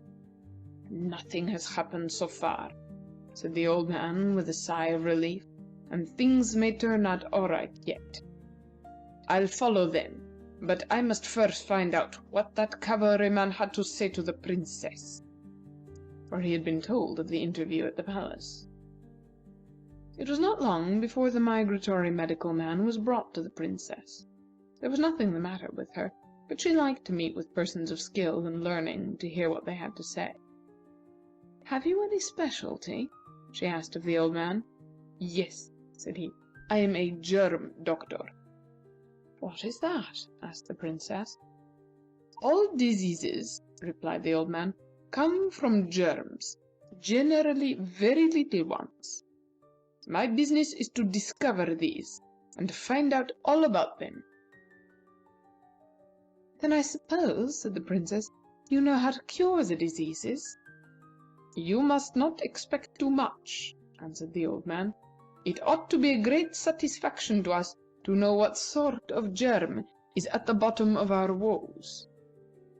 "I am very well myself," said the princess, "and, so far as I know, none of my household are troubled by germs. But there is something the matter with my mind, which I wish you could relieve." She then told the old man how she had determined to marry the victor in the contest for her father's throne, and how she had seen one of the claimants whom she considered to be a very agreeable and deserving young man, while the other, she had heard, was a great, strong foot soldier who was probably very disagreeable and even horrid. If this one should prove the conqueror, she did not know what she should do. "You see, I am in a great deal of trouble," said she. "Can you do anything to help me?" The pretending migratory medical man looked at her attentively for a few moments, and then he said, "The reason why you intend to marry the victor in the coming contest is that you wish to remain here in your father's palace, and to continue to enjoy the comforts and advantages to which you have been accustomed." "Yes," said the princess, "that is it." "Well, having discovered the germ of your disorder," said the old man, "the great point is gained. I will see what I can do." And with a respectful bow, he left her presence. "Well," said old Salim to himself, as he went away, "she can never marry my boy, for that is certainly out of the question. But now that I have found out her motive, I think I can arrange matters satisfactorily as far as she is concerned. But to settle the affair between that young man and Phedo is immensely more difficult. The first thing is to find them." Having learned the way they had gone, the old tutor traveled diligently, and in 2 days came up with Alberdin and Phedo. When he first caught sight of them, he was very much surprised to see that they were resting upon the ground quite a long distance apart, with a little stream between them. Noticing that Alberdin's back was toward him, he threw off his disguise and hastened to Phedo. The boy received him with the greatest delight, and after many embraces they sat down to talk. Phedo told the old man all that had happened, and finished by relating that, as they had that day stopped by the stream to rest, Alberdin had taken it into his head to inquire into the parentage of his young companion, and after many questions about his family, it had been made clear to both of them that they were the 2/3 cousins who were to fight for the autocracy of Mutjado. "He is very angry," said the boy, "at the tricks that have been played upon him, and went off and left me. Is it true that I am to fight him? I don't want to do it, for I like him very much." "It will be a long time before you are old enough to fight," said Salim, "so we need not consider that. You stay here, and I'll go over and talk to him." Salim then crossed the stream and approached Alberdin. When the young man saw him and recognized him as the person who had arranged the 2 encampments, he turned upon him with fury. "Wretched old man, who came to me as the emissary of my antagonist! You are but the tutor of that boy. If I had known the truth at first, I would have met him instantly, would have conquered him without hurting a hair on his head, and carrying him bound to the capital city, would have claimed the autocracy, and would now have been sitting upon the throne. Instead of that, look at the delay and annoyance to which I have been subjected. I have also taken such a fancy to that boy that rather than hurt him or injure his prospects, I would willingly resign my pretensions to the throne and go back contentedly to my own city. But this cannot now be done. I have fallen in love with the daughter of the late autocrat, and she will marry none but the victorious claimant. Behold to what a condition you have brought me." The old man regarded him with attention. "I wish very much," said he, "to defer the settlement of this matter for 13 years. Are you willing to wait so long?" "No, I am not," said Alberdin. "Very well, then," said the old man. "Each third cousin must retire to his camp, and as soon as matters can be arranged, the battle must take place." "There is nothing else to be done," said Alberdin, in a troubled voice. "But I shall take care that the boy receives no injury, if it can possibly be avoided." The three now retraced their steps, and in a few days were settled down, Alberdin in his tent in the plain, and Salim and Phedo in their entrenchments on the other side of the low mountain. The old man now gave himself up to deep thought. He had discovered the germ of Alberdin's trouble, and in a few days he had arranged his plans, and went over to see the young man. "It has been determined," said he, "that a syndicate is to be formed to attend to this business for Phedo." "A syndicate?" cried Alberdin. "What is that?" "A syndic," answered Salim, "is a person who attends to business for others, and a syndicate is a body of men who are able to conduct certain affairs better than any individual can do it. In a week from today, Phedo's syndicate will meet you in the large plain outside of the capital city. There the contest will take place. Shall you be ready?" "I don't exactly understand it," said Alberdin, "but I shall be there." General notice was given of the coming battle of the contestants for the throne, and thousands of the inhabitants of the autocracy assembled on the plain on the appointed day. The princess with her ladies was there, and as everybody was interested, everybody was anxious to see what would happen. Alberdin rode into the open space in the center of the plain, and demanded that his antagonist should appear. Thereupon old Salim came forward, leading Phedo by the hand. "This is the opposing heir," he said, "but as everyone can see that he is too young to fight a battle, a syndicate has been appointed to attend to the matter for him, and there is nothing in the will of the late autocrat which forbids this arrangement. The syndicate will now appear." At this command there came into the arena a horseman, heavily armed, a tall foot soldier completely equipped for action, an artilleryman with a small cannon on wheels, a sailor with a boarding pike and a drawn cutlass, and a soldier with a revolving gun which discharged 120 balls a minute. "All being ready," exclaimed Salim, "the combat for the autocracy will begin." Alberdin took a good long look at the syndicate ranged before him. Then he dismounted from his horse, drew his sword, and stuck it, point downward, into the sand. "I surrender," he said. "So do I," cried the princess, running toward him and throwing herself into his arms. The eyes of Alberdin sparkled with joy. "Let the autocracy go," he cried. "Now that I have my princess, the throne and the crown are nothing to me." "So long as I have you," returned the princess, "I am content to resign all the comforts and advantages to which I have been accustomed."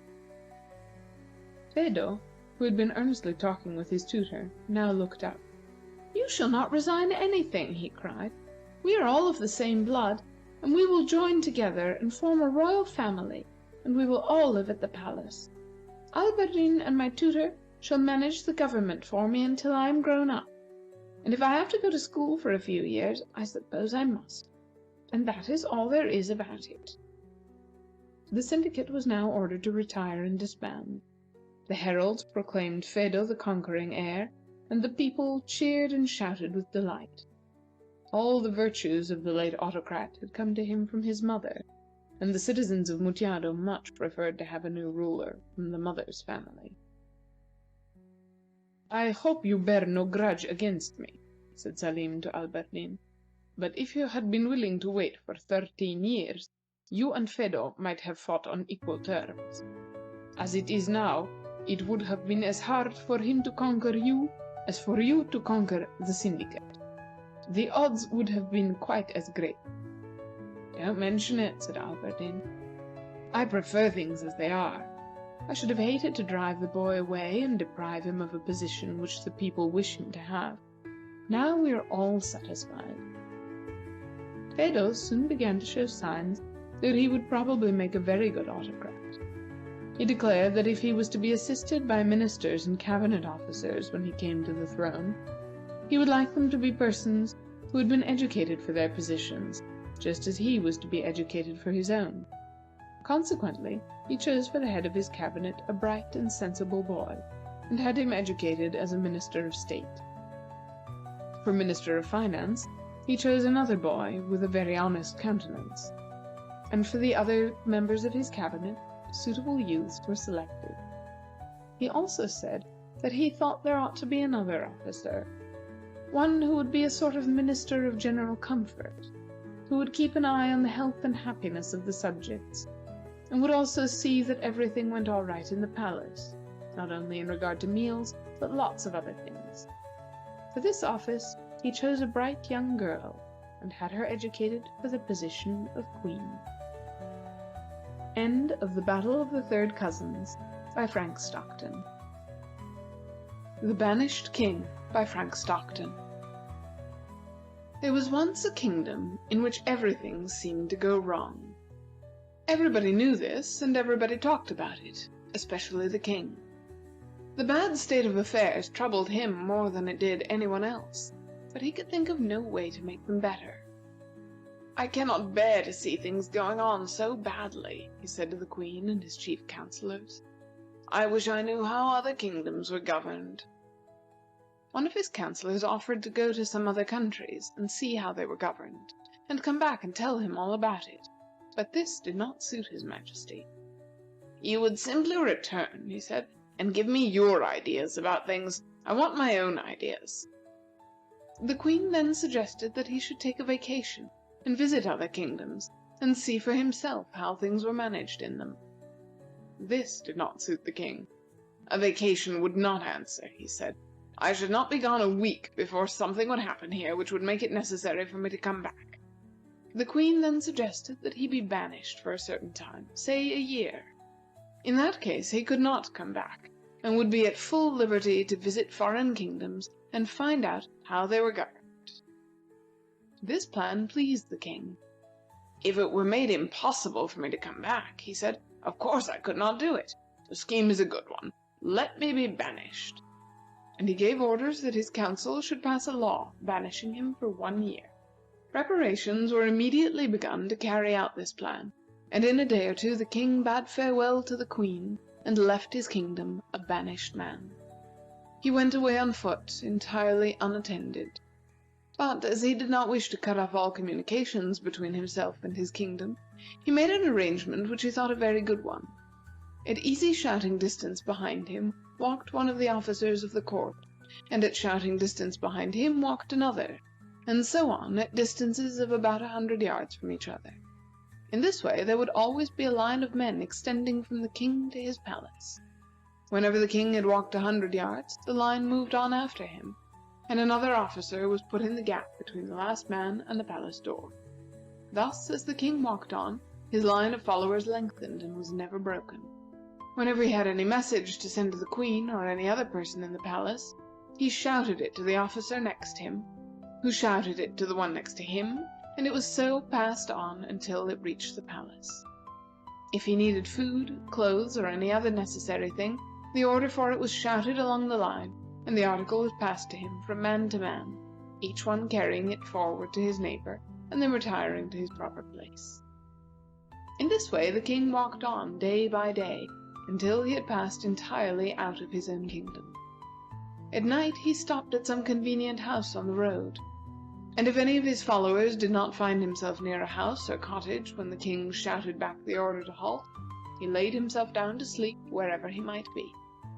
By this time, the increasing line of followers had used up all the officers of the court, and it became necessary to draw upon some of the under-government officers in order to keep the line perfect. The king had not gone very far outside the limits of his dominions when he met a sphinx. He had often heard of these creatures, although he had never seen one before. But when he saw the winged body of a lion with a woman's head, he knew instantly what it was. He knew also that the chief business of a sphinx was that of asking people questions, and then getting them into trouble if the right answers were not given. He therefore determined that he would not be caught by any such tricks as these, and that he would be on his guard if the sphinx spoke to him. The creature was lying down when the king first saw it, but when he approached nearer, it rose to its feet. There was nothing savage about its look, and the king was not at all afraid. "Where are you going?" said the sphinx to him in a pleasant voice. "Give it up," replied the king. "What do you mean by that?" said the other, with an air of surprise. "I give that up too," said the king. The sphinx then looked at him quite astonished. "I don't mind telling you," said the king, "of my own free will, and not in answer to any questions, that I do not know where I am going. I am a king, as you may have noticed, and I have been banished from my kingdom for a year. I am now going to look into the government of other countries, in order that I may find out what it is that is wrong in my own kingdom.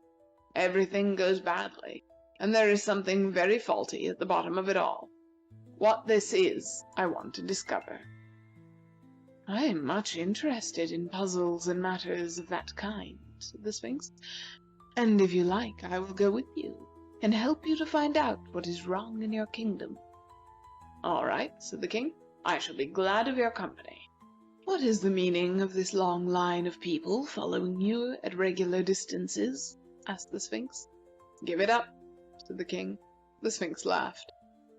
"I don't mind telling you," said the king, "of my own free will, and not in answer to any question, that these men form a line of communication between me and my kingdom, where matters, I fear, must be going on worse than ever in my absence."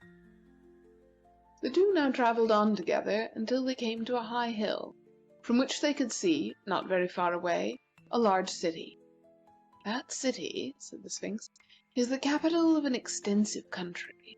It is governed by a king of mingled sentiments. Suppose we go there. I think you will find a government that is rather peculiar." The king consented, and they walked down the hill toward the city. "How did the king get his sentiments mingled?" asked the king. "I really don't know how it began," said the sphinx, "but the king, when a young man, had so many sentiments of different kinds, and he mingled them up so much, that no one could ever tell exactly what he thought on any particular subject. Of course, his people gradually got into the same frame of mind, and you never can know in this kingdom exactly what people think or what they are going to do.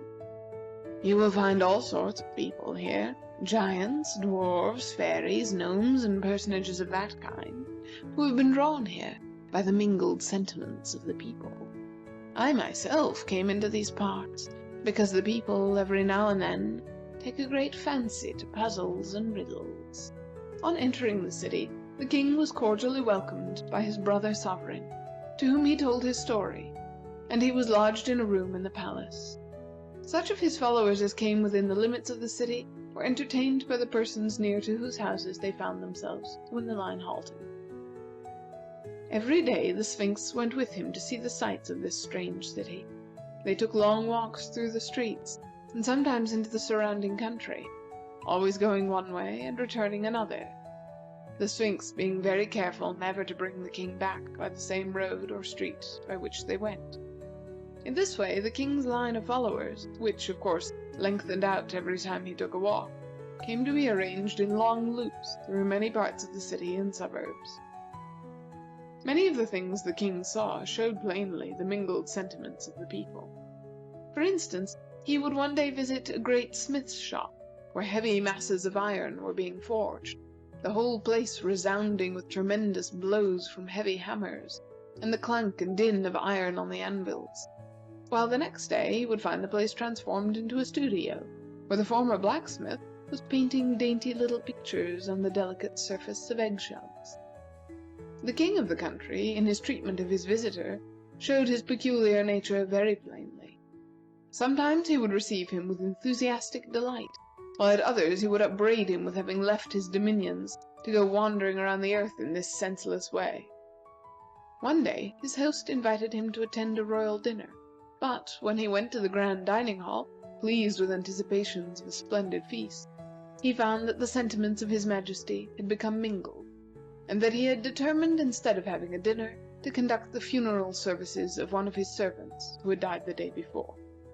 All the guests were obliged by politeness to remain during the ceremonies, which our king, not having been acquainted with the deceased servant, had not found interesting at all. "Now," said the king to the Sphinx, "I am in favor of moving on. I am tired of this place, where every sentiment is so mingled with others that you never can tell what anybody really thinks or feels. I don't believe anyone in this country was ever truly glad or sorry. They mix one sentiment so quickly with another that they can never discover the actual ingredients of any of their impulses." "When this king first began to mingle his sentiments," said the Sphinx, "it was because he always desired to think and feel exactly right. He did not wish his feelings to run too much one way or the other." "And so he is never either right or wrong," said the king. "I don't like that at all. I want to be one thing or the other." "I have wasted a good deal of time at this place," remarked the king, as they walked on, "and I have seen and heard nothing which I wish to teach my people. But I must find out some way to prevent everything going wrong in my kingdom. I've tried plan after plan, and sometimes two or three together, and have kept this up year after year, and yet nothing seems to do my kingdom any good." "Have you heard how things are going on there now?" asked the Sphinx. "Give it up," said the king. "But I don't mind saying of my own accord, and not in answer to any question, that I have sent a good many communications to my queen, but have never received any from her. So I do not know how things are going on in my kingdom." They then traveled on, the long line of followers coming after, keeping their relative positions 100 yards apart, and passing over all the ground the king had traversed in his circuitous walks about the city. Thus the line crept along like an enormous snake in straight lines, loops, and coils, and every time the king walked 100 yards, a fresh man from his capital city was obliged to take his place at the tail of the procession.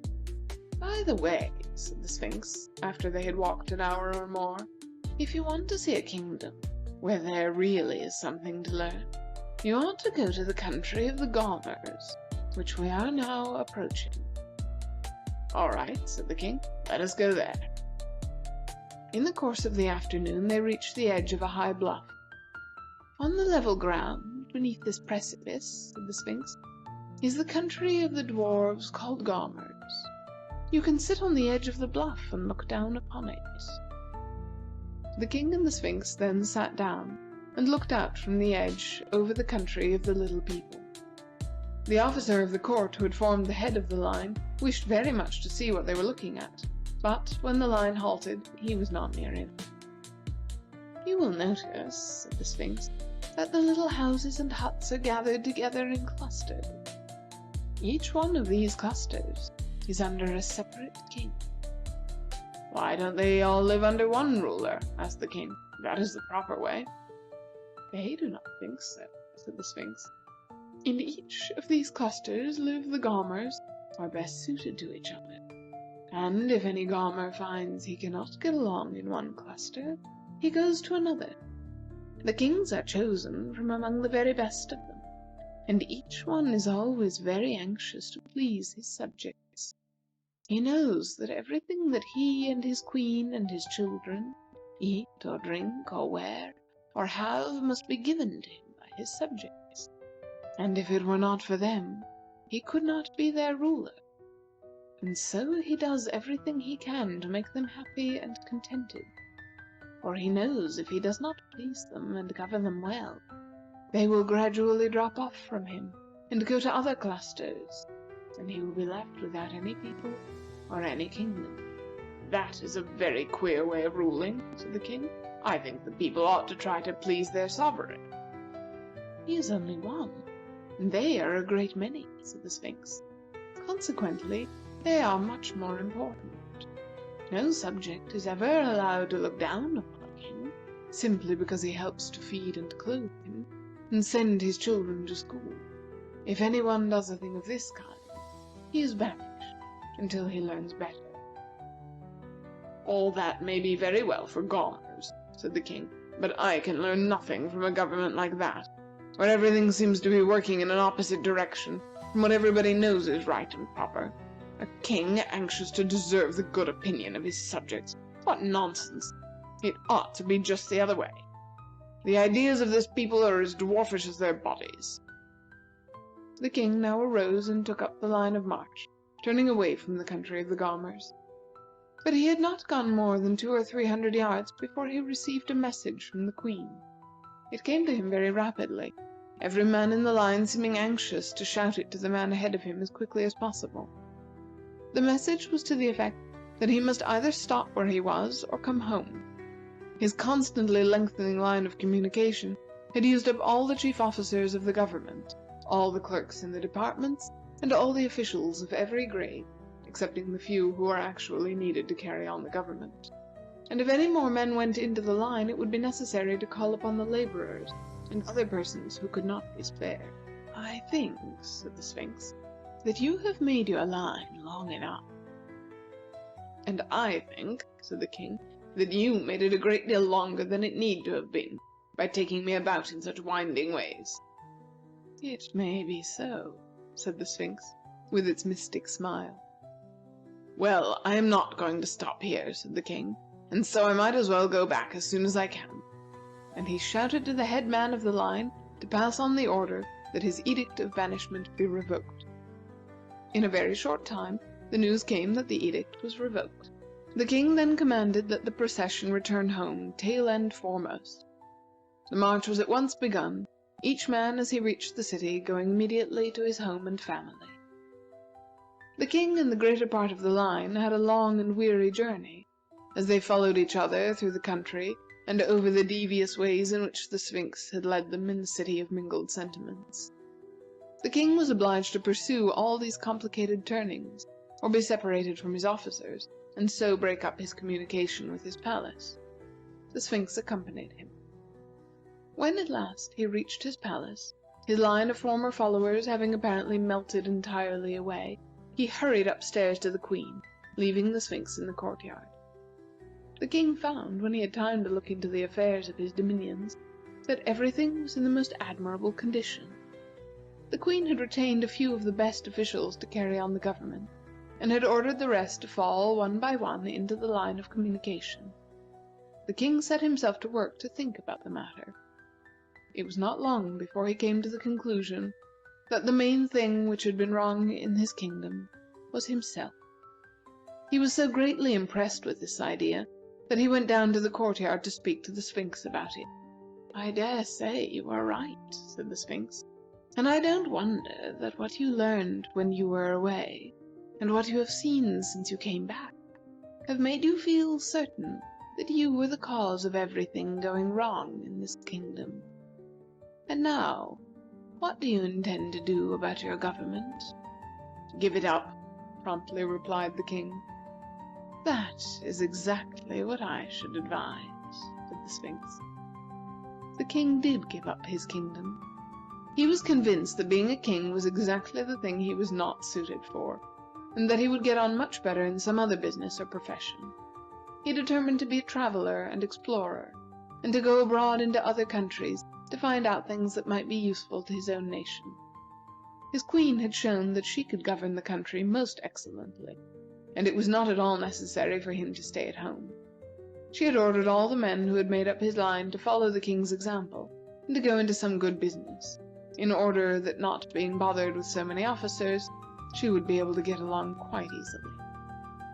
The king was very successful in his new pursuit, and although he did not this time have a line of followers connecting him with the palace, he frequently sent home messages which were of use and value to his nation. I may as well retire," said the Sphinx to itself, "as the king has found his vocation, and everything is going all right. It is not necessary I should remain where I may be looked upon as a questionable personage." End of The Banished King. The Philopena by Frank Stockton. There were once a prince and a princess who, when quite young, ate a Philopena together. They agreed that the one who, at any hour after sunrise the next day, should accept anything from the other, the giver at the same time saying "Philopena," should be the loser, and that the loser should marry the other. They did not meet as soon as they had expected the next day, and at the time our story begins many years had elapsed since they had seen each other, and the prince and the princess were nearly grown up. They often thought of the Philopena they had eaten together, and wondered if they should know each other when they met. He remembered her as a pretty little girl dressed in green silk and playing with a snow-white cat, while she remembered him as a handsome boy wearing a little sword, the handle of which was covered with jewels. But they knew that each must have changed a great deal in all this time. Neither of these young people had any parents. The prince lived with guardians, and the princess with uncles. The guardians of the prince were very enterprising and energetic men, and were allowed to govern the country until the prince came of age. The capital city was a very fine city when the old king died, but the guardians thought it might be much finer, so they set to work with all their might and main to improve it. They tore down old houses and made a great many new streets. They built grand and splendid bridges over the river on which the city stood. They constructed aqueducts to bring water from streams many miles away, and they were at work all the time upon some extensive building enterprise. The prince did not take much interest in the works which were going on under direction of his guardians, and when he rode out, he preferred to go into the country, or to ride through some of the quaint old streets, where nothing had been changed for hundreds of years. The uncles of the princess were very different people from the guardians of the prince. There were 3 of them, and they were quiet and cozy old men who disliked any kind of bustle or disturbance, and wished that everything might remain as they had always known it. It even worried them a little to find that the princess was growing up. They would have much preferred that she should remain exactly as she was when they first took charge of her. Then they never would have been obliged to trouble their minds about any changes in the manner of taking care of her. But they did not worry their minds very much, after all. They wished to make her guardianship as little laborious or exhausting as possible, and so divided the work. One of them took charge of her education, another of her food and lodging, and the third of her dress. The first sent for teachers and told them to teach. The second had handsome apartments prepared for her use, and gave orders that she should have everything she needed to eat and drink, while the third commanded that she should have a complete outfit of new clothes 4 times a year.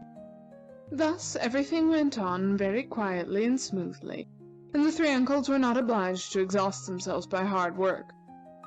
There were never any new houses built in that city, and if anything had to be repaired, it was done with as little noise and dirt as possible. The city and the whole kingdom were quiet and serene, and the 3 uncles dozed away most of the day in 3 great comfortable thrones. Everybody seemed satisfied with this state of things except the princess. She often thought to herself that nothing would be more delightful than a little noise and motion, and she wondered if the whole world were as quiet as the city in which she lived. At last she became unable to bear the dreadful stillness of the place any longer, but she could think of nothing to do but to go and try to find the prince with whom she had eaten a Philopena. If she should win, he must marry her, and then perhaps they could settle down in some place where things would be bright and lively. So early one morning she put on her white dress, and mounting her prancing black horse, she rode away from the city.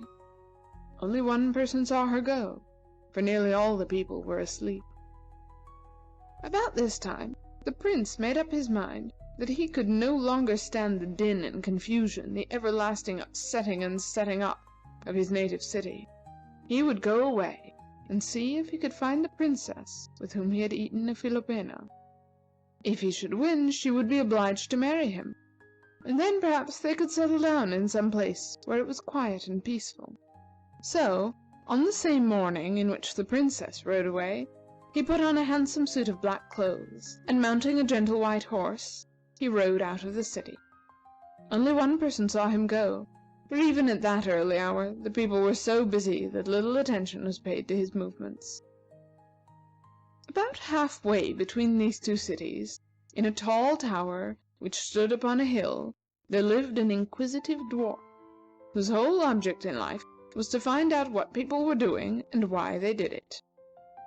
From the top of this tower he generally managed to see all that was going on in the surrounding country, and in each of the two cities that have been mentioned he had an agent, whose duty it was to send him word by means of carrier pigeons whenever a new thing happened. Before breakfast, on the morning when the Prince and the Princess rode away, a pigeon from the city of the Prince came flying to the tower of the inquisitive dwarf. "Some new building started, I suppose," said the dwarf, as he took the little roll of paper from under the pigeon's wing. "But no, it's very different. The Prince has ridden away from the city alone and is traveling to the north." But before he could begin to puzzle his brains about the meaning of this departure, another pigeon came flying in from the city of the Princess. "Well," cried the dwarf, "this is amazing. It's a long time since I got a message from that city. My agent has been drawing his salary without doing any work. What possibly can have happened there?" When he read that the Princess had ridden alone from the city that morning and was traveling to the south, he was truly amazed. "What on earth can it mean?" he exclaimed. "If the city of the Prince were to the south of that of the Princess, I might understand it, for they would be going to see each other, and that would be natural enough. But as his city is to the north of her city, they're traveling in opposite directions. And what is the meaning of this? I most certainly must find out." The inquisitive dwarf had 3 servants, whom he employed to attend to his most important business. They were a Griffiness, a water sprite, and an absolute fool. This last one was very valuable, for there were some things he would do which no one else would think of attempting. The dwarf called to him the Griffiness, the oldest and most discreet of the 3, and told her of the departure of the Princess. "Take southward," he said, "as fast as you can, and follow her. And don't return to me until you have found out why she left her city, where she is going, and what she expects to do when she gets there. Your appearance may frighten her, and therefore you must take with you the absolute fool, to whom she will probably be willing to talk. But you must see that everything is managed properly."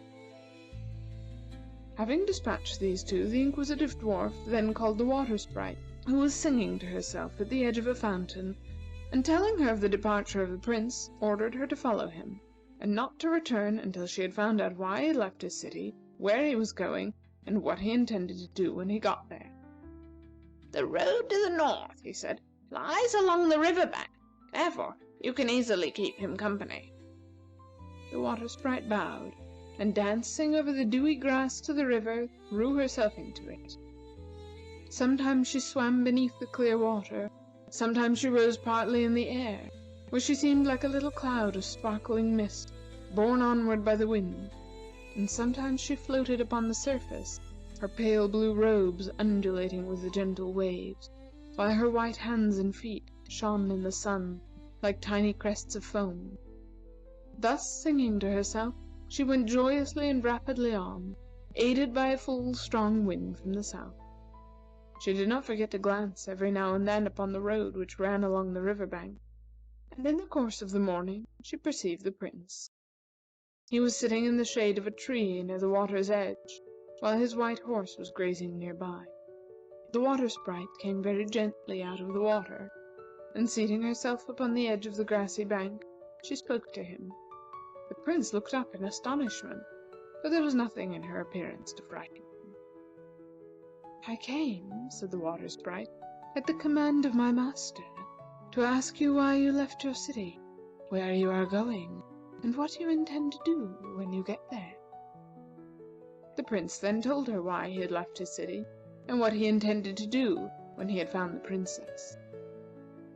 "But where I am going," he said, I do not know myself. I must travel and travel until I succeed in the object of my search."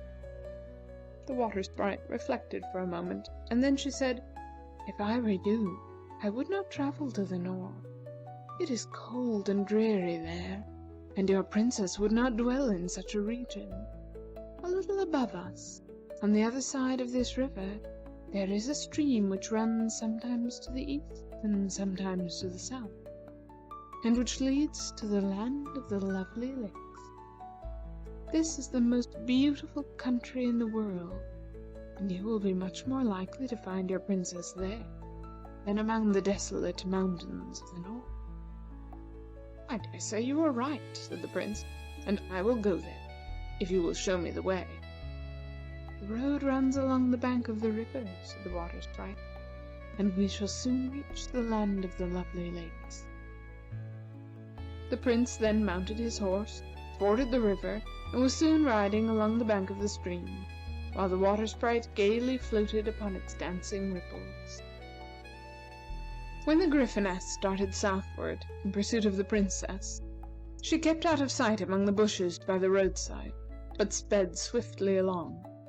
The Absolute Fool, however, mounted upon a fine horse, rode boldly along the open road.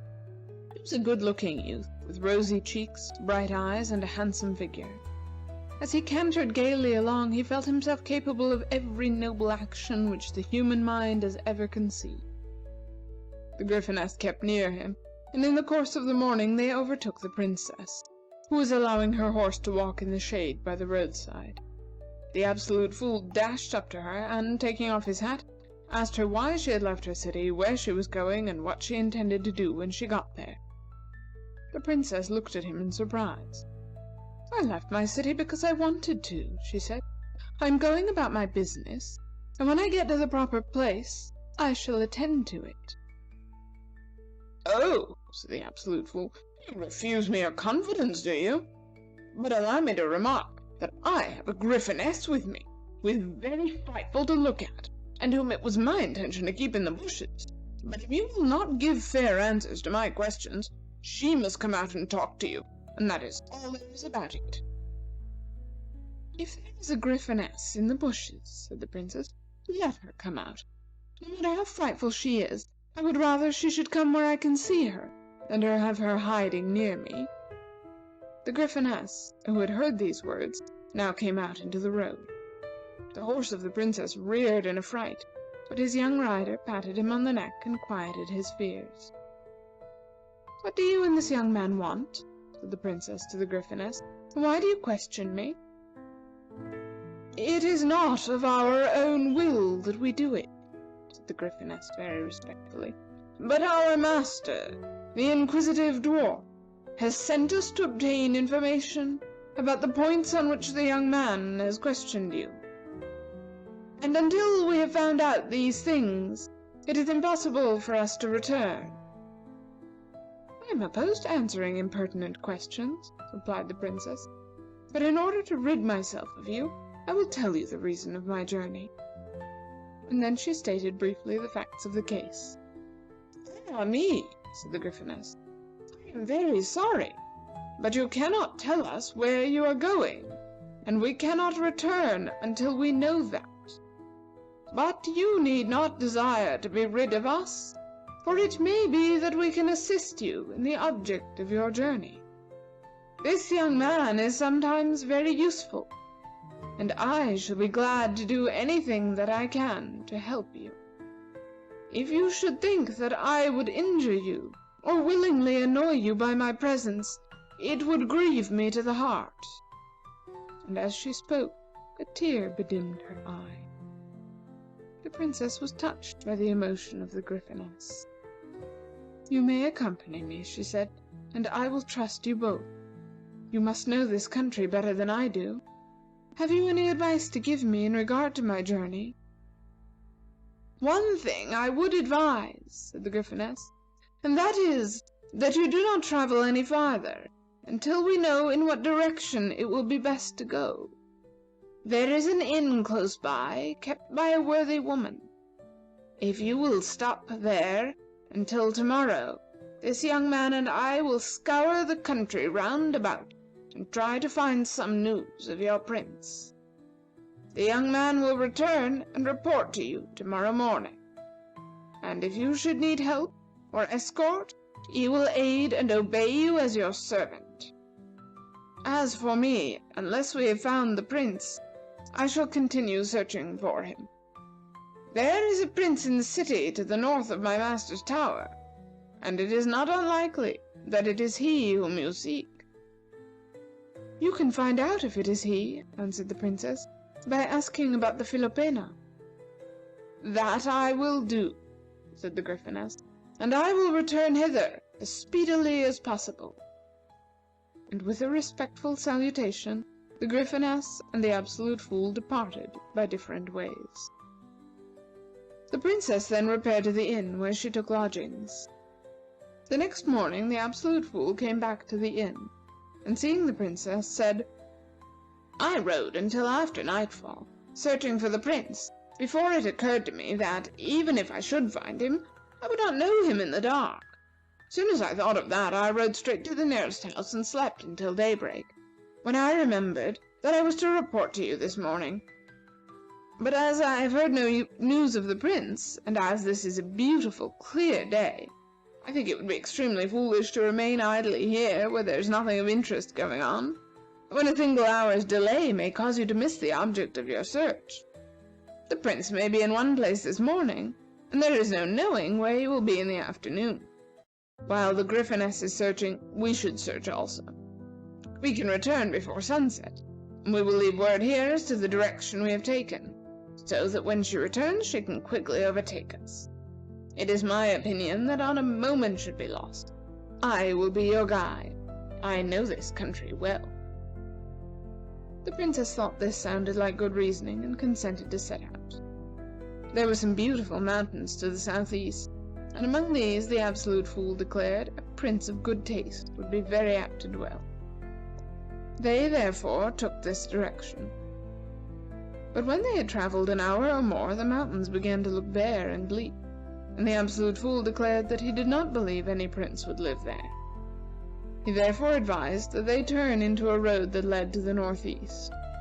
It was a good road, and therefore he thought it led to a good place, where a person of good sense would be likely to reside. Along this road they therefore traveled. They had ridden but a few miles when they met 3 men, well armed and mounted. These men drew up their horses and respectfully saluted the Princess. "High-born lady," they said, "for by your aspect we know you to be such. We would inform you that we are the soldiers of the king, at the outskirts of whose dominions you have reached. It is our duty to question all travelers, and if their object in coming to our country is a good one, to give them whatever assistance and information they may require. Will you tell us why you are come?" "Impertinent vassals!" cried the Absolute Fool, riding up in a great passion.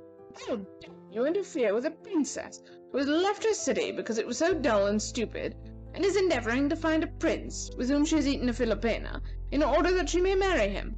Out of my way, or I will draw my sword and cleave you to the earth, and thus finish your unwarrantable curiosity."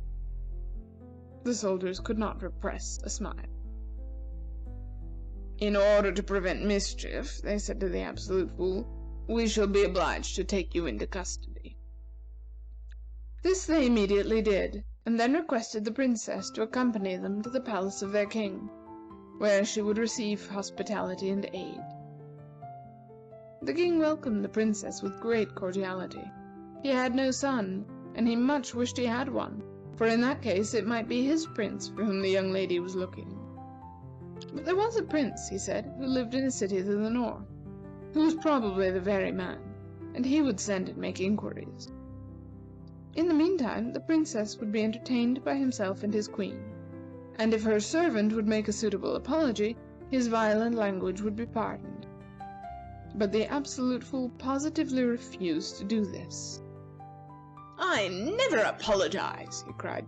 "No man of spirit would do such a thing. What I say, I stand by." "Very well," said the king. "Then you shall fight a wild beast." and he gave orders that the affair should be arranged for the following day. In a short time, however, some of his officers came to him and told him that there were no wild beasts, those on hand having been kept so long that they had become tame. "To be sure, there's the old lion Sardon," they said, "but he is so dreadfully cross, and has had so much experience in these fights, that for a long time it has not been considered fair to allow any one to enter the ring with him." "It is a pity," said the king, "to make the young man fight a tame beast, but under the circumstances the best thing to do will be to represent the case to him, just as it is. Tell him we are sorry we have not an ordinary wild beast, but that he can take his choice between a tame one and the lion Sardon, whose disposition and experience you will explain to him." When the matter was stated to the Absolute Fool, he refused with great scorn to fight a tame beast. "I will not be degraded in the eyes of the public," he said. "I will take the old lion." The next day, the court and the public assembled to see the fight, but the Queen and our Princess took a ride into the country, not wishing to witness a combat of this kind, especially one which was so unequal. The King ordered that every advantage should be given to the young man, in order that he might have every possible chance of success in fighting an animal which had been a victor on so many similar occasions. A large iron cage, furnished with a turnstile, into which the Absolute Fool could retire for rest and refreshment, but where the lion could not follow him, was placed in the middle of the arena, and the youth was supplied with all the weapons he desired. When everything was ready, the Absolute Fool took his stand in the center of the arena, and the door of the lion's den was opened. The great beast came out. He looked about for an instant, and then, with majestic step, advanced toward the young man. When he was within a few paces of him, he crouched for a spring. The Absolute Fool had never seen so magnificent a creature, and he could not restrain his admiration. With folded arms and sparkling eyes, he gazed with delight upon the lion's massive head, his long and flowing mane, his magnificent muscles, and his powerful feet and legs. There was an air of grandeur and strength about him which completely enraptured the youth. Approaching the lion, he knelt before him and gazed with wondering ecstasy into his great glowing eyes. "What glorious orbs!" he inwardly exclaimed. "What unfathomable expression! What possibilities! What reminiscences! And everywhere what majesty of curve!" The lion was a good deal astonished at the conduct of the young man, and he soon began to suppose that this was not the person he was to fight, but probably a keeper, who was examining into his condition. After submitting to this scrutiny a few minutes, he gave a mighty yawn, which startled the spectators, but which delighted the Absolute Fool, for never before had he beheld such a depth of potentiality. He knelt in silent delight at this exhibition of the beauty of strength. Old Sardon soon became tired of all this, however, and he turned and walked back to his den. "When the man is ready," he thought to himself, "I will come out and fight him." One tremendous shout now arose from the multitude. "The youth has conquered!" they cried. "He has actually frightened the lion back into his den!" Rushing into the arena, they raised the Absolute Fool upon their shoulders and carried him in triumph to the open square in front of the palace, that he might be rewarded for his bravery. Here the king, followed by his court, quickly appeared, for he was as much delighted as anyone at the victory of the young man. "Noble youth!" he exclaimed, "you are the bravest of the brave. You are the only man I know who is worthy of our royal daughter, and you shall marry her forthwith. Long since I vowed that only the bravest should she wed." At this moment, the Queen and the Princess, returning from their ride, heard with joy the result of the combat, and riding up to the victor, the Queen declared that she would gladly join with her royal husband in giving their daughter to so brave a man. The Absolute Fool stood for a moment in silent thought. Then, addressing the King, he said, Was your Majesty's father a king?" "He was," was the answer. "Was his father of royal blood?" "No, he was not," replied the king. "My grandfather was a man of the people, but his preeminent virtue, his great ability as a statesman, and the dignity and nobility of his character made him the unanimous choice of the nation as its sovereign." "I am sorry to hear that," said the Absolute Fool, "for it makes it necessary for me to decline the kind offer of your daughter in marriage. If I marry a princess at all, she must be one who can trace her lineage through a long line of royal ancestors." And as he spoke, his breast swelled with manly pride. For a moment, the king was dumb with rage. Then loudly he shouted, "Ho, gods! Annihilate him! Avenge this insult!" At these words, the sword of every bystander leapt from its scabbard. But before anyone could take a step forward, the princess seized the Absolute Fool by his long and flowing locks and put spurs to her horse. The young man yelled with pain and shouted to her to let go, but she held firmly to his hair, and as he was extraordinarily active and fleet of foot, he kept pace with the galloping horse. A great crowd of people started in pursuit, but as none of them were mounted, they were soon left behind. "Let go my hair! Let go my hair!" shouted the Absolute Fool as he bounded along. "You don't know how it hurts! Let go! Let go!" But the princess never relinquished her hold until they were out of the king's domain. "A little more," cried the indignant youth when she let him go, "and you would have pulled out a handful of my hair." "A little less," said the princess contemptuously, "and you would have been cut to pieces. For you have not sense enough to take care of yourself. I am sorry I listened to you and left the inn to which the Gryphoness took me. It would have been far better to wait there for her, as she told me to do." "Yes," said the Absolute Fool, "it would have been much better."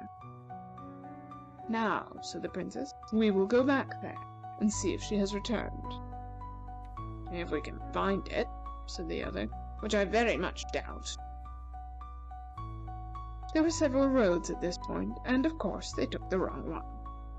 As they went on, the Absolute Fool complained bitterly that he had left his horse behind him and was obliged to walk. Sometimes he stopped and said he would go back for it, but this the princess sternly forbade. When the Gryphoness reached the city of the prince, it was night, but she was not sorry for this. She did not like to show herself much in the daytime because so many people were frightened by her. After a good deal of trouble, she discovered that the prince had certainly left the city, although his guardians did not seem to be aware of it.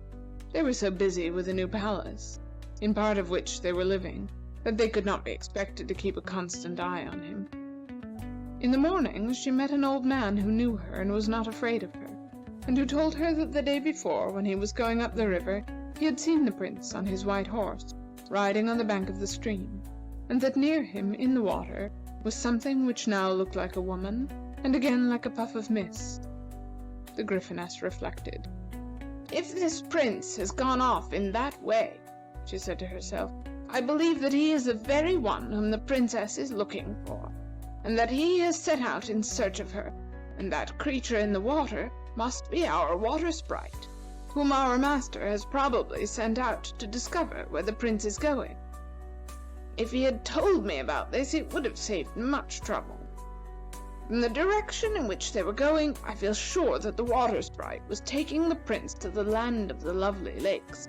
She never fails to go there, if she can possibly get an excuse. I will follow them. I suppose the princess will be tired waiting at the inn, but I must know where the prince is, and if he really is her prince, before I go back to her." When the Gryphoness reached the land of the lovely lakes, she wandered all that day and the next night, but she saw nothing of those for whom she was looking. The princess and the Absolute Fool journeyed on until near the close of the afternoon, when the sky began to be overcast, and it looked like rain. They were then not far from a large piece of water, and at a little distance they saw a ship moored near the shore. "I shall seek shelter on board that ship," said the Princess. "It is going to storm," remarked the Absolute Fool. "I should prefer to be on dry land." "As the land is not likely to be very dry when it rains," said the Princess, "I prefer shelter, even if it is upon wet water." "Women will always have their own way," muttered the Absolute Fool. The ship belonged to a crew of Amazon sailors, who gave the Princess a hearty welcome. "You may go on board if you choose," said the Absolute Fool to the Princess, "but I shall not risk my life in a ship manned by women." "It is well that you are of that opinion," said the Captain of the Amazons, who had heard this remark, "for you would not be allowed to come on board if you wished to. But we will give you a tent to protect you and the horse in case it should rain, and will send you something to eat." While the Princess was taking tea with the Amazon Captain, she told her about the Prince, and how she was trying to find him. "Good!" cried the Captain. "I will join in the search, and take you in my ship. Some of my crew told me that yesterday they saw a young man, who looked like a prince, riding along the shore of a lake which adjoins the one we are on. In the morning we will sail after him. We shall keep near the shore, and your servant can mount your horse and ride along the edge of the lake. From what I know of the speed of this vessel, I think he can easily keep up with us." Early in the morning, the Amazon Captain called her crew together. "Hurrah, my brave girls!" she said. "We have an object. I never sail without an object, and it lights me to get one. The purpose of our present cruise is to find the prince of whom this princess is in search. We must spare no pains to bring him to her, dead or alive." Luckily for her peace of mind, the Princess did not hear this speech. The day was a fine one, and before long the sun became very hot. The ship was sailing quite near the land when the Absolute Fool rowed down to the water's edge, and called out that he had something very important to communicate to the Princess. As he was not allowed to come on board, she was obliged to go on shore, to which she was rowed in a small boat. "I have been thinking," said the Absolute Fool, "that it is perfectly ridiculous and very uncomfortable to continue this search any longer. I would go back, but my master would not suffer me to return without knowledge where you are going. I have therefore a plan to propose. Give up your useless search for this prince, who is probably not nearly so handsome and intellectual as I am, and marry me. We will then return, and I will assume the reins of government in your domain." "Follow the vessel," said the Princess, "as you have been doing. But I wish someone to take care of my horse." And without another word, she returned to the ship. "I should like to sail as far as possible from shore during the rest of the trip," said she to the Captain. "Put the helm by us," shouted the Amazon Captain to the steerswoman, "and keep him well out from land."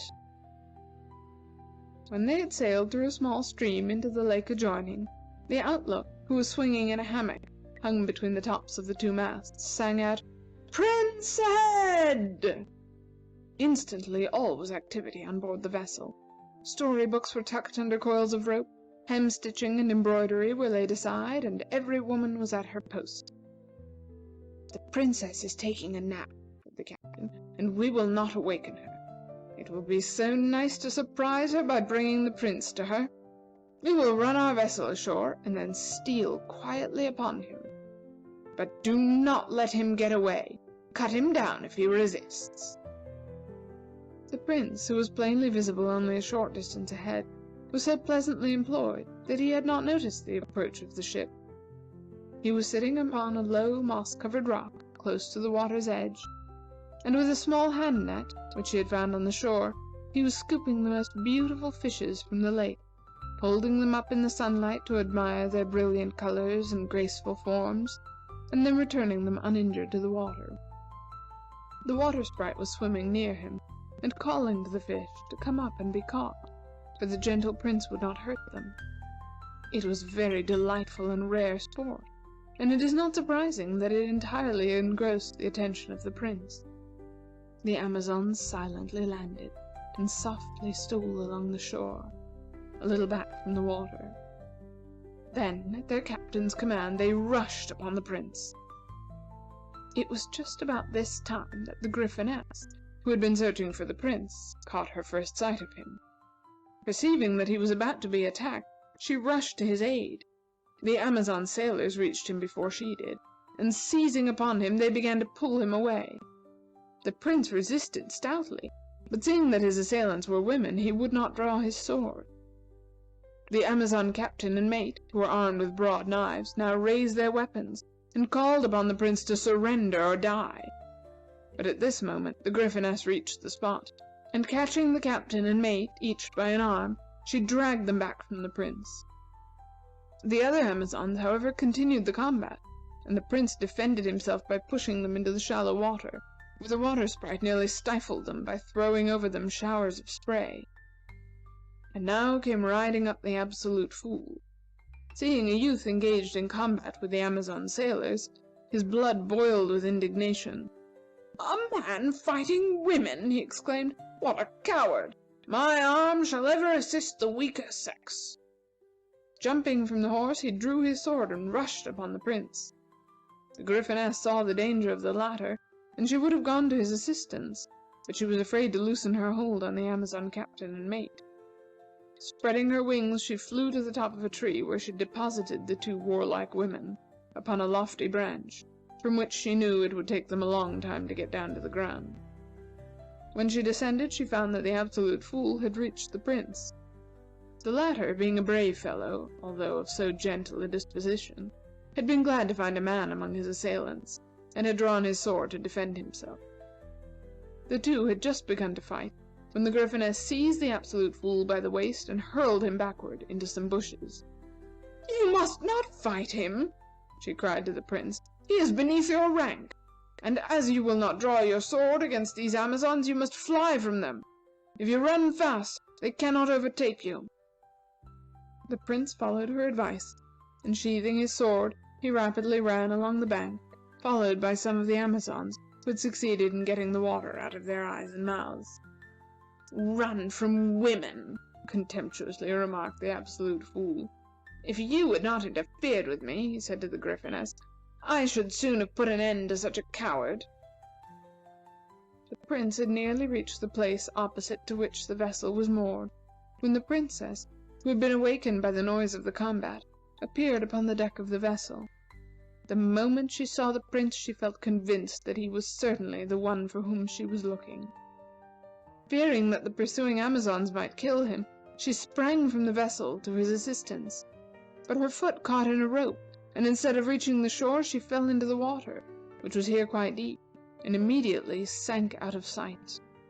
The prince, who had noticed her just as she sprang, and who felt equally convinced that she was the one for whom he was searching, stopped his flight and rushed to the edge of the bank.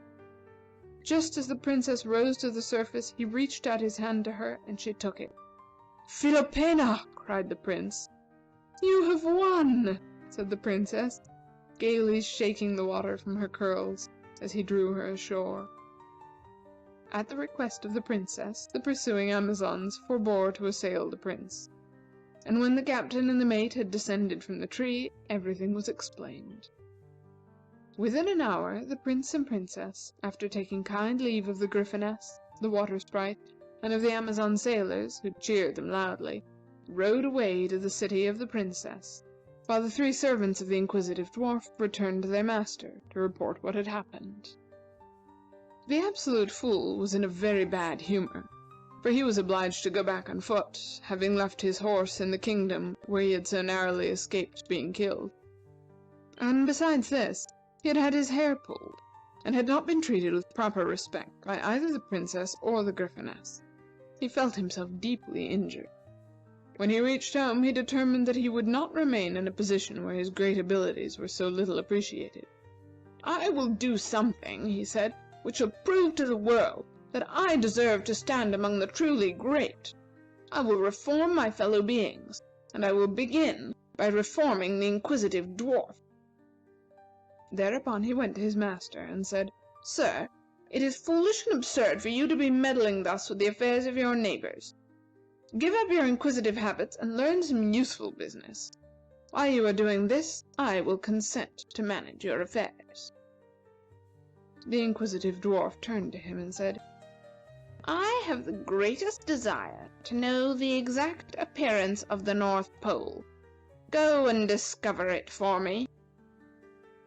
The Absolute Fool departed on this mission, and has not yet returned. When the Princess with her Prince reached her city, her uncles were very much amazed, for they had not known she had gone away. "If you are going to get married," they said, "we are very glad, for then you will not need our care, and we shall be free from the great responsibility which is bearing down on us." In a short time the wedding took place, and then the question arose in which city should the young people dwell. The Princess decided it. "In the winter," she said to the Prince, "we will live in your city, where all is life and activity, and where the houses are so well built, with all the latest improvements. In the summer we will come to my city, where everything is old and shady and serene." This they did, and were very happy. The Griffin ass would have been glad to go and live with the Princess, for she had taken a great fancy to her, but she did not think it worth her while to ask permission to do this. "My impulses, I know, are good," she said, "but my appearance is against me." As for the Water Sprite, she was in a truly disconsolate mood, because she had left so soon the land of the lovely lakes, where she had been so happy. The more she thought about it, the more she grieved, and one morning, unable to bear her sorrow any longer, she sprang into the great jet of the fountain. High into the bright air the fountain threw her, scattering her into 1,000 drops of glittering water, but not one drop fell back into the basin. The great warm sun drew them up, and in a little white cloud they floated away across the bright blue sky.